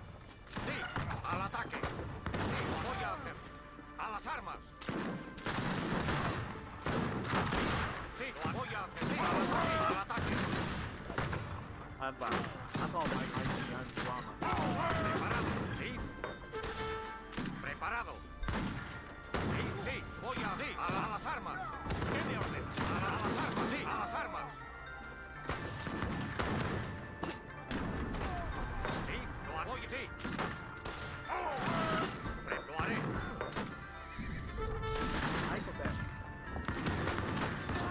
Sí, voy, sí, sí. Sí, al ataque. Preparado. I think he kinda lets you die or something. Yeah, they just keep showing up in my base. It's happened the last time they're doing it again.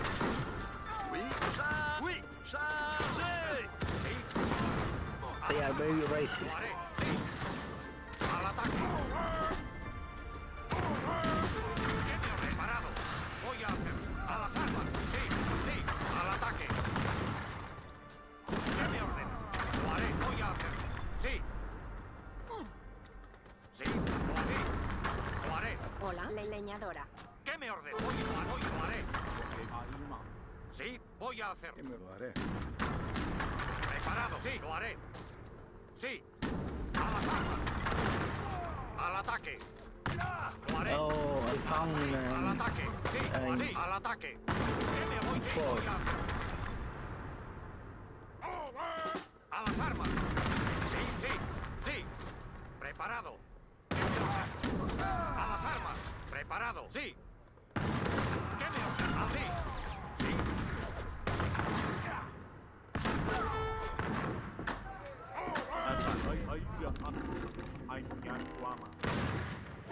Je le ferai bien. Hopefully I don't deal with another one for at least a few minutes. Oh, they're in your area now. I think they got Dynesties to help you out. That's good. Preparado, lo haré.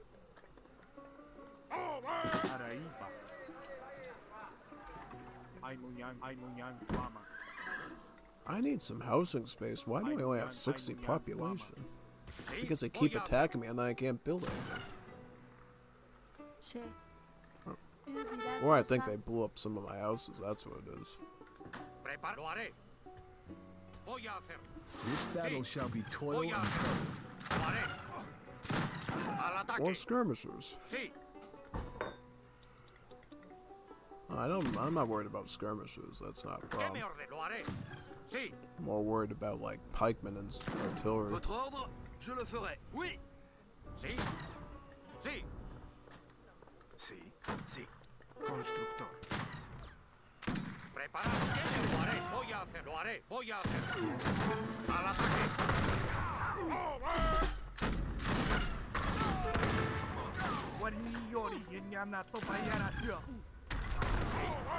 Sí. More units. ¿Qué me ordena? Lo haré. Oh, great. Sí. Not the kids. Oh. I'm gonna have to get my explorer back. Got barracks here. Preparado. Lo haré. A las armas. Sí. Lo haré. Sí. Al ataque. Sí. Sí. I don't know why you had to put handicap on these things. They're already good on Al their own. ataque. Sí. A las armas. Lo haré. Al ataque. A las armas.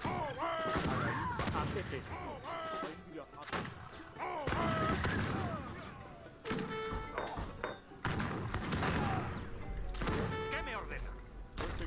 Sí. A las armas.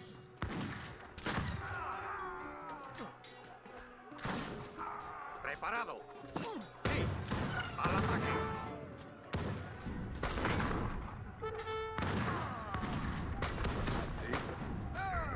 A las armas.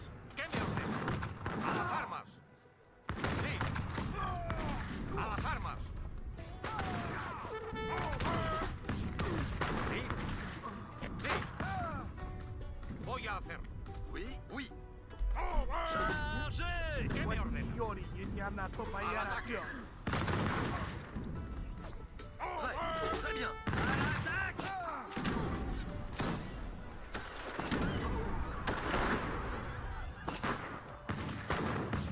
Sí. Sí. Lo haré.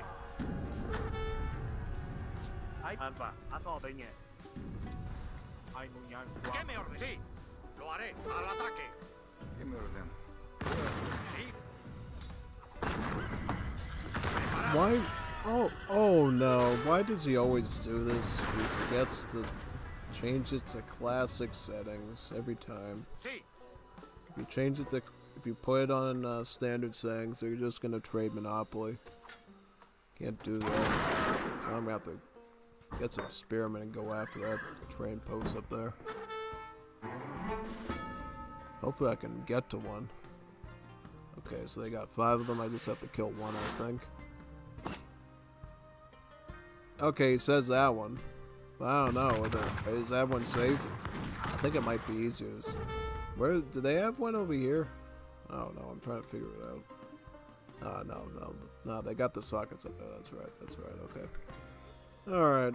I got a town hall. I need a town hall. That's how it was. Got so much corn, nothing to do with it. I could begin like a ton of those dragoon things. Sí. Sí. Lo haré.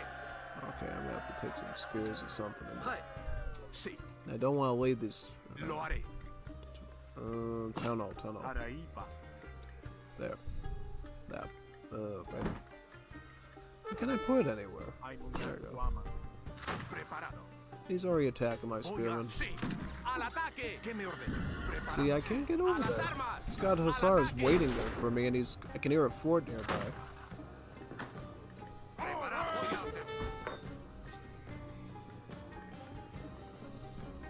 Preparada. Lo haré. Constructor. Constructor. Constructor. Hola. Sí. Constructora. Voy a hacerlo. Lo haré. Voy a hacerlo. Oui, je le ferai. Sí. Lo haré. ¿Qué me ordena? ¿Qué me ordena? Sí.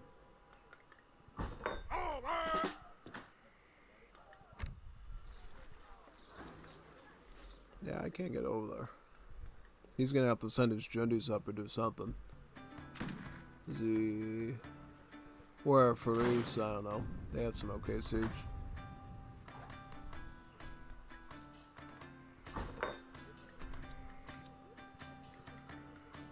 Can I get Codillo? Yeah, Codillo. Get some something noise. ¿Qué me ordena? Correcto. Constructor. Constructor. Constructor. Sí. Voy a hacer. ¿Qué me ordena? Sí. Lo haré.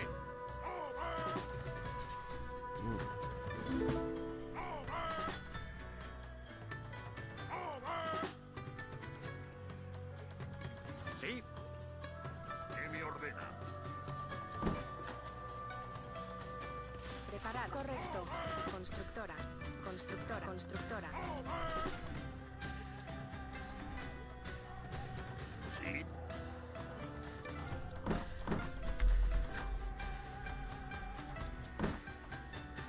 Hola. Constructora. Constructora. ¿Qué me ordena? Voy a hacer. You can send some soldiers about. Sí. Votre oui, prêt. Très bien. Je le ferai. We are going to lose it.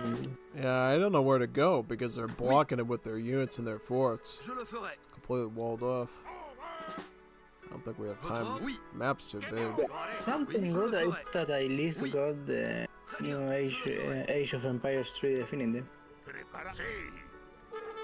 Lo haré. Voy al ataque. That game at least runs smoother or no? Does D run smoother than this? Yeah. Well, I mean, Or no? probably not because it uses up more graphics and CPU resources. Constructor. Voy a hacerlo. Sí. Lo haré. Voy a hacerlo. Sí. Okay. Oh, good. Perfect. Do not think this ends the threat to you. What happened? Alucard was able to get some Faris up there and hit one of their trade sites so we don't die. Good.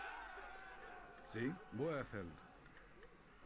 Faris are really strong. Preparado. Sí. Yeah, they're like high hit points, good decent damage, and then they Like, get that charge attack. It's like a knight, essentially. Yeah, exactly. Pretty wild. Like FB. That's too wild. Orangutan wild. Constructor. ¿Cuál es su sí? Constructora. I am going to the edge. Let's see if I can survive. Are you gonna try to get Fortress? Same. I think I can afford it now. Yeah, not that hard, but they are already at Imperial Age. I don't know how I would. Yeah, this. Oh, it's gonna be fun, and since we gave him, Alucard gave him the. I could make like both invisible 2P troops and kill their villagers or something. Yeah. Seems like a plan. Oh yeah, you could try, but honestly, I think they cheat in resources, so they might still have. No. Oh no. No. What just? No. Oh, they just killed your stuff again. They sent out the heavy artillery. Oh.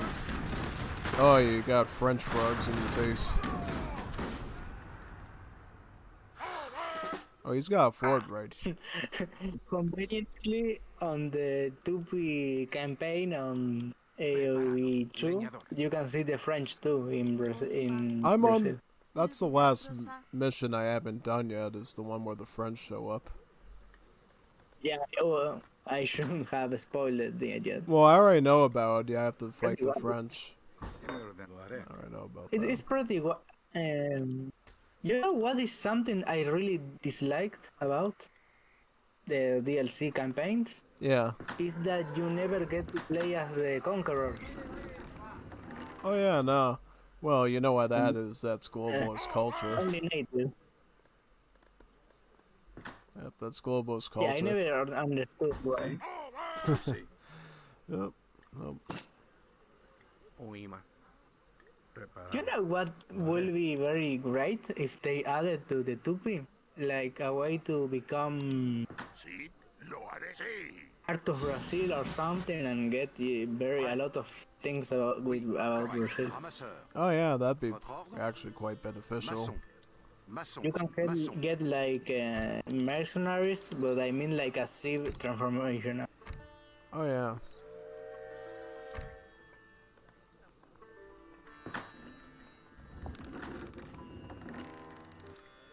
Yeah, now I got cheaper troops. I will see what I can.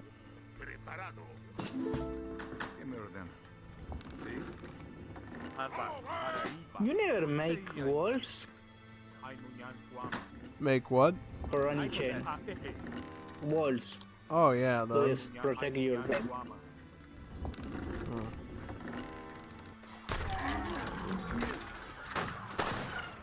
At this point, it doesn't really matter because they're only coming in on one side. I know where they're coming in from. They're coming in from that green fort.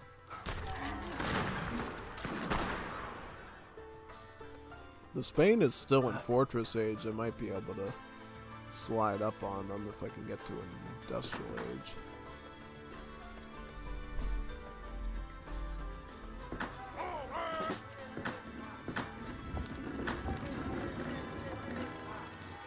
If I could get a bit of help, I will be very happy. Yep, he's coming in again. He's got all sorts of stuff. Udo.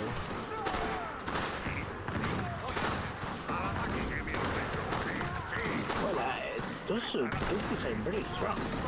Once they get by the upgrades, they are really strong.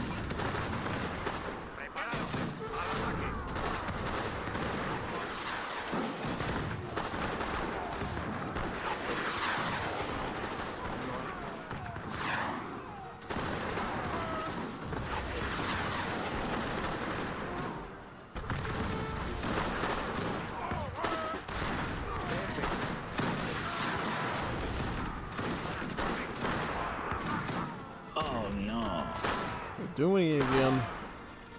And now your guy's coming up to me now. Or not, he's going after me. Look at. Oh no. A lot of canyons. I will go to your base. Like a parasite. Oh, exactly. Oh no. They mean shit right now.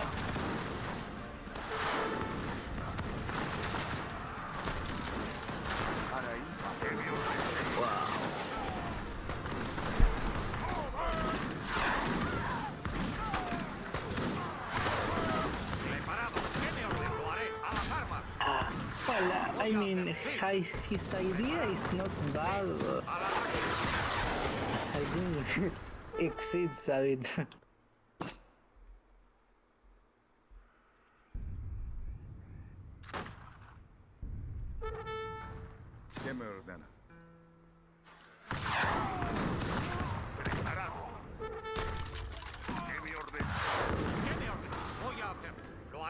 ¡Al ataque!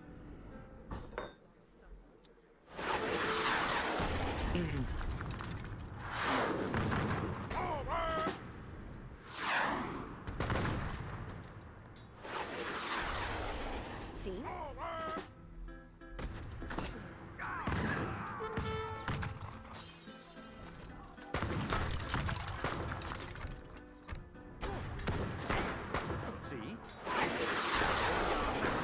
You think we can still win or no?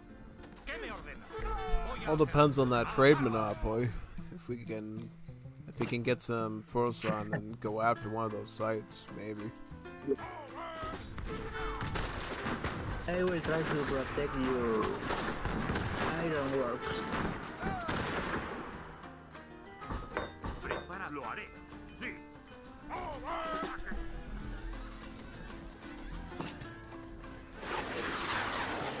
I hope you felt that to your core.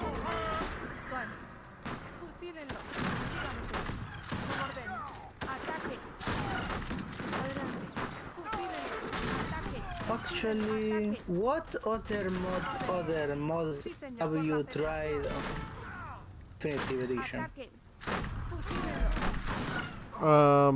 Age of the World, Age of Pirates, Global. Age of Age. Those are the big ones, and then that one I did last night was huge. You got Fantasy Monsters, that's a big one. I heard it had Congo, like the one you tried. The Congo? Yeah, it has it or no? Yeah, that one I did last night has the Congo Civ. Yeah, I want to buy and I wanna play that one. Yeah, there's Congo, South Africa, and a bunch of Europeans and the Tatars. Yeah, it's a bit weird because I think regular. Well, I mean, I can see why some people might want more European. Yeah, the It's Napoleonic the era old content. fans.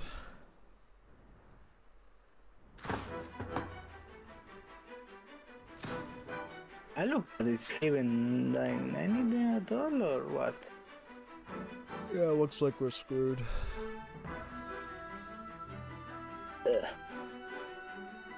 Oh, he's gonna try to snipe one of them now with, You don't even have troops. What the?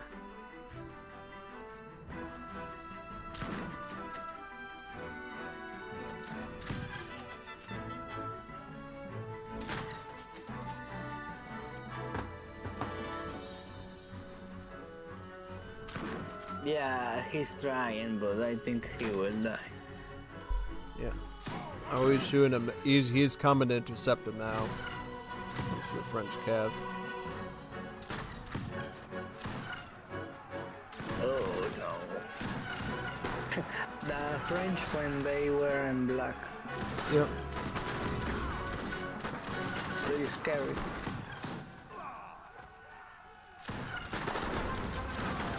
Huh. Wow. Dude. Why did you left?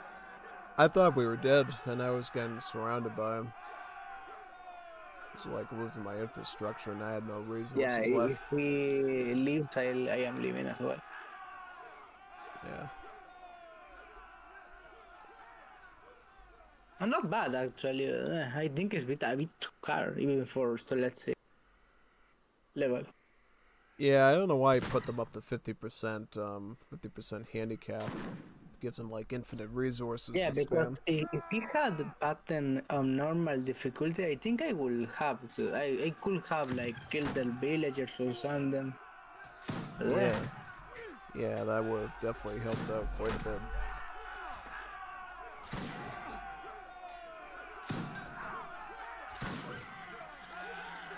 He thinks he can win tough. Yeah. He might try to get to Great Warrior and use that. You could try to like bomb their bases down to nothing. Yeah, unless you have a stupid enemy. Yeah.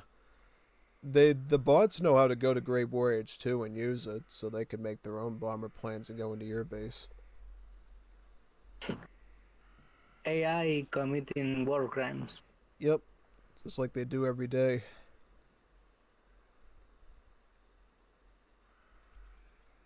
What this? I am just gonna use it because I don't even know what this shit is. What stuff? Livestock. And what? But these people didn't even know what to. Well, let's see what animals they can make. What kind of animals? Yeah, tapir. Oh yeah, tapir. Yeah, Nemi. Imagine a tapir gear on HoloLive. Oh, I'd feel it basic. They would be a little bit weird because that's what Fauna does now. She's the tapir. Eh? That's a tapir, but Yeah, it Nemi. lacks the trunk. Yeah, Nemi Nightmare. That's the tapir. But it has not the trunk, like an elephant should be. She has the ears of a tapir, though, apparently. And on her debut stream, she had like actual tapirs. So bad. I think her husband has hit her many times on the head. She doesn't even know what she is. Yeah, that's kind of unfortunate when that stuff happens, for sure. The Zaus-Kun syndrome. Zaus-Kun.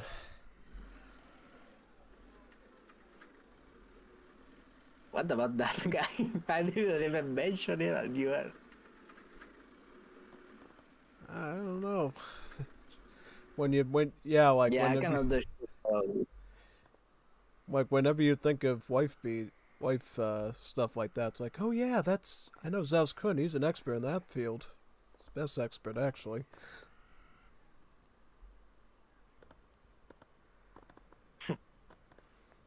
That's a weird thing. Like when I first knew him, I was like, yeah, I don't believe this. I think they're just slandering him because they're all a bunch of liberals and stuff. And then they start showing the links to the court, and I'm like, oh damn, they didn't lie about this.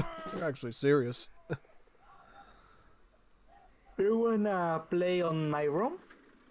Yeah, sure. I'm just seeing what's going on. Because I don't know what that guy is. Yeah, it's a bit weird. Yeah, I'll restart. Starting game.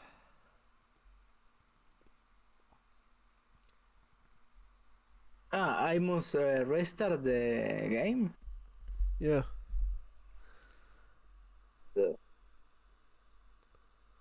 You know, I wanted to make new maps. Yeah, you mentioned that you wanted If to do.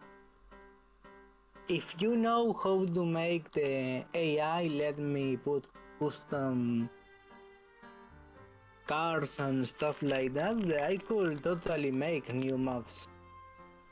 Oh, how to set up the AIs and stuff? Well, I know for basic Civ development, you need to know Tech Tree Y, which is all the technologies in the cards. Proto Y, which is the thing you do for buildings. No. I mean, making a map and making sure you can use any deck on it. Oh yeah, I don't even know how to do that. I asked Maxi about it, and he gave me some solutions, and I'm like, yeah, that's not working though. What do you actually do? You can wait me, I will make a new deck, because I don't even have any home city since I was beta testing the new Middle Eastern civilization. Oh. Yeah. Beloved Pokemon YouTuber says Nintendo has killed his channel. What are you putting on there? I don't know what. Super retarded stuff. He acts like he's a PhD. Like, yeah, of course Nintendo's been doing that for years. And what he is even trying to do about it is like, you cannot do shit about that. He's not even an attorney. Like, go to law school and do your bar exam, if anything. Become a lawyer. And maybe then you can fight them in court. And... he is like, he lives on the basement, he cannot do that. Yeah, like, how's he gonna leave the building to take the bar exam at law school? I don't even know why his mom keeps him. I don't know why. Oh, I know why. It's the same reason in the United States why people have extra kids. It's because they can collect Social Security or government checks from them. They're like literally farming in money. money from retarded children. Super halal. And that happened to my family too. That you tell you that aunt I had, you know what?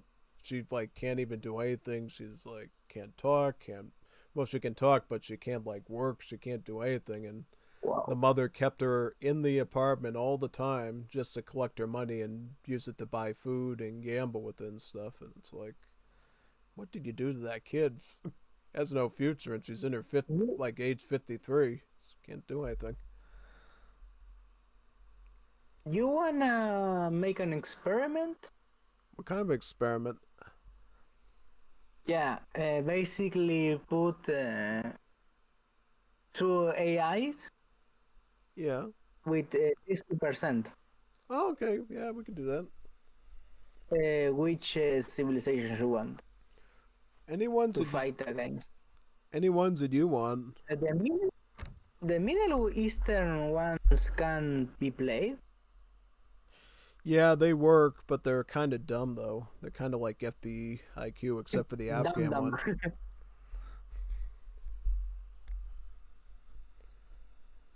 What the heck? Oh, Kev joined. Kev We Arcade. got a new person. Yeah, a new bonito. Yeah. I will try to speak to him. Yep. Let me ping That will him. be pretty damn good, right? No, we didn't expect something. I'll ping and see if we can get some more bonitos in here. I hate. I think I never told you, but I hate FFIA, like doing free for all. Oh, you don't like free for disgusting, alls? You don't like them? I like it when it's like 7 people or more, but when it's 4 or 3, I don't like it. Yeah, because you know Ringo's gonna rush you instantly, and then he's gonna either rush them to death or they're gonna destroy him. You can text that weird guy about this room, this new room. I don't know what Alucard's doing. I just pinged and said 3/4. He should get the memo from the ping. If he's still trying to beat those bots on his own, I don't know. He might be.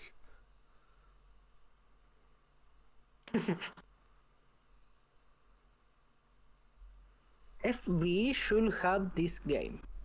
Oh, he should be here, like, helping us out with this stuff. If you're going to be unemployed and eating Jollibee, at least come and join the lobby. He could play.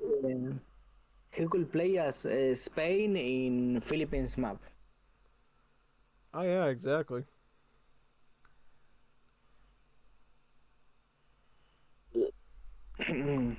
What the heck? If his world community so dead?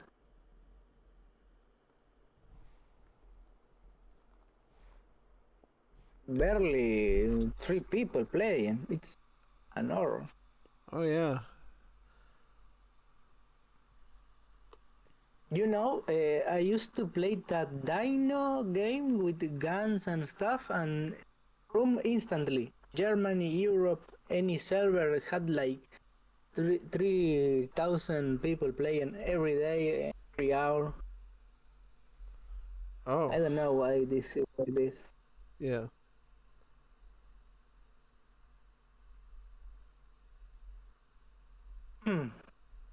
I put an AI, ahí está, jueguen contra la IA, hijo de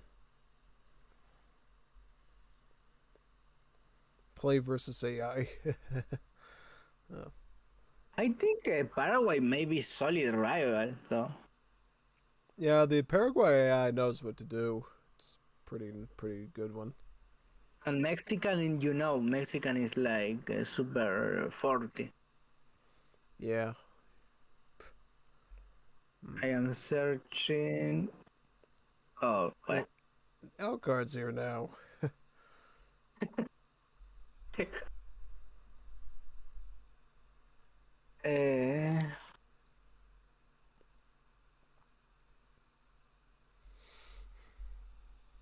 So Kevarkita, yeah, have him come back. He wants to keep playing he wants to keep playing versus the AI. Oh, yeah, he still wants to do the AI battles. What the heck? You know, there's the people that like Crony, there's the people that like Gigi, and there's the people who likes to fight against the AI. Oh, so not even the GG Mern category anymore? I doubt they even play Age of Empires. I know Crony knows Age of Empires too. She can play it, so they can see it play some AoE 2 people in there. And was her favorite Steve? I can't remember off the top. I think it was, I don't know, Celts It's or such a failure Tunes or something. of Ringo, cannot remember. I'd have to look back. That was like 2 or 3 years ago when I saw her playing against Kiara and Fauna and stuff. I don't know why they stopped though. It's like Age of Empires is very popular. I think Kiara still plays it periodically with Maidman. They do occasional collabs of it.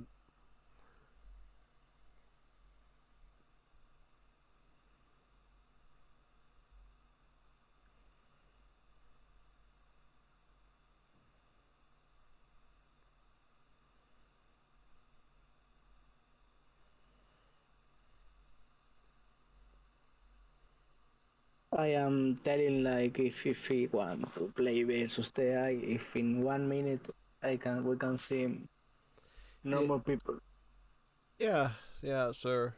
It's always better to have like 2v2, but if you can't, then yeah, AI is totally fine. Contra 5, yeah. What's wrong with this guy? He's You know, I won't even argue anymore. I will put like the big shit here. Oh yeah, Ethiopia's a good AI. That's a good one. Australia, Austria-Hungary, France. I don't know. I am pretty random. Yeah. What do you think about this? That's all right. You can put the green color. Yeah, I'll go Verde. Yeah. Oh, and he still wants a 50% handicap. I will. I don't know. I will pay the 20.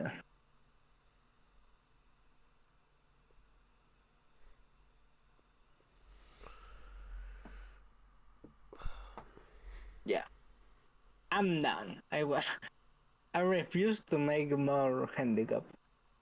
You know what Imagine who lives. You know what map you should pick? Finland. Do Finland. Finland. Because there's no. Yeah, I know why. I know why. So they cannot make that stupid win. Yep. No trading post. I will be doing that. Yeah. Let's play. And because we have like 3 people on this team, I think they can fit 5 AIs on the other team. When we try to do 2v6, one AI never spawns in, but I think if it's this, then we'll be able to fit them in.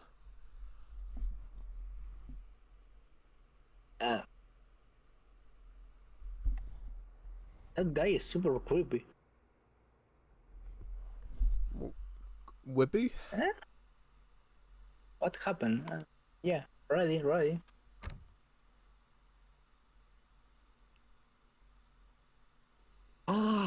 Imagine a Hololive mod about. What about Hololive? And Hololive mode for Age of Empire 3 Definitive Edition. I talked about that with people, and I said you should do it. I told people they should put some money into that. Do you know why it's such a problem? Because I have researched about it. Basically, like you should have no big empires on the Japanese version. You have a lot of them, and like Polken Lives and the Pecora Kingdom and stuff like that. Yeah. But on the council, maybe the council civilizations could be very good, but the rest is a bit confusing. A bit, do you know? Yeah, I think it would be better to do Hololive in Age of Mythology, honestly, because you have the god powers and the mythic abilities and everything. What god though? Like the girl, the idol. Well, they're idols, so yeah, you could worship them. That's actually fits the lore perfectly. The preservation of the sacred fire of liberty is entrusted to the hands of the American people. Are you American? I'm American. Well, I hope I can still play pretty good as this. Oh, and we're split up now, so if they come at us, he's not going to be able to come and help me out. Yeah, pretty done. Agree. You know, something very, very random. Basically, there was yesterday. I left the institute because the light was out and we couldn't have the class. And I left my part of my heavy clothing on the chair. Oh, So you forgot your stuff? I heard like people were calling my name. I saw that my special group and they had my stuff. Oh, they got your stuff? Oh, that's bad. Yeah, or some. At least I did something. We could say. Oh. Hmm. Better than nothing. Better than FB. FB going to university? I could never see that happening. Yeah, he couldn't even join because you have a very hard exam you must pass to join, so no FB. Yeah, they'd make him take a placement. Also, I think his English might be worse than mine anyway, so. Yeah, exactly. Yeah. I had to do placement exams when I went to the university I did, and I got the highest scores on them, so I got the best last placement, thankfully, which saved me a lot of credits on doing remedial work. So that was great. No, now I see Alucard playing Argentinian. How good is that Civ? They did some stuff to make them less OP, but they're still a really solid Civ if you get them good early with their food eco. Sí, lo haré. Preparado, lo haré. Voy a hacerlo. What's the purpose of the baboon? The baboon? Bourdoon, with the slaves. Gypsy. Oh yeah. There are no cowboys. So you're supposed Gypsy. to take them in the wagon, and you're supposed to bring them far away from the town center, and they have a better gather rate, and they also trickle XP like the Mapuche villagers do. Yeah, I must go far away. Yep. They're just like FB, take off in the wagon and get away from the village before they chase you with the pitchforks and the torches, like Frankenstein. I could see why they will try to kill FB. Very ugly thing. Just like that old tale in the Kabbalah and the Talmud about the clay man they made out of clay and imbued him with like I don't know, satanic magic or something. What the heck was that? You never heard that story before in the Talmud, in the Kabbalah? It's the original story of Frankenstein. The Frankenstein is actually an old Jewish tale from, I think, the Kabbalah or the Talmud.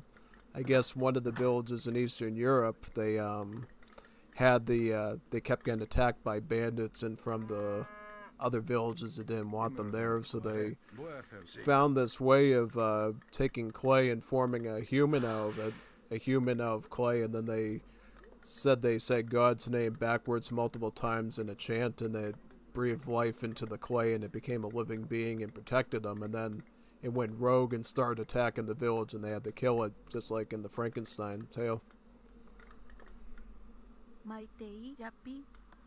Ah, no.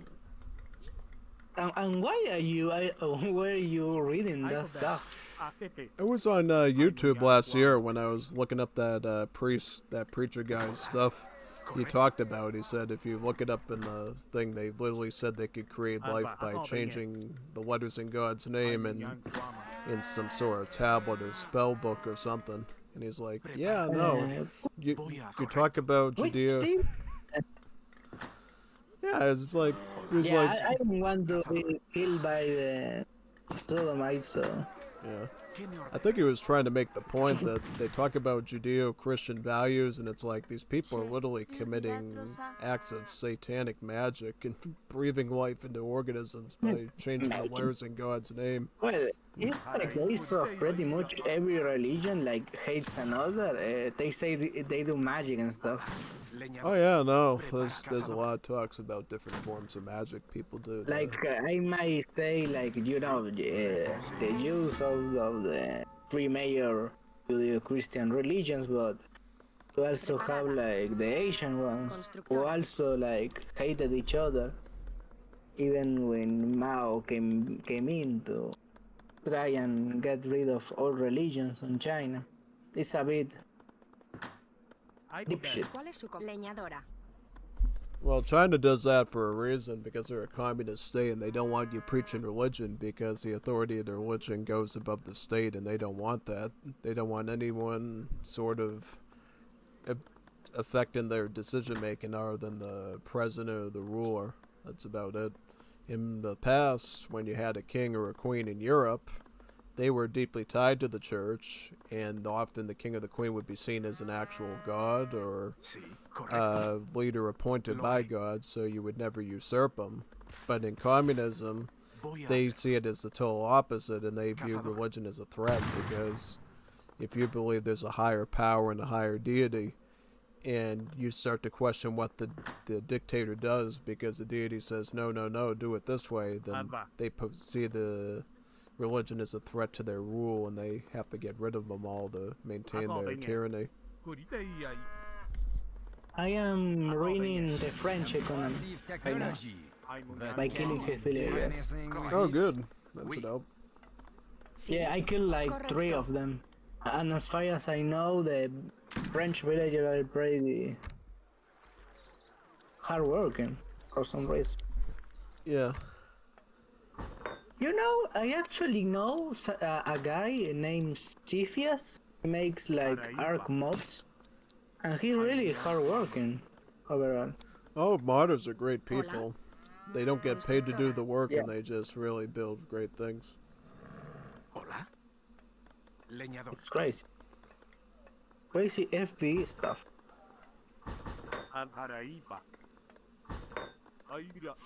Why do you think Wars of Liberty got more civs out than World's Edge did with the Fan Edition in so many years? Yeah, I never understood why a company will be so dumb. I guess they have the right to do their stuff. It's because they wanted to milk off Age of Empires 2 when AoE 3 wasn't on their profit list, so they decided to cut the cord with it. They could make milk a boat. They said, oh, we have a lack of budgeting and we can't afford it. Too much money. Yeah, it's not like they're a multi-billionaire company. Oh yeah, Microsoft isn't a multi-billionaire company. Yeah, Bill Gates sending money to the World Economic Forum so we can eat the bugs. What the heck was that? Do you know that China is eating krill like the shit whales eat? Eating. And you know whales are starving and stuff? Oh yeah, no, they eat all sorts of stuff in China, stuff you wouldn't believe. That's the real Chinese food. Oh, they eat anything like krill, what the heck? That's why when they had the pandemic thing happen, everybody kept blaming the wet markets. Like, oh, it's the wet market, the wet market, the wet market. And people are like, what's a wet market? I guess it's the markets they have in the cities where you can buy bat meat, lion meat, whatever you want, all sorts of weird stuff. A lot of the sickness and virus, they actually come from the sea as well, like FB is a proof of that.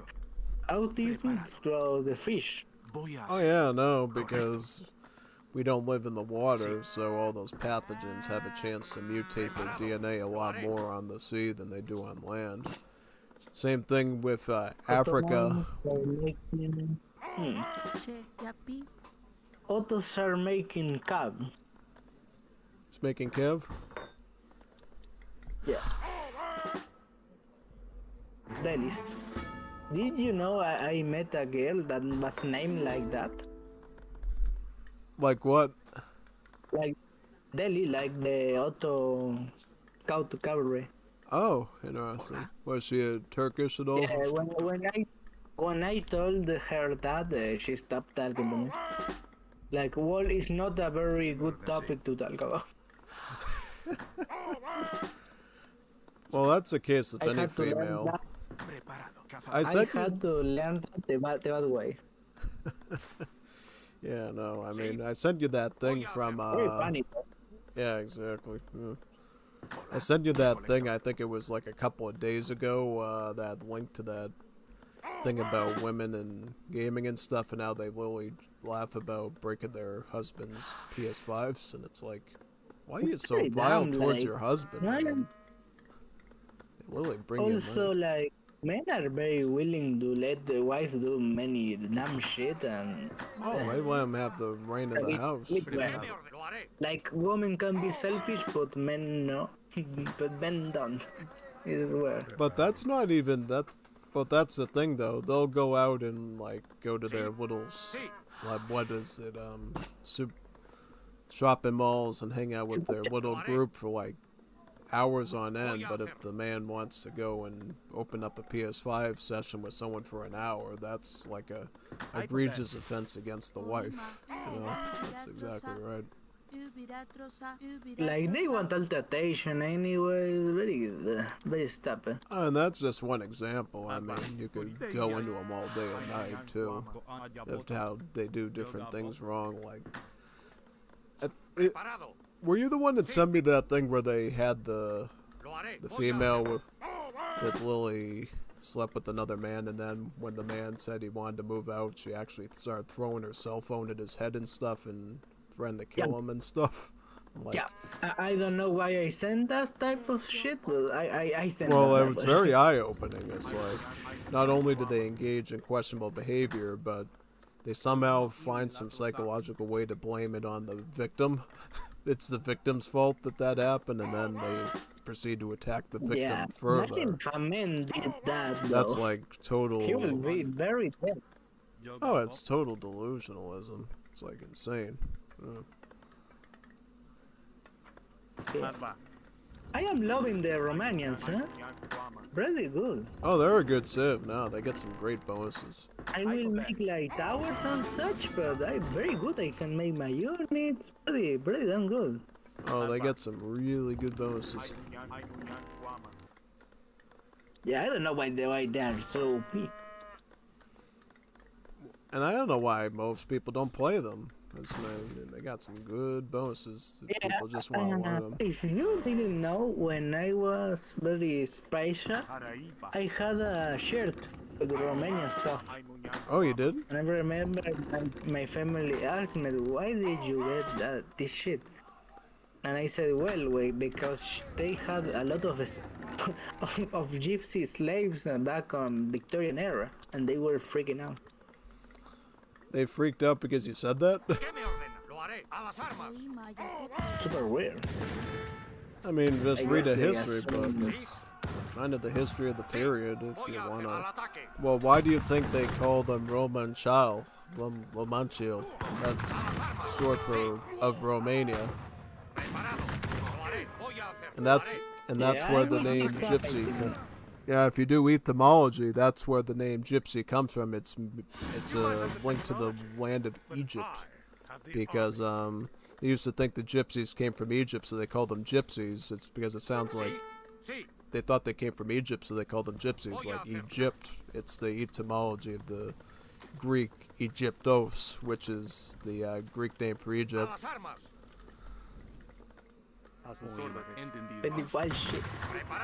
Oh yeah, no, because I think in Coptic and Demotic, the Egyptian name is actually Kemet, but in Greek they call it Egyptos, and then the Romans adopted it in the Latin as Egyptos, or Egypt as well, and then when they ran into the Gypsy peoples years later, they saw they were very dark-skinned like the people they used to see in Egypt when they were merchants, and they're like, oh, so they must be Egyptians, so we'll call them gypsies then, because they must be of Egyptian origin.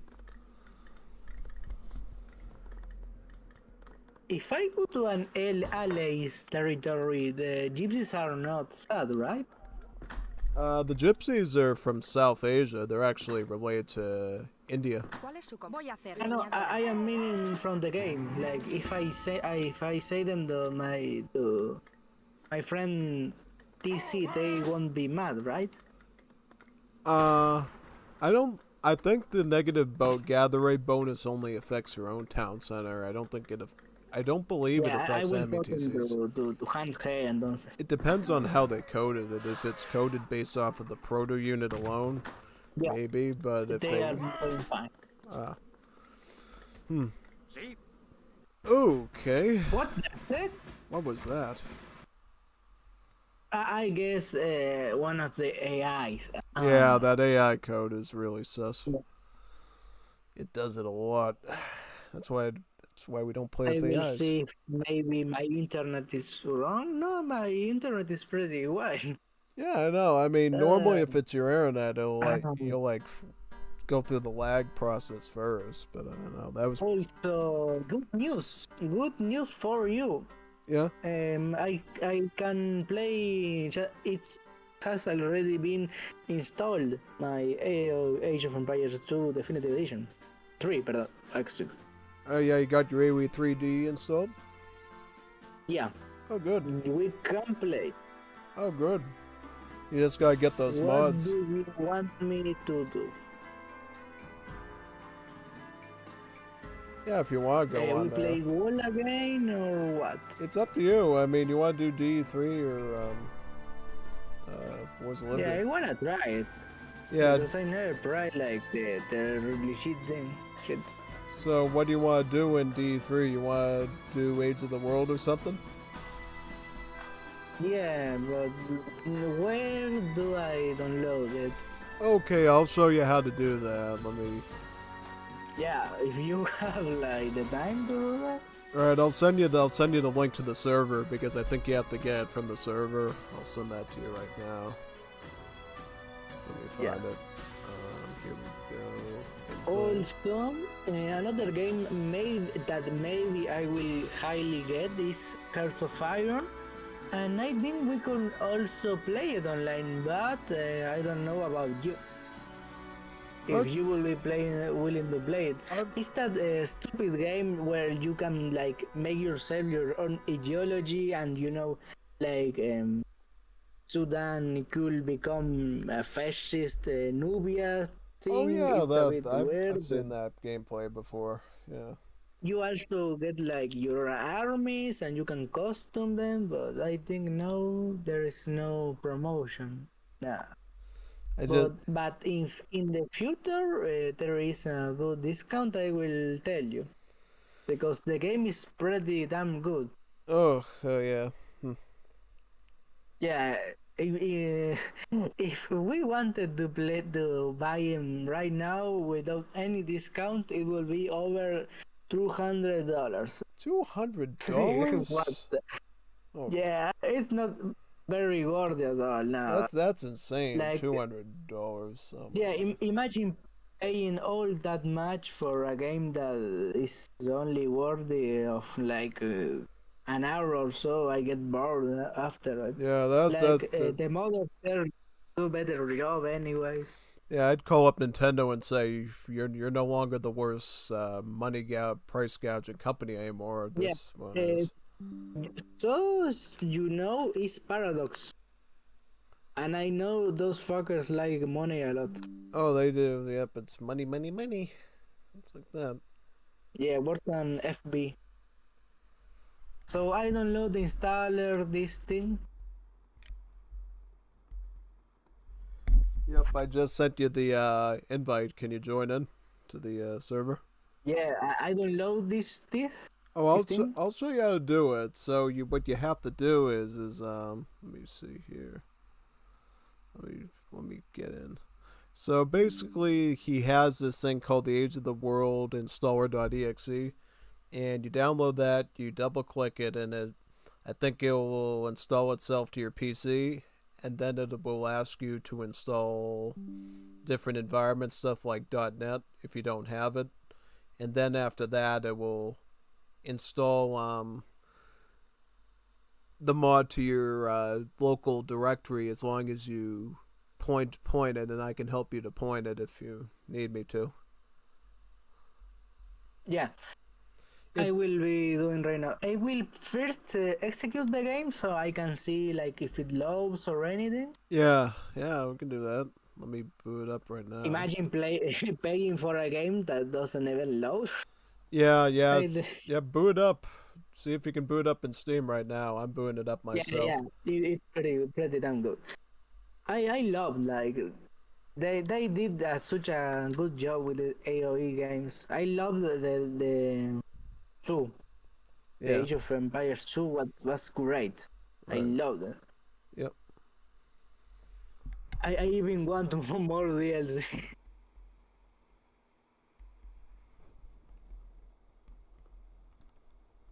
Yeah, it's like telling me congratulations, you bought this shit.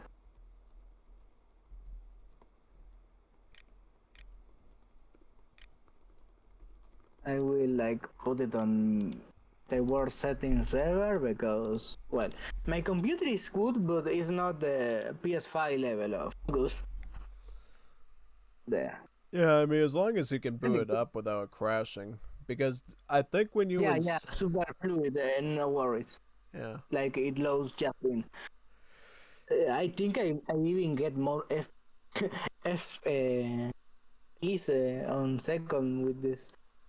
Yeah, I bit think weird. when you first install D3, it does give you a summary in a window of your PC specs and tells you will it work. It told me it was very low specs, but the game itself like instantly, and the Metropolitan itself was very okay, good as well. Well, there you go. Yeah. I don't believe those ratings because I think Dicka Cigar sent me. Like people who wants to play and a lot of were hyped it and. Yeah, mine's that time. Dicka Cigar sent me that website. He's like, rate how many popular games you can play on your PC to see how good your PC is. I'm like, I don't need to know that. I know it's good. I know what I bought, and I did the research. They're like, just do it. And I'm like, okay, so I do it. I look through the list of games it allows that says my PC can run, and it has things like, it said my PC can't run Age of Empires 4, but I just played it the week before, and I'm like, this is garbage. Like, I could play Age of Empires 4 on this PC. I can run it. And they supposedly said that my specs can't handle Age of Empires 4, and it's like, no, it can. I just did it the other day. What is the point of this test if it's sticking games in my list that I can't do on my hardware if I can actually run it just fine? How does this even actual good grading system of my PC's hardware then? It asked me for a local mods folder. Oh, it's asking you for the mod folder? Oh, I know where that is. So what you need to do is you need to go to this PC, your operating system, your C drive, or whatever it is, your C drive. And then you have to go to users, and then whatever your PC account name is, like could be FB or Crony or whatever, and then click on that. And then you go to Let me see I don't know why it drops every time. It drops? Yeah, like she's super good and then it does random shit. Ah, that makes no sense. Hmm. Yeah, I don't know because the user game. And then games, and then Age of Empires 3D, and then that big sequence of numbers, and then mods, and then local. Okay. Yep, I found it. I think I can send you the path through here, maybe. Yeah, because I have like autism. Ah, I found it. I found it. Oh, good. Okay, so So Hey, good. mods local, and I select local, right? Yep, you gotta do the local directory. That's right. So, yep. And then it should be able to download It and seems like it is not downloading. Downloading, yes, yes. Alright. So is it downloading the I files don't know. now? It will take a lot. I mean, that's fine because I have to restart the game anyways to get Age of the World enabled. So while you're doing that, I'm literally just restarting the game and enabling everything.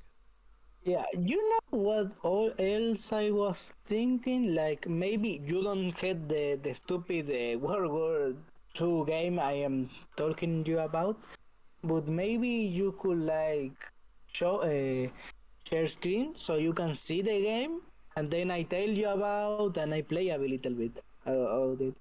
Oh yeah, Hearts of Iron, yeah. I don't know, maybe because you want to see or something. I don't know.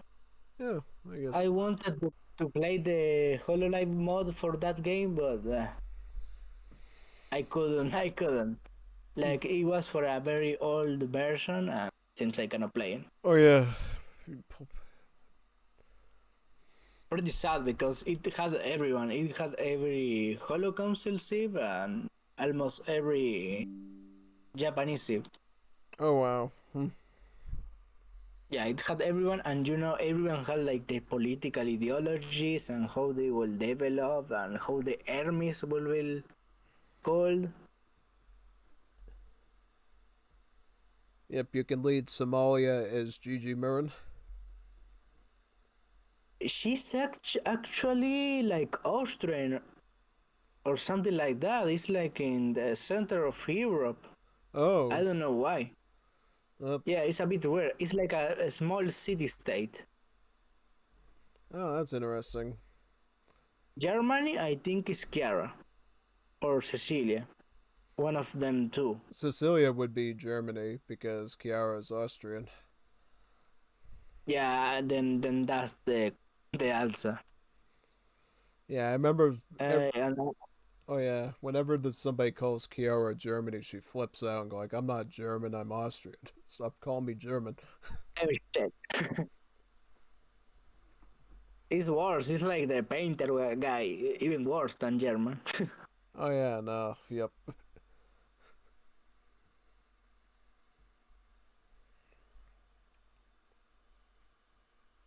Yeah, it says like 1 GB is downloading. It's a lot. Actually. Oh, it's a big I mod. hope I don't run out of space. I think Kato said that Age of the World is like 12 gigabytes, 12 of 12 Oh gigabytes. no, it's huge. I don't know if I have that many space. I don't know. Who will cry about it? Super mean. Yeah, I think Maxie said that. I go like, Katos, why does your mod like 12 gigabytes in size? And he's like, oh, it just is. Like, whatever. I can't imagine how big it's going to be in a few years when he adds more civs to it. It's probably going to be like 20, 30 gigabytes like Wars of Liberty. Well, not bad. Like, I mean, it's like the Wars of Liberty for. Oh yeah, no, Wars of Liberty is huge too. It makes sense because it's gigantus.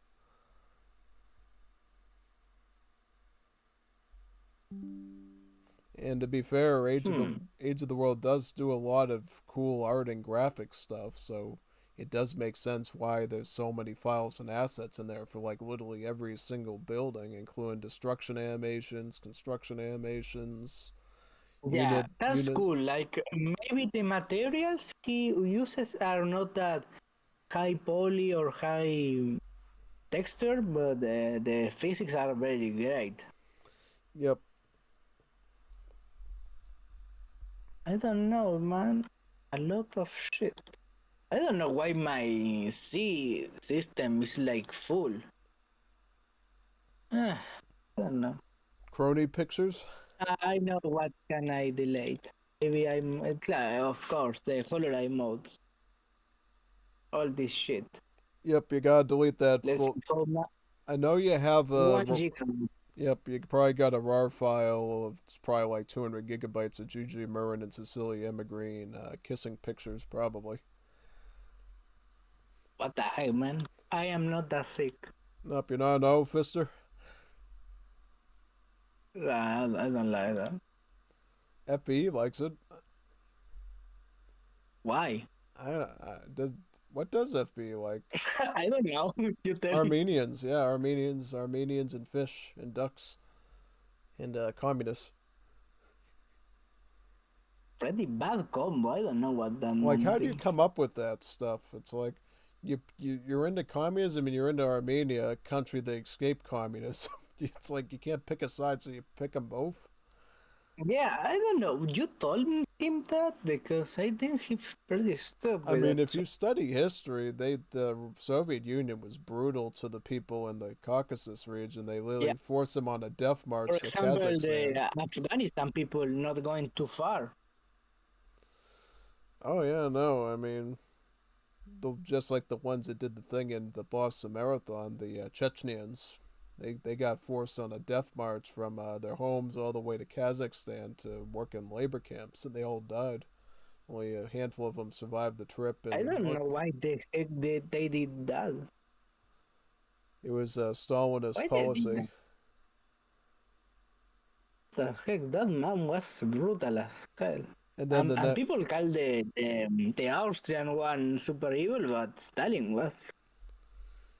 And then I guess when Khrushchev came into power, he reversed it all and he let the people go home, saying what Stalin did was kind of crazy and made no sense, and said we kind of have to maintain some status quo so the people don't revolt. So he did. You know, people always should have the right to their families and stuff. And you know, you go to socialism, China, Soviet Union, and they do that. They like hate family and all these those evil values ended up going as American liberalism, which nowadays we suffer from. Yeah. And the fact you say from Stalin to Femboy to Femboy to Stalin. Oh yeah.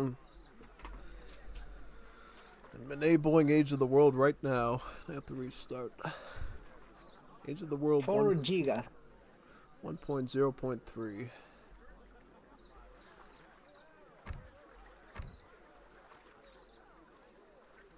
There we go. And I have to reboot the game a second time now because unlike Wars Liberty where it stays permanently on your machine, you have to reconfigure it.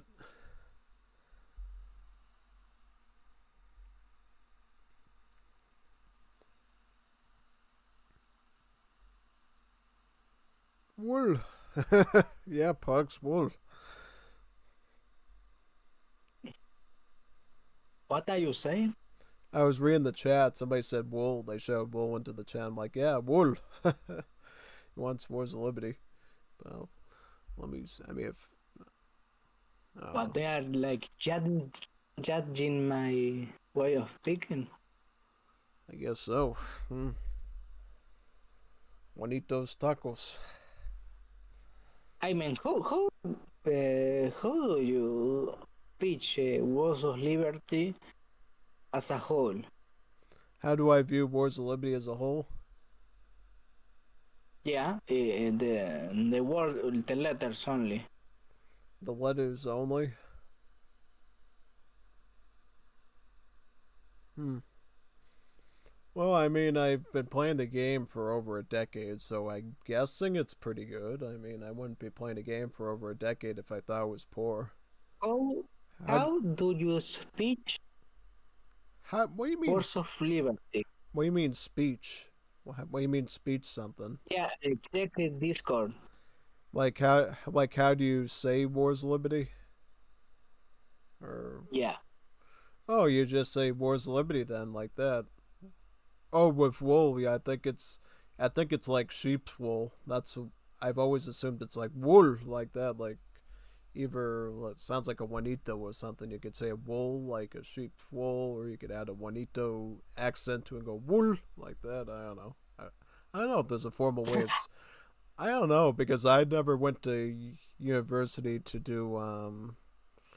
I never went to university to study Old English or anything, so I don't know from a Shakespearean standpoint how you would say that three-letter thing It's a bit correctly. weird because it's not even Shakespearean. It's like Victorian English. Oh yeah, yeah, Victorian English. It's Well, like for actual Victorian era. Yes, I can hear that. I can tell that they say no, no, no, only Victorian stuff. And as far as I know, there's no much audio of people speaking Victorian English nowadays. yeah, It's no, weird, yeah. really, very weird. Oh, I know. I mean, that's the thing. Like modern English Also, I speak. think it's like a very white English, and I am pretty sure like in England it's full of Dravidian English. I am sure. I am pretty sure there's no such thing as white English anymore. Yeah, the English of the past had a lot more words, a lot more phrases, a lot more parts of speech to it, but over time it's been degraded due to lack of educational Wrinkle, standards, lack of understanding of how to teach English for different states and countries, and also obviously, pretty hard. It's like I don't know. It's like speaking to a woman. It's like you have a lot of indirect rules to it. You know, it's a bit confusing at times because in Spanish we mean the things we say, so it's a bit easier to understand what we are saying. yeah, I remember back in the days of FDR and the presidents around World War II, even the most impoverished Americans had a better understanding of English than the modern Americans did. They had more words under their vocabulary. They understood grammar better. They actually had to know how to read stuff in grammar school, and they actually knew how to do it. But nowadays, kids don't even know how to write anything anymore. They tell them to do like a research paper or an essay, and they can't even write it. They ask the teacher, "Please write it for me because I don't know how to do it." And they're like, "Yeah." I sent you a very weird stuff because the couple that play a lot of Ark and like pretty much raise all of the Latin American Ark community are like playing LOL nowadays, League of Legends. You can check the image I sent you. Oh yeah, it looks like. Yep, I think you sent me that couple before. Pretty wild. Oh yeah, no, they met through Arc and then they got married or whatever. No, actually, this special pair are like the liberal counterparts. So they aren't even married. They don't live together, and they are pretty toxic about each other. It's a Oh, bit. one of those Uh, things. Oh yeah, yeah, no, you don't want to it's be in that. funny to see the relation. I will send you another image about a legit dude that got married and even got a child.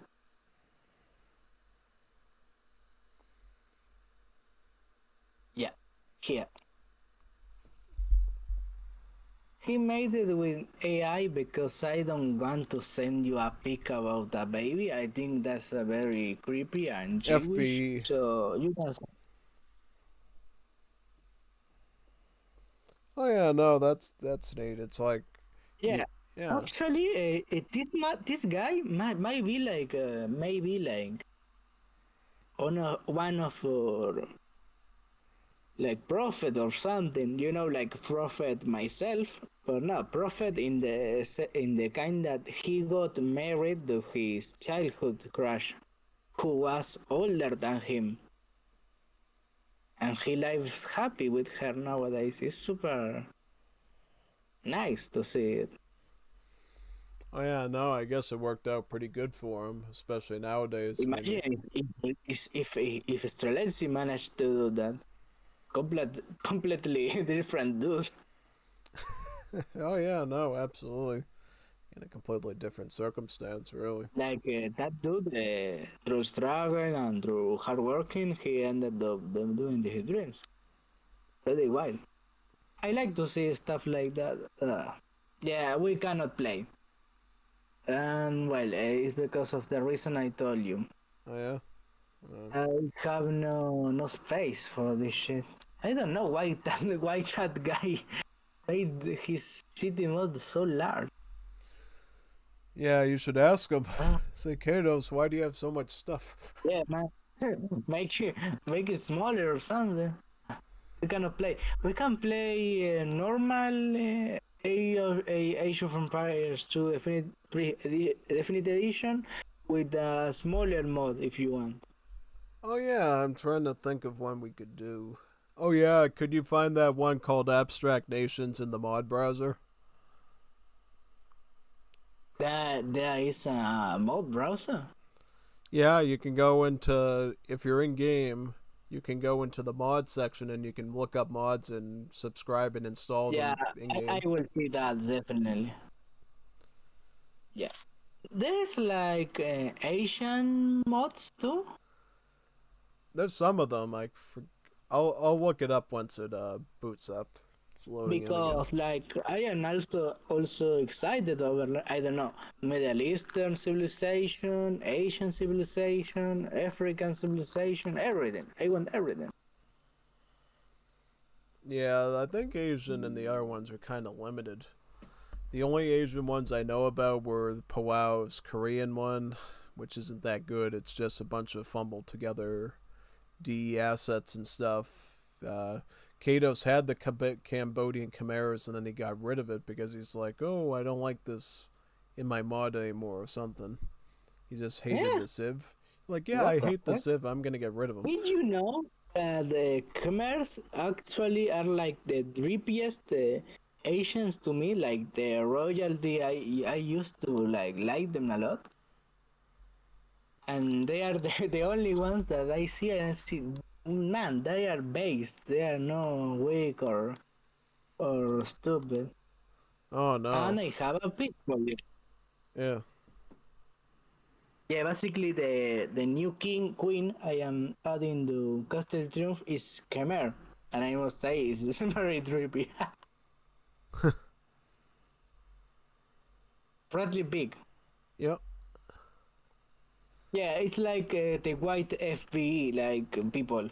Oh yeah. And No. they also wear bodies, so pretty nice. They got elephants. Super cool people overall. And in Age of Empires 2, they are very, very great civilization. Oh, they're one of the best civilizations. Like And people. super unique architecture as well. Yep, they built one of the I don't know best. why they, Built one I of the. don't know why they didn't add them to Age of Empires 3. Well, because World's Edge cut their funding, of course, because they thought that they thought it was too hard to add the Danish and the Polish, so I don't think they would have had the brains to do a civ like that. FB brain. Probably, yeah, just about. But the worst thing is they had it. FB have a brain, or does he have a fish brain? He has art supplies. Also, the new picture of the group is super hard. I set that up using the AI, and I kept playing over the video again and again until I could get the perfect scene of it. Yeah, I don't know what are you doing on the stream right now. I'm sorry if you are doing shit. I'm just trying to But load maybe the. a bit. I will see your stream too. Yeah. Because I don't even play with audio because I must regulate my voice or people hit me. I almost got hit by with the flip flop right now, so A flip flop? What happened? it seems I speak too loud. You speak too loud? Not really. Yeah, but in reality, you must speak loud to then refine yourself and talk better.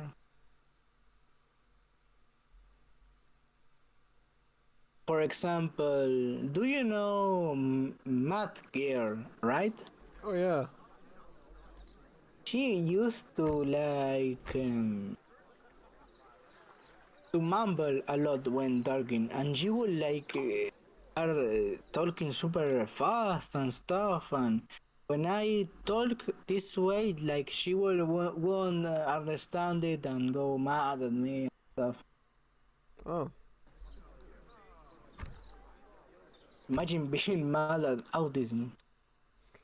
Oh yeah. Yeah, I know I am on the explorer stuff. So how does that mod called? I forgot. Oh, I'll find it for you. Let me see. So let me scroll here. It's called Abstract Nations Plus. Restore Monarchy.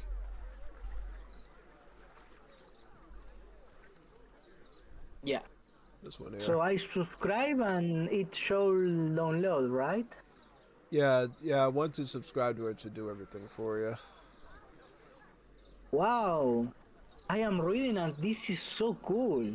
I mean, the quality is good or what?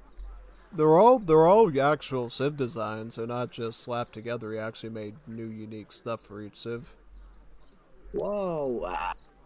We might play this shit. I like the shit. I can play as the BOC. As you know, it's Dominica pretty much. Yeah. Dominica Civ. Oh yeah, it's only about 7 megabytes too. It's not even that big.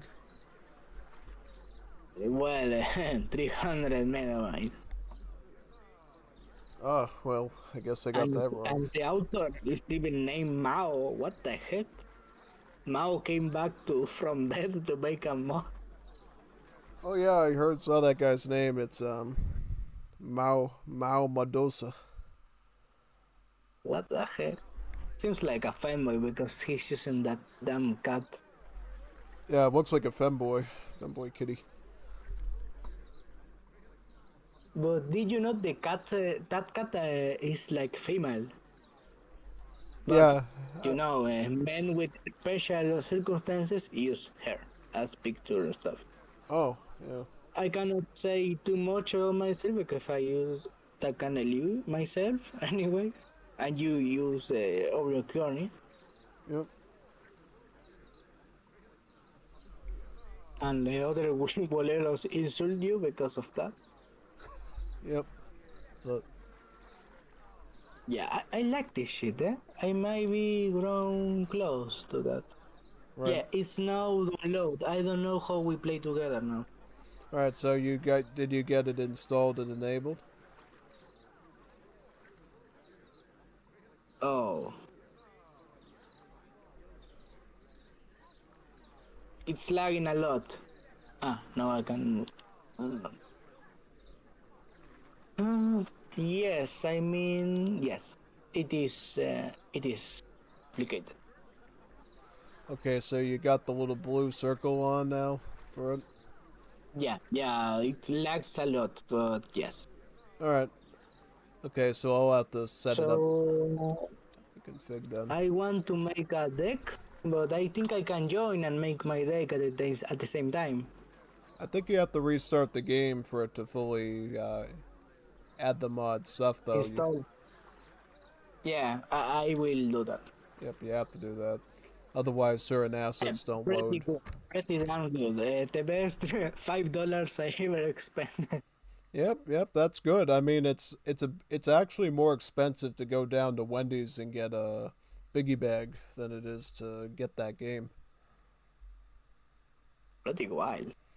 Yeah, like actual just I love basic it. fast food is more. Also, I got like the DLC for the African ones, the Mediterranean ones, Mexico and United States. I remember I was super mad at them adding them as separate DLC civilization. Yeah. I don't know why. I know they made the United States have a free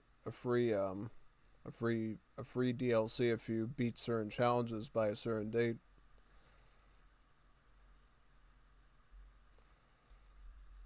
Well, let's see. Yes, I can see like it takes a bit more to load, but yeah, I love this shit.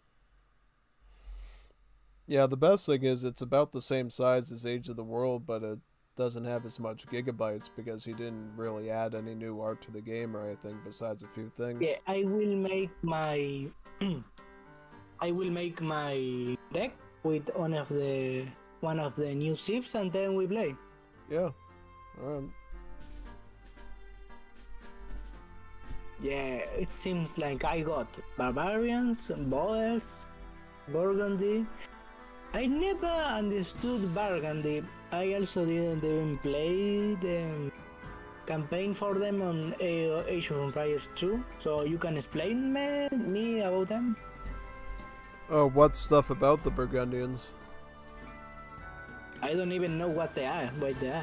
Oh, the Burgundians are the eastern part of France between Germany and it's sort of like it's basically eastern France, Luxembourg, and parts of western Germany.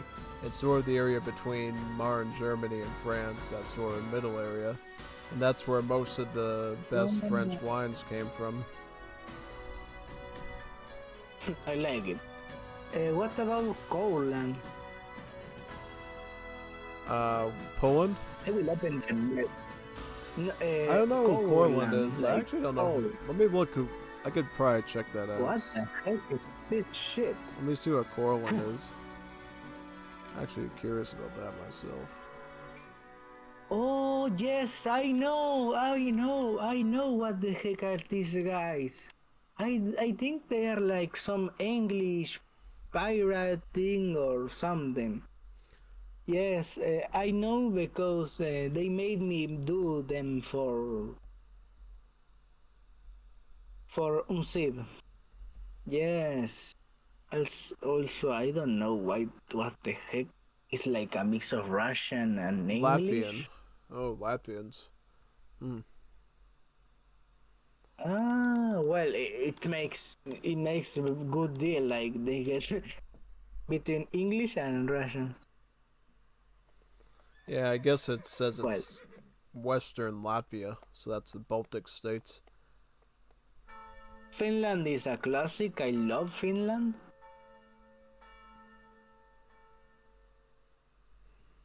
My only problem is that they seem to have like very few cards to play. Yeah, I guess that is the case with some of the civs. It feels like they could use a bit more stuff. Also, Hanseatic League. Yeah. Also, Hetmanate. Congolese. I will totally play as the Congolese. You could, yeah. Yeah, I used to like them. Not in the Age of Empires saga, but in Civilization saga, they're pretty damn good. Are you fine?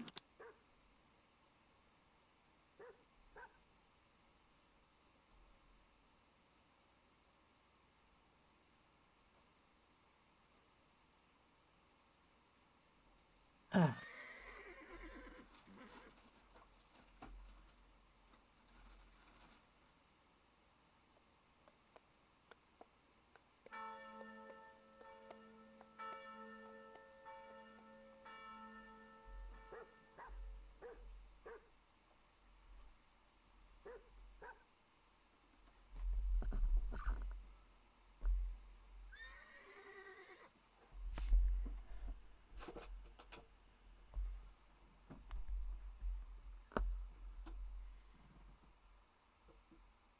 Are you fine?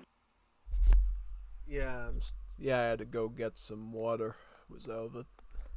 Yeah, I must do that actually. If you can wait a bit.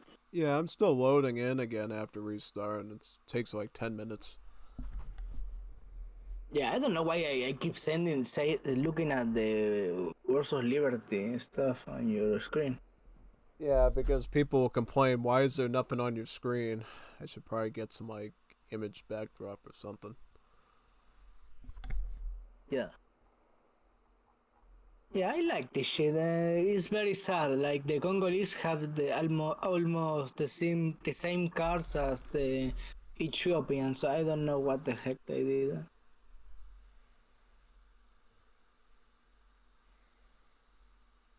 Probably a lazy part on the developer there, not changing the names of the icons or anything.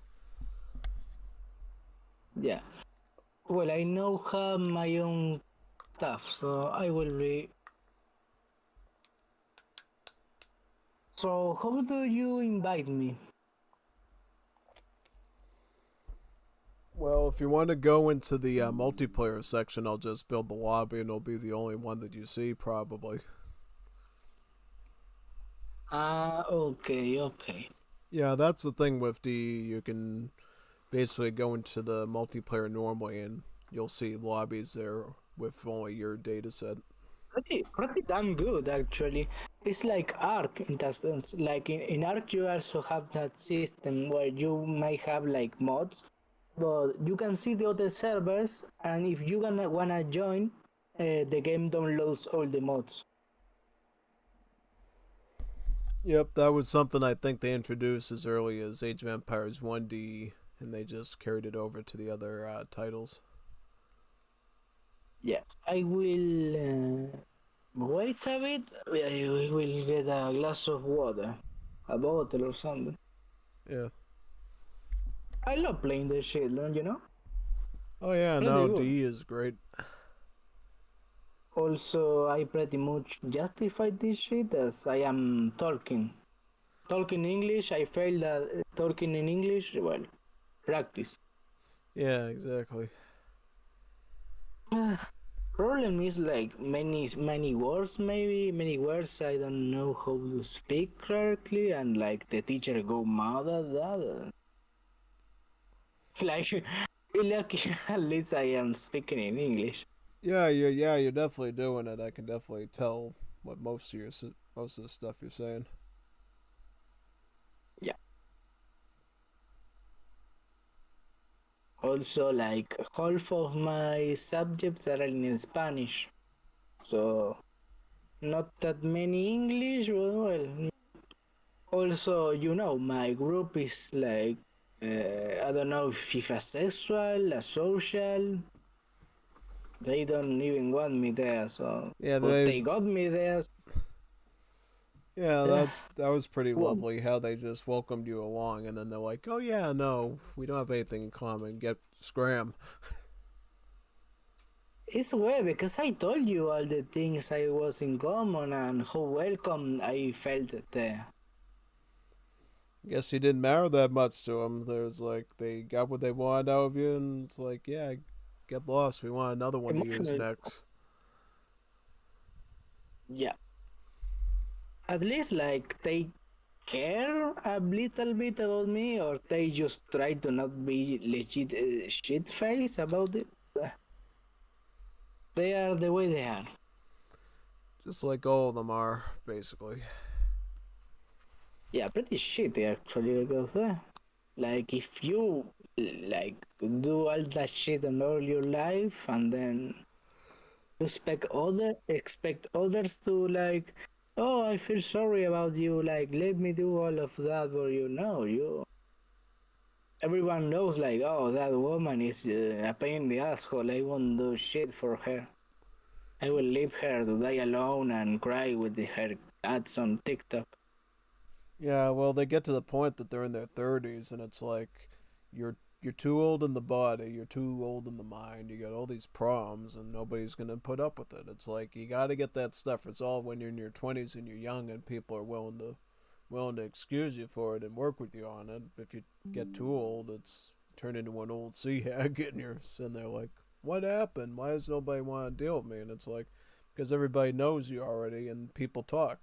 It's not like the old days and like back in the I don't know the 1950s when you didn't have cell phones and the internet. Nowadays, if you do something messed up, people talk. They talk about it online. They talk about it in chat rooms. They're like, "Oh yeah, I remember that woman. She was a real nasty one. She ate my food and did this and that." And then you get that reputation, and then you're screwed. She ate many gummy worms. Well, it's nothing wrong with eating gummy worms. I mean, eat plenty of gummy worms and get nice and chubby. That's nice. I will go get that bottle. Don't talk because people may freak out here and say, "Oh no, the English are invading Buenos Aires," The and English they are will prepare the boiling water or something. You know. the English are invading. Yeah, the English are invading. Yeah, they hear English and they are no invading the Falklands.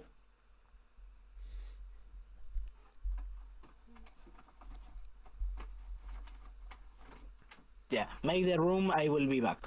Yep, that's low now. Yeah, well, we're trying to figure out what mod to do. I guess we're gonna do that abstract nations one again. That should be fun. Yeah. I really wanted to do Age of the World with them, but unfortunately, Kato's put so much. Space. What? You're already back? No, Mambo, shut the fuck up. Because I was about to go, I just speaking again. Oh, I started hearing you, and I'm like, what's going on? I thought he went to go grab something. I'm like,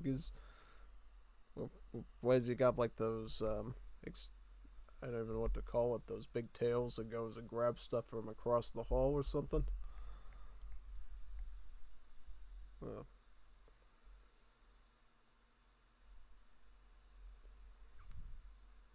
Yeah, well, as soon as I get in, I'm sending that lobby up. I already got some decks already, but I don't know. So which ones do I have? I have an Austria, I have the Habsburg deck, Scotland, Burgundy. I think I have a Canadian deck that I was going to do, but Gormison had to leave, and then had to do Wars of Liberty. So, okay, it's ready now. Let me get out of this. Let me get out of this right now. Get out of Wars of Liberty. There we go. Good. And get talking. Ah. Stuck in Yeah, no, now I'm back. Oh, great. Good. Yeah. I was like picking some orange to eat right now, and you were still talking. Oranges? Imagine if we got FBE though. Orange, yeah, I eat the orange. At this hour? It's like midnight. Why not? Orange at midnight. Why not? Oranges at midnight. I wouldn't do that because of the fiber content, because I'd be worried it's like 4 in the morning, you're sleeping, and then you have to get up in the middle of the night. It's probably a really annoying situation. I don't prefer eating orange. What are you talking about? Wingrace, maybe your American orange with pollution on it, but this don't give you that. Yeah, pesticides. Almost, almost poor fiber is this shit. Yep. The lobby. Yeah, I will jump. Alright, the lobby is up. What do I do this time? Switzerland. Wonder how close they are to the Napoleonic era. Oh, the flag is fucking ugly. Well, it seems like I get a bit of the uniques. What about you? Yeah, I guess so. I'm trying to look through these cards. You know the Italian unit, the Bersaglieri, is super strong. Oh yeah, no, they blow the trumpet and stun stuff.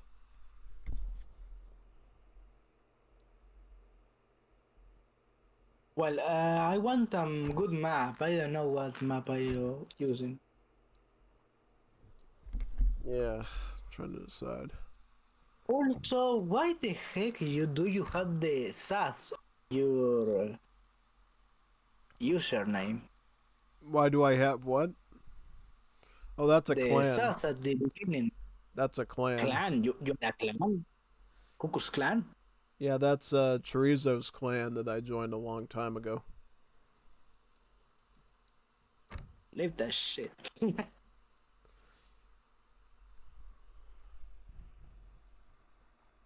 He still plays? Jory? I think he does every now and then. He doesn't do it a lot. He streamed tonight. I don't know what he was doing.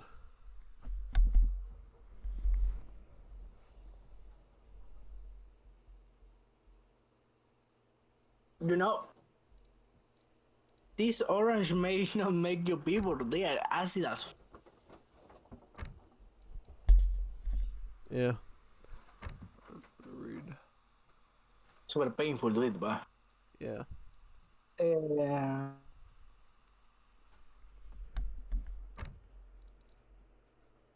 Yeah.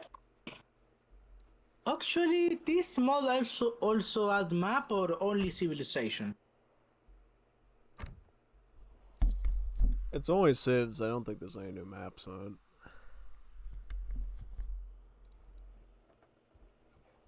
And if we got to play a scenario, we could use these ships. Most likely, yeah. That's very OP, you know? Like how versatile it ends up being. Oh yeah, big time. It's super OP.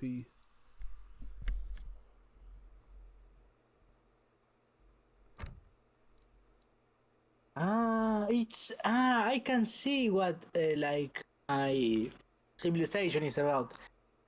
It seems I make alliances with African tribes to advance ages.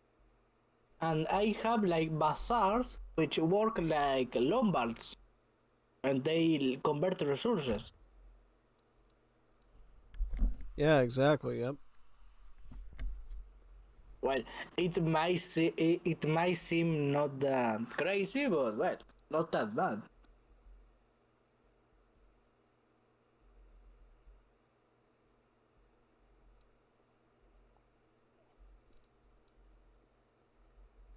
Hey, what are you doing right now? I'm putting together a deck for Switzerland. I haven't used this one yet. Sorry. I thought you were like, I don't know, ready or something.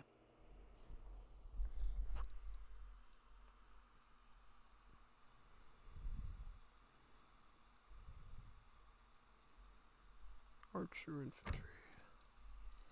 I see a lot of parallels to Napoleonic era in here. I remember some of those card icons from NE, so I guess he's a Napoleonic era fan. Yeah, instead Switzerland and the rest.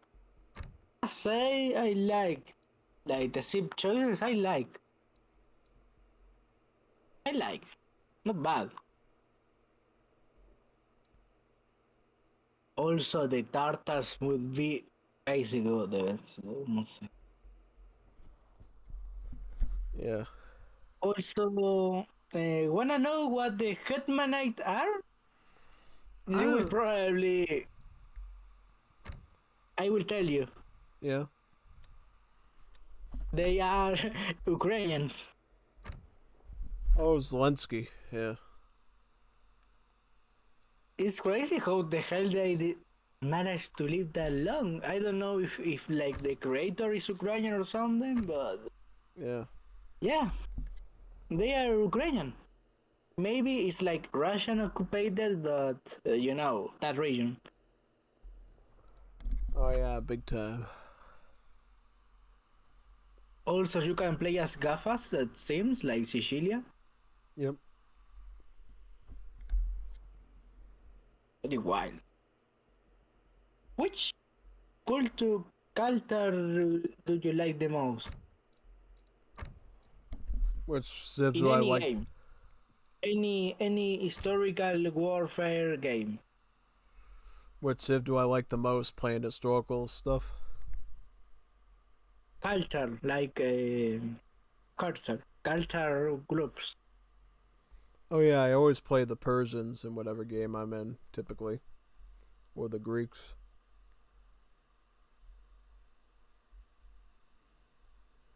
So ancient civilization, I assume. Well, Persia could be modern too, just like Wars of Liberty. You can play them in Well, the you know, Persia has been existing for humanity existent pretty much. same thing with the Chinese. I play the Chinese a lot. Yeah, it's pretty crazy how actually the Chinese survive so many civilizations at this point. I think they only need to survive the Indians to be like the oldest civilization.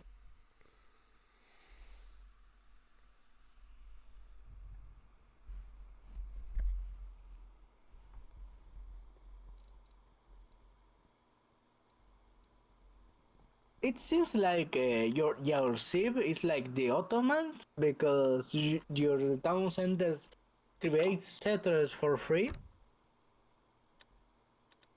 Well, I like it. I like what I am seeing. Yeah, this It's a guy, good map. he designed these things pretty good, honestly. I was expecting it to be like run of the mill basic stuff, but he actually put some time into the Civ designs and the card ideas, and put some good stuff together. So that's why I was like, Let's see. yeah. I hope it's good. I don't know.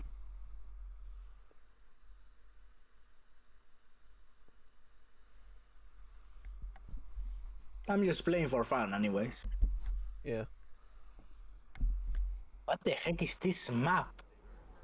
Unknown. What the heck? I am very negro. I can say that. Yeah. I am very black. And not much.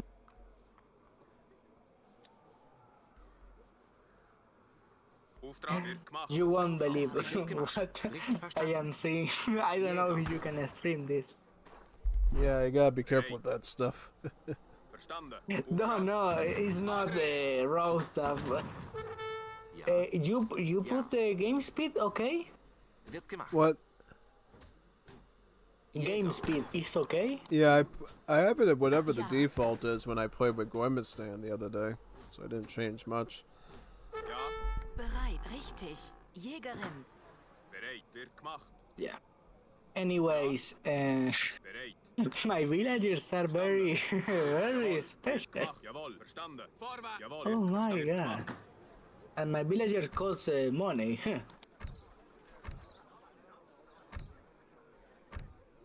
Auftrag. Jawohl.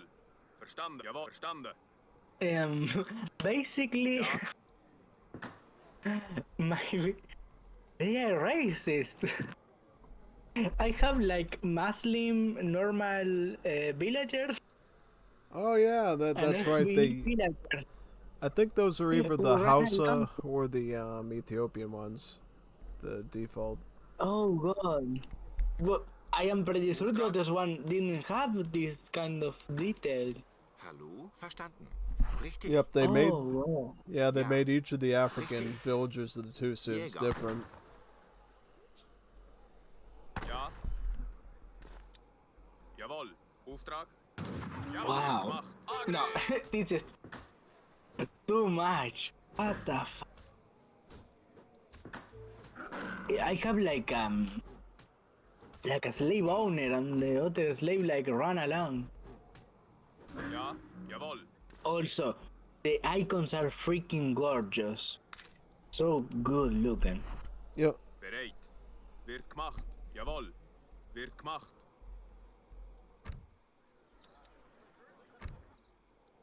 Ja. Jawohl, verstanden.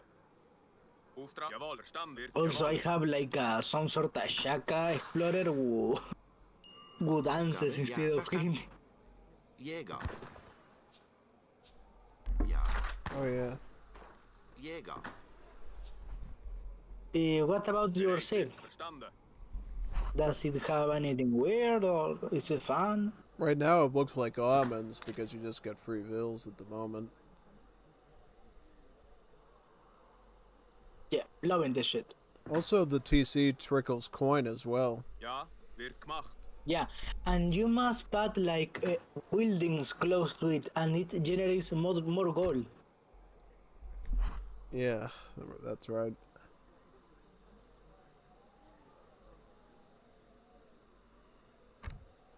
Also super offendful because they don't even, the slaves don't even build anything. Like they are just, I don't know, black or something. Poor people. Bereit, jawohl, jawohl. Wird gemacht. Jawohl. Verstanden.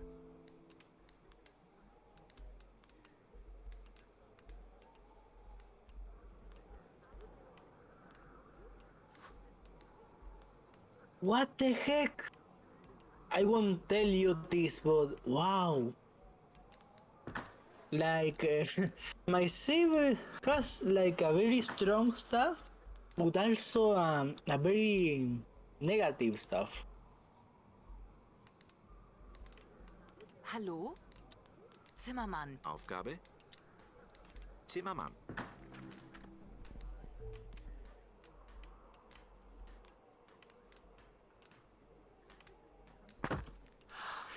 Aufgabe verstanden. Ja. Jäger.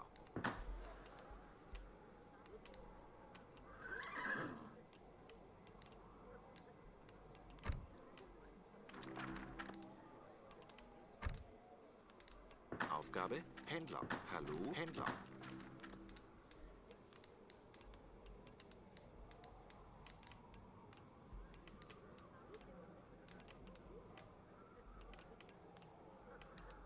Yeah, I love this shit. Super weird. Also pretty damn good.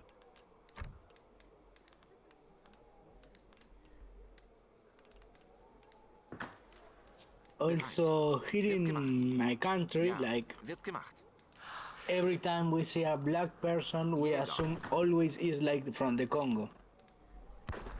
Oh, that's interesting. Must be historically then. I don't know your case. I don't know which African you always say. Well, for us it would probably be West Africa because that's where most of the slave trade happened in the Americas was from West Africa. They were very like obedient and stuff and loyal. I don't know what the hell happened in America. North America. Like I know in South America they went to Brazil.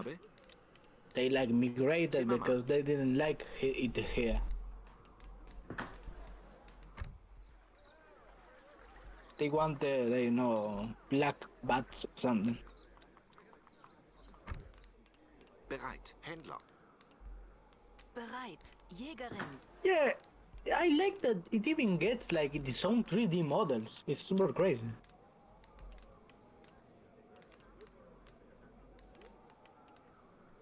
Yeah, and the economy is pretty damn good. I should make...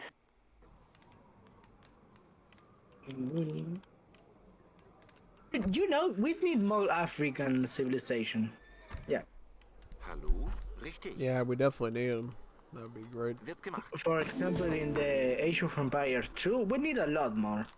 Because there's a lot of fun shit that we could get, like a slave system, for example. Aufgabe? Holzfäller.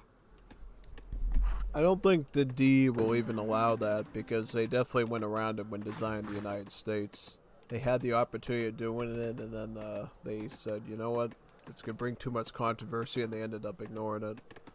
Because I remember that was one of the things that Septifolia said. He said he wished that War's Definitive Edition would have like included and tackled it, so that way people would know more about it. But I guess because they didn't want to get the people upset, they're like, yeah, no, let's assume it never happened and make it look like a fantasy thing.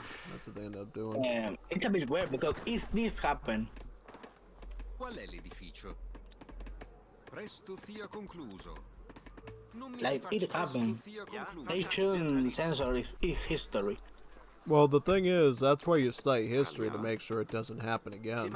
If you don't educate people about if somebody comes along and tries to trick them into something, then you might get another instance of it, and then you won't know what it looks like. Yeah. Slave of Hololive.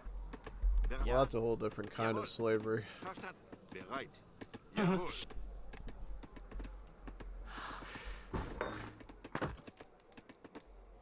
Yeah, I love this scene. I don't know if it is OP or something. Pretty damn good. Sì. Gli italiani migliori il fanno.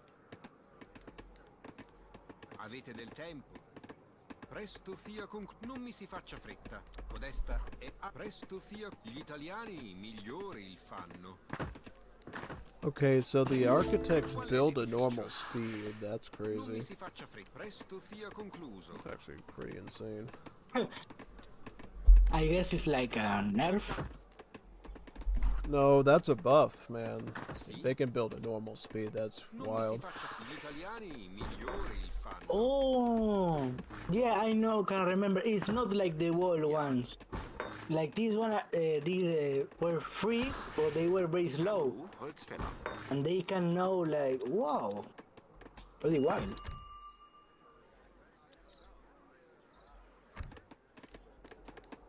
Auftrag, jawohl.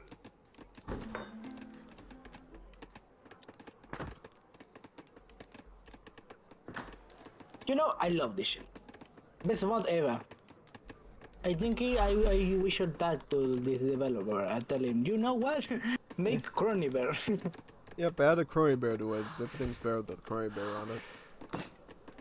Auftrag? Sorry.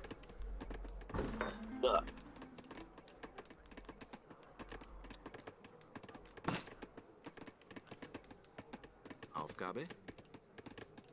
Yeah. So, yeah, you are now in second page, so I should more houses. Zimmermann, Zimmermann. Bereit. Zimmermann.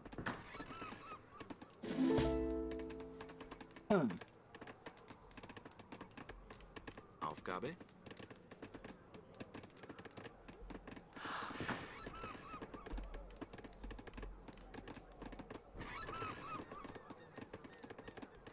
I have a monkey. What the heck? Bereit. Super racist. Cannot be more racist. I love this shit. You have monkeys. You can commit evil stuff. And that's best mod ever.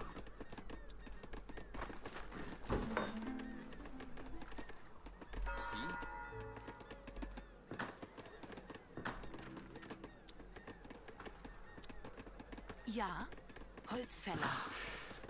Hallo? Auftrag wird gemacht. Ja, verstanden.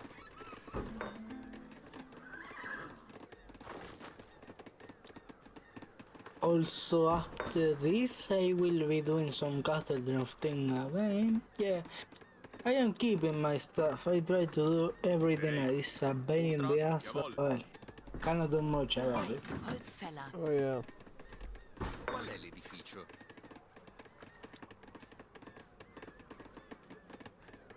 Imagine when I grow old and they say, you know what, all the shit I could have been doing instead of English Institute. Oh yeah, that's what everyone does. They go through it and then they realize at the end, like, dang, I didn't get anything done.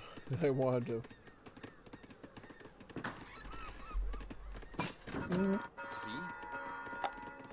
Pretty sad.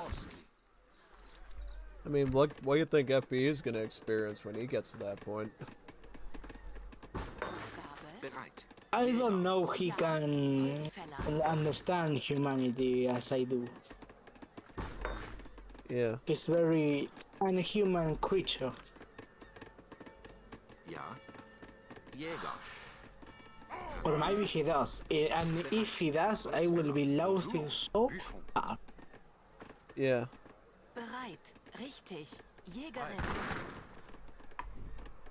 I don't know what. I don't know about you. About what? Be crying alone. He does when there's typhoons. Which sound do you think he will make? That's a good question. I don't even know. What? The name of the cars are so good. It's like suck the feet of the French or something like that. What the hell, bro? Poor people.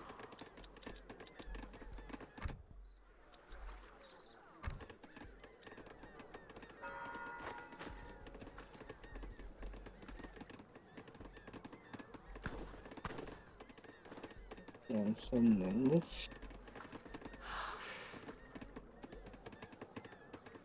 Yeah, I like this. Yes, it plays smoother too. Yeah. At least in my case, I don't know if you are lagging or something. Like it's Also, pretty the normal. fact that Yeah, lag's pretty normal, D.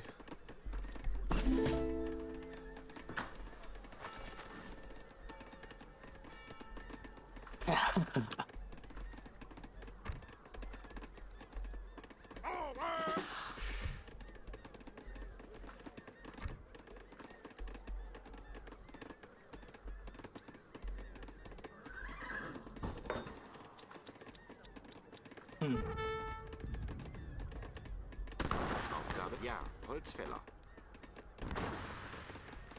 Richtig. What the hell? My warrior has a rifle, but Chasseur. I didn't know.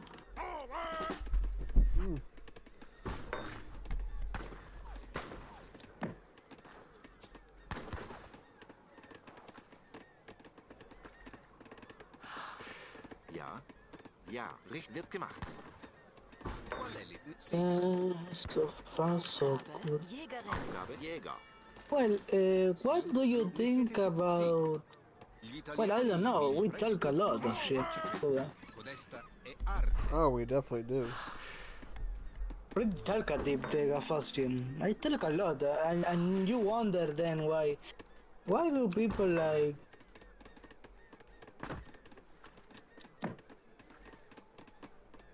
Yeah, and even so, you have people that really dislike me. For example, my friend group has that weird problem with me. They have problems with you? Yeah, we are not the same and stuff like that. Votre ordre? Oh, that's weird. Maçon. As far as I know, it's very versatile. It's not just shit I like. Si.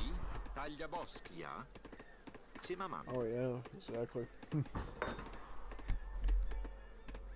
Not like XP with FP who comes, I don't know, wants to kill woman, I don't know. Do what? Right? Not like FB who wants to kill woman, I don't know what he wants to do. I don't know, FB. What do you think he will do with such power? I think he will make a mouse, say brown. Zimmermann. Aufgabe. Zimmermann. Yeah, I think that's pretty much it. Very brown. As brown as Mackenzie. I don't know what the hell happened to that shit. Yeah, that's a good question, actually. And I kinda do not care a lot. I try to not think of it. Ring on the other hand, like thinks of it a lot. Ja. Richtig. Verstanden. I don't know why. It feels like it's the best example for stuff. Oh yeah, exactly. Bereit. Verstanden. Bereit. Vorwärts. Jawohl. Angriff. Ja. Jawohl. Vorwärts. Let's see. I have like I don't know what the hell are those people.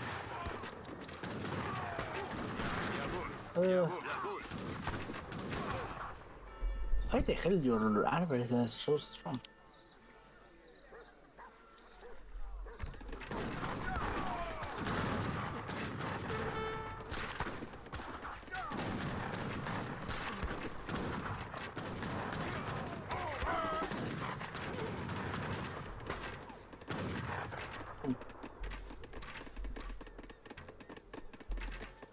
Auftrag. Wird ja binnen. Jawohl. Ja. Angriff.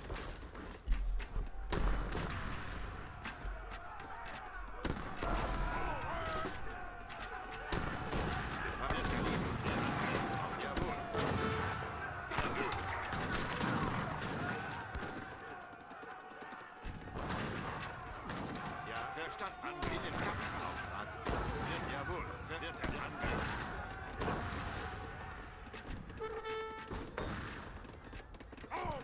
Ja.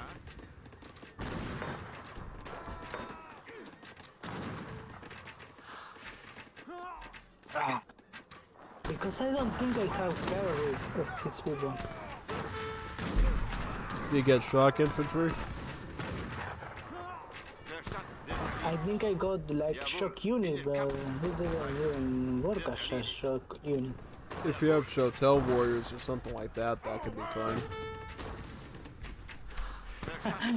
I use it. Instead of Shotel warrior, it's Quilombo warrior. And it's a trash unit. Yeah. I don't know, man.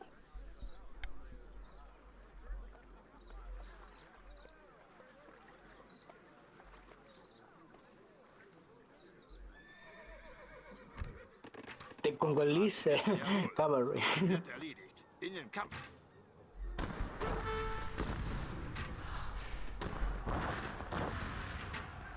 What the heck? This shit is bugged. Oh no. No, I don't actually have horse stuff. Yeah, I have these people. I don't know. They run pretty fast, though. Ooh, I like this. Let's go back and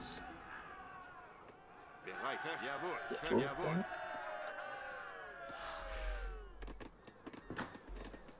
Hallo? Ja. Zimmermann. Bereit. Richtig. Zimmermann. Ja. Verstand. Wird erledigt. Jawohl. Ah, no.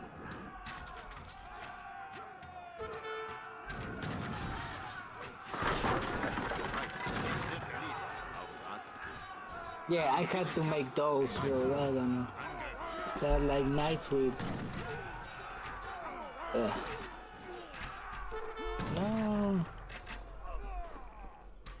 Super strong ballistas. Oh yeah, yep, crossbowmen. Let's see what I can do. Jawohl. Verstanden. In den Kampf. Those. Auftrag. Jawohl. Verstanden. Ah. Hallo? Hallo? Richtig. Yeah, at least it's not. Zimmermann. And also there is a FPE civilization, right? Oh yeah, yep, I got that mod too. This the World Yeah, you Expo one. can after we play, you can send me all the mods, so Yep. I try and see which one I can download.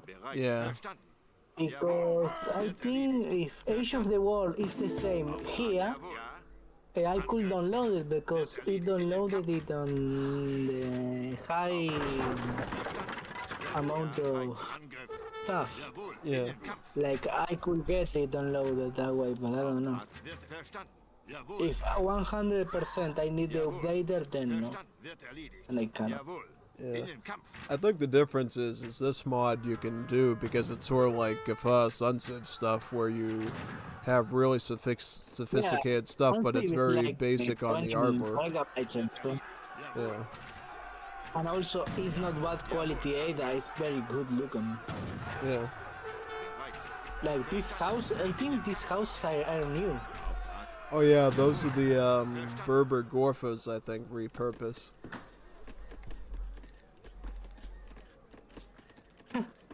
They look pretty good. Zimmermann. Zimmermann. They're the Zimmermann. houses that they Zimmermann. used in the Star Wars series in the prequels for Tatooine and Mos Espa. They used those exact houses and Really? designed them off of those. Really? Yep, because if you go to Tunisia, you can actually visit the sites in Tunisia where they recreated Mos Eisley, Mos Espa, and the Lars Homestead in Tunisia. Those are actual real Yeah. places that are still there now. Let me do one last attack. Yeah, absolutely. And then we say today. Alright. Yeah. I'm preparing something I think you will like. Also, I will share you my civilization weakness. Also, apart from weak ship unit, my slaves, you can convert them by passing by. So I must keep or the owner or some units to keep it loyal. Oh, so they're like herdables? Oh, okay. Yeah, pretty well. They are very fast, like Usain Bolt.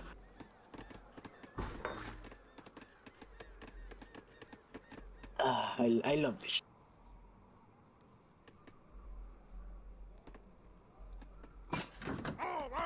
Yeah. Now I have a little.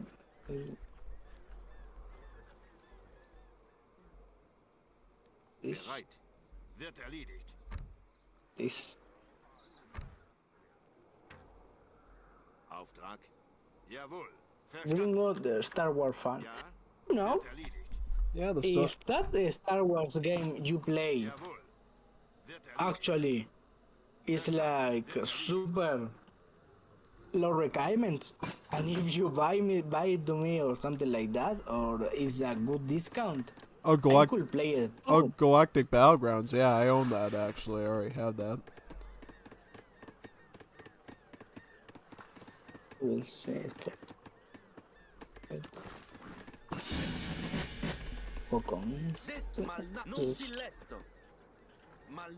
Yeah. I will see. My army is almost ready. Wait a bit.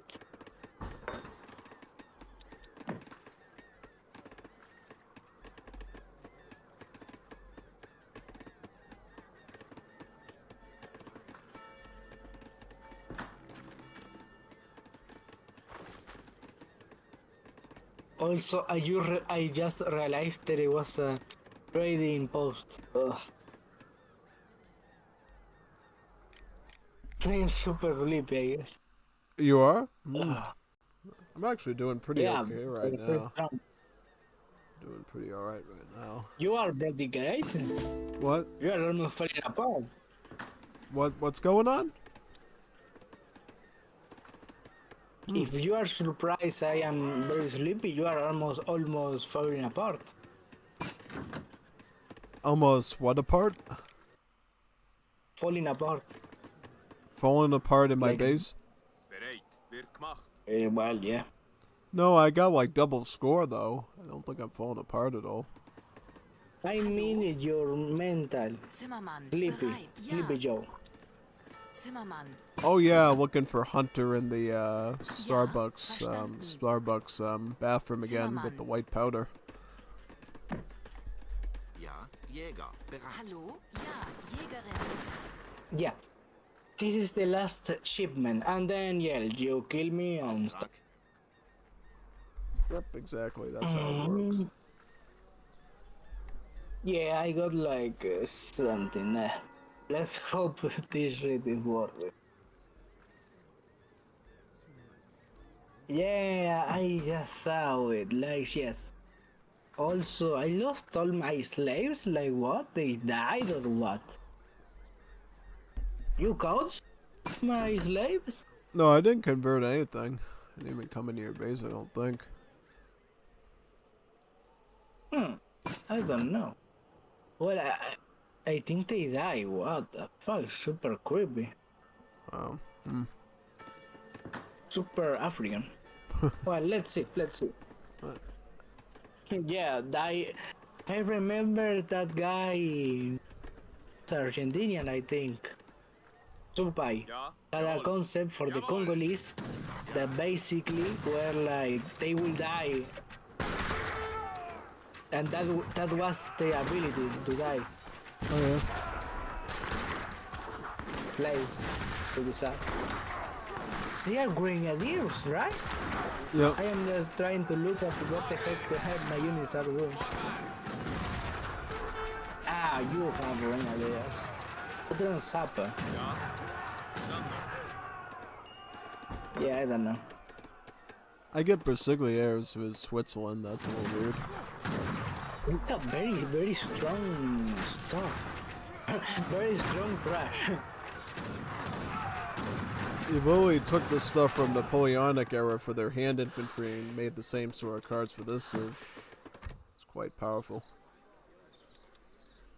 I don't know if you wanna bomb the twins.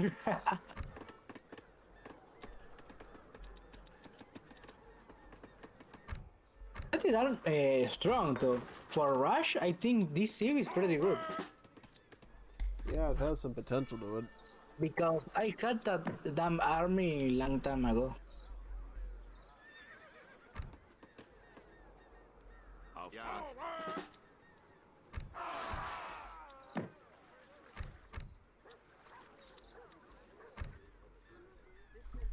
Well, try to kill me now. I have I don't know. Yeah. 3 minutes. And then now. Very strong shit. Mounted crossbow, man. Yep, that's one of the new units that he added to his new common units you can get with multiple civs. Not bad. They get their own unique multipliers and stats and stuff that makes them different than the dragoons. I love the dragoons.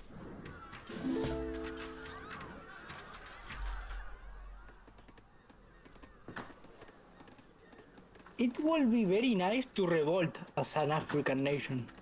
Oh yeah. It would have been a good addition into the DLC. At least you can get the revolt. You can get the revolt as the Dutch and the British in this game in the vanilla section. And you become...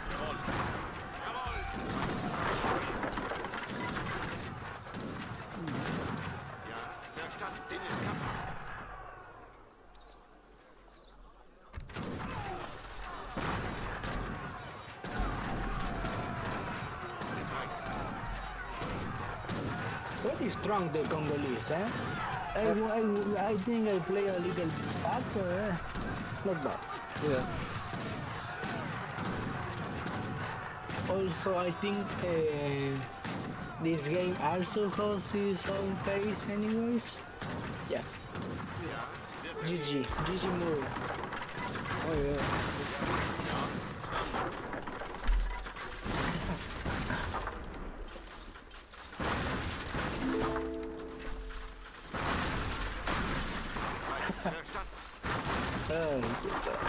That would be crazy. Imagine talking to that shit and she telling you, "I crony of my girlfriend."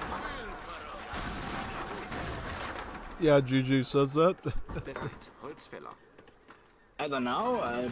The people on my server, I would say that it's like this perfect ship.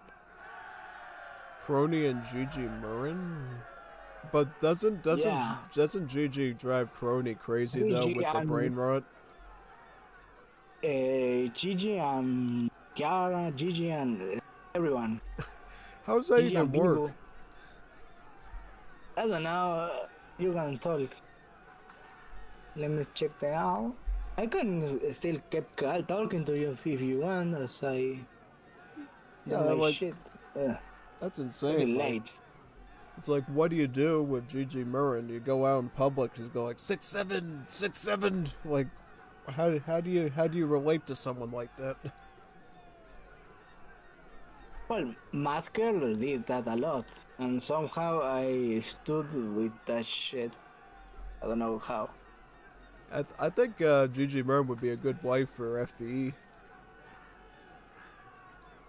I don't know. She will think he's very ugly, though. Like even for Gigi standards. Oh yeah, no, Gigi's To me, is a too gremlin. ugly. I think FBE is even worse than a gremlin. FP is a chimp man. Yeah.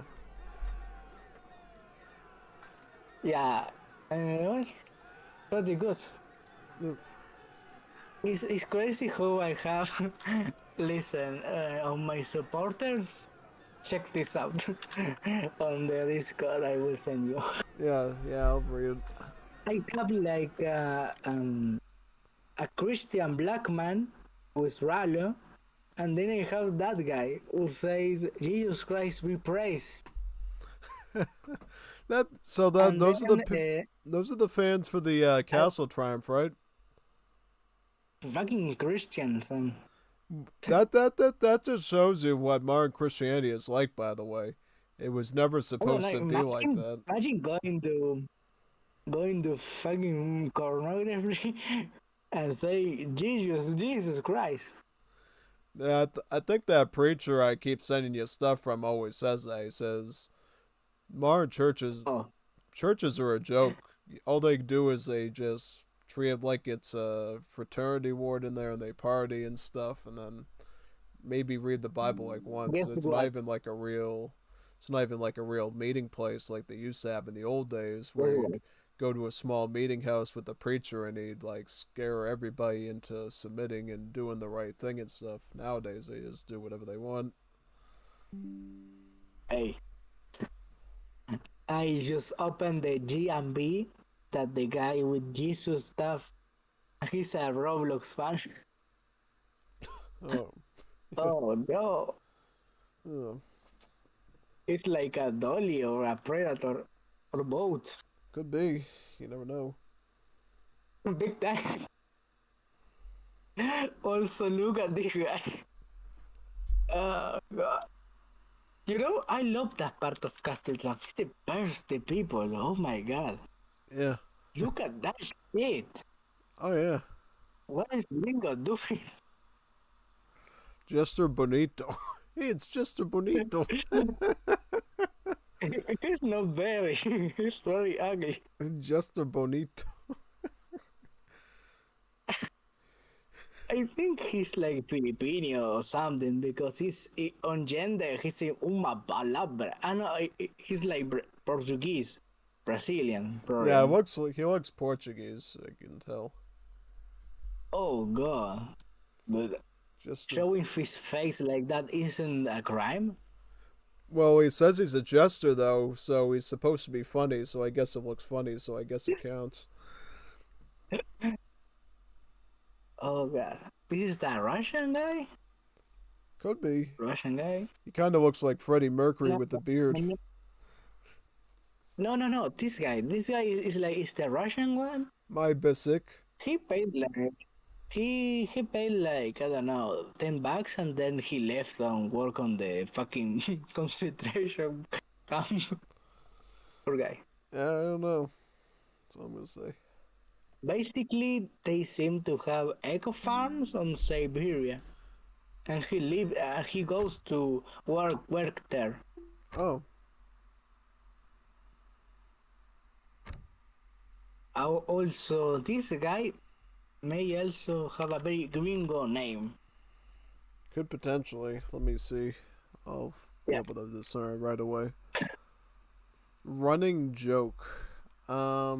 I mean, that's not necessarily American. I mean, that's English in general. Running joke. I've never heard that. Fucking English for England? Well, yeah. I mean, the joke and running are basically an adverb and a noun. So technically, it could belong to any English speaker. Yeah. Did you know, by the way, that this guy was one of the first person to support my game. Yep, And also, I remember him. Yeah, I think. Yeah, and and he lives alone. He cooks food because the woman he married pays the bills and works for everyone. Oh wow, that's tough. I don't know if he won in life or if his wife is a trans wife. I don't know. Yeah, well, I mean, some women can keep the household and work hard and stuff like that, so they do what they have to Imagine do. if a woman was so eager to work for a guy. I never. Too much stuff though going on. I cannot even understand. Yeah. Imagine if Crony Bear did that to a guy. Oh yeah, big time. Crony bear. Yeah. Yeah, and now I see the stuff here. It's like Takane Louis talking to Crush. Crush telling to no kill the fans with the That sword. that's the thing though. Like, what do those talents really think about their fans? Like, for real? Like, if they, God forbid, ended up in a situation where they're, because there have been a lot of Like situations where those girls like fly between Japan and Canada and America, and they actually end up sitting next to the Holo fans with all the merchandise on themselves, and they have to like be careful not to talk or that's speak. very messed up. Do you know why? Because what if one day they catch them? I guess it's like the Grace guys, no, where there's a rampage and stuff. Ugh, that's scary. That can happen. It's happened to, you know who that almost happened to, that Camilla, that one that had the family that died in Lebanon. She had that stalker go to her place and actually started doing it while she was on stream, like throwing rocks through a window, and she could hear him breaking through the glass and stuff, and she had to like call the cops, and she went frantic and stuff and started crying and stuff for her life. Because that's pretty. Very, I mean, at very least. Muslim behavior. Yeah, I mean, at least in that situation, you have witnesses to know that you're there.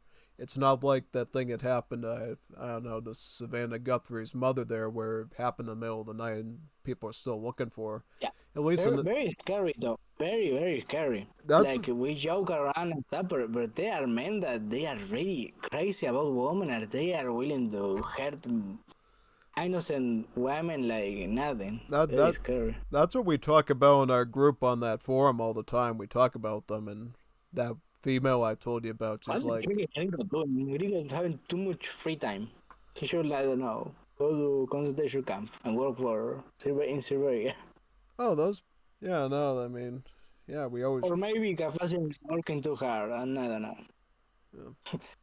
Gafasin dying at age early because he worked a lot. Well, fat sister and mom were lazy and eating poop, and I don't know. Yeah.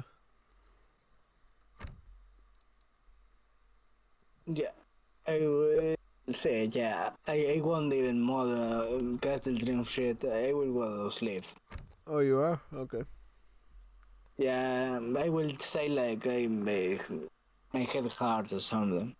Yeah. Yeah. Something else you wanna say? Because I will go to sleep. I'm trying to think. Trying to think. Hmm. Ah, yes. What was your first impression of Gaffers in English?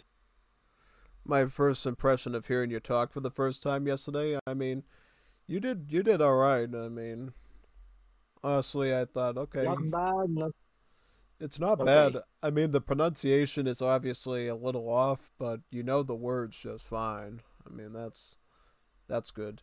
Because sometimes you have people in, like Tamby, for instance, used to do a broken English sometimes and just didn't know some of the words, and she wouldn't be able to go into full conversations. But you at least know the phrases that you need to say, and you know enough to be able to talk about normal stuff. Some people just don't know enough vocabulary to have Talking like a about decent conversation. political sexualism, Jewishism, Judaism, son. liberalism, FBism. FBism. I Yeah. think beyond normal ways of talking. Like if I talk to a girl, for example, you won't talk half about that shit. Talk about fish with girls? You want to talk about fish with them? No, like if I talk to girls, they won't even talk about all these type of topics and stuff. No, that's like they will now talk about pink or something or dumb shit. all they talk about is And I know. Hollywood actresses and Taylor Swift. That's it. Yeah, exactly.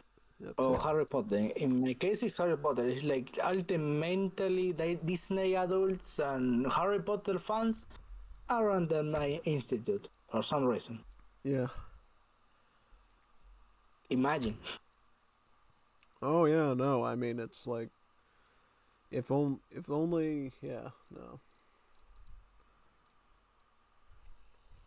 I will ship the ringer to show them English. Show them English. English from the fucking snow. Yeah, snow English. I dressed you up as a caveman. I say this man is a caveman. Yeah. He's super ugly and retarded as caveman. Caveman is a caveman. Caveman, yeah, Captain Caveman. A very intellectual one. Oh yeah, no. Skirms and H2. You should. I don't know. I don't have like the games to tell him, but you can text FE that he should like join us sometimes. Who will join us sometimes? FP?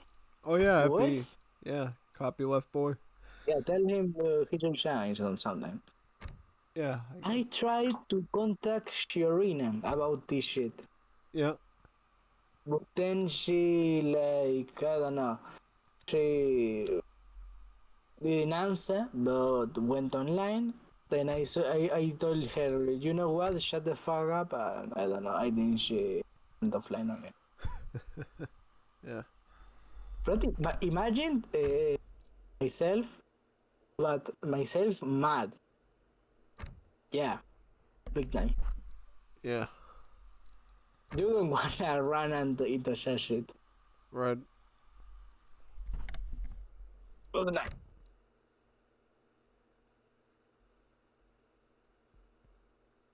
Cannot even hang up on the fucking PC. Oh yeah.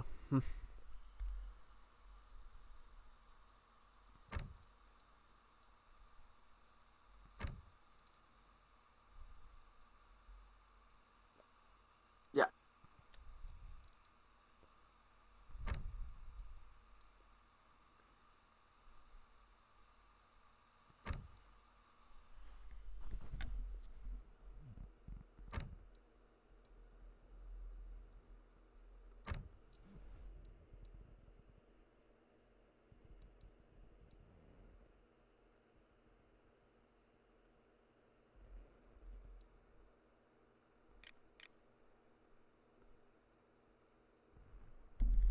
Well, that was interesting.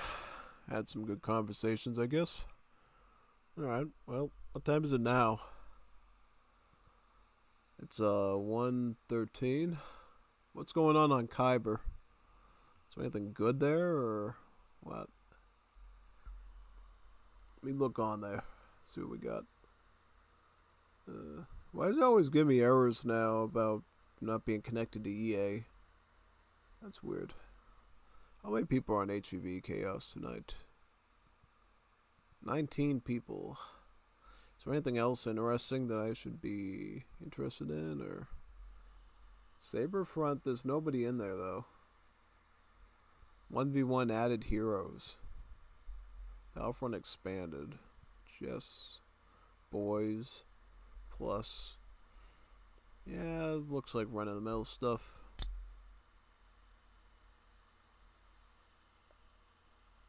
I don't know. I don't know, man.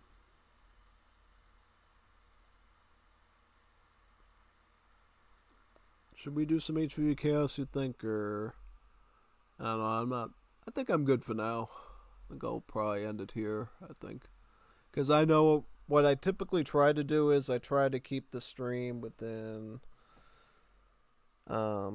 8 hours, but because I'm obviously not going to reach that goal today, I don't really care about the time of today's stream that much, just because you know what I'm saying, yeah. Cossacks, counter dragoons. Oh, I'm trying to like. I mean, unless you want me, let's do some decks together. That'd be cool. I'm just looking through some cool stuff here.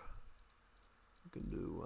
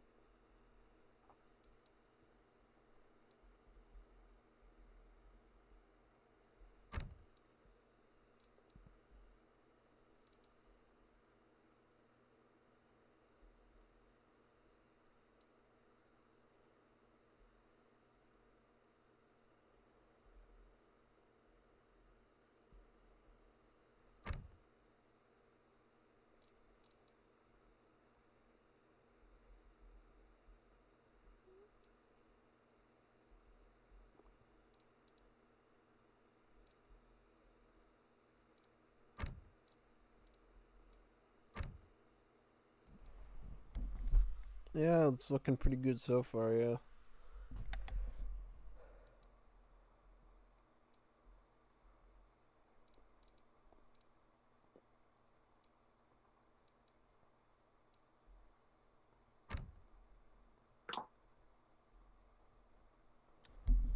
Trying to see what says look decent here.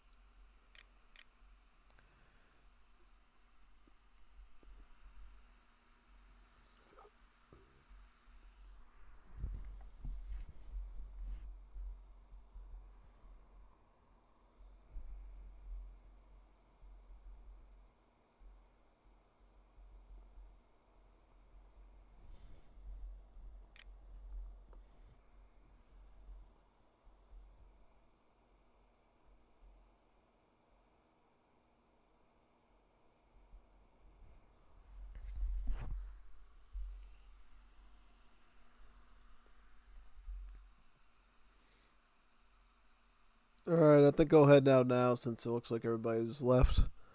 Sounds good? Okay. Well, anyways, I'm signing off now. Thank you for coming, everyone. Should be good. I can't wait to play all these Civs with someone. Should be really awesome. Totally. So, yeah.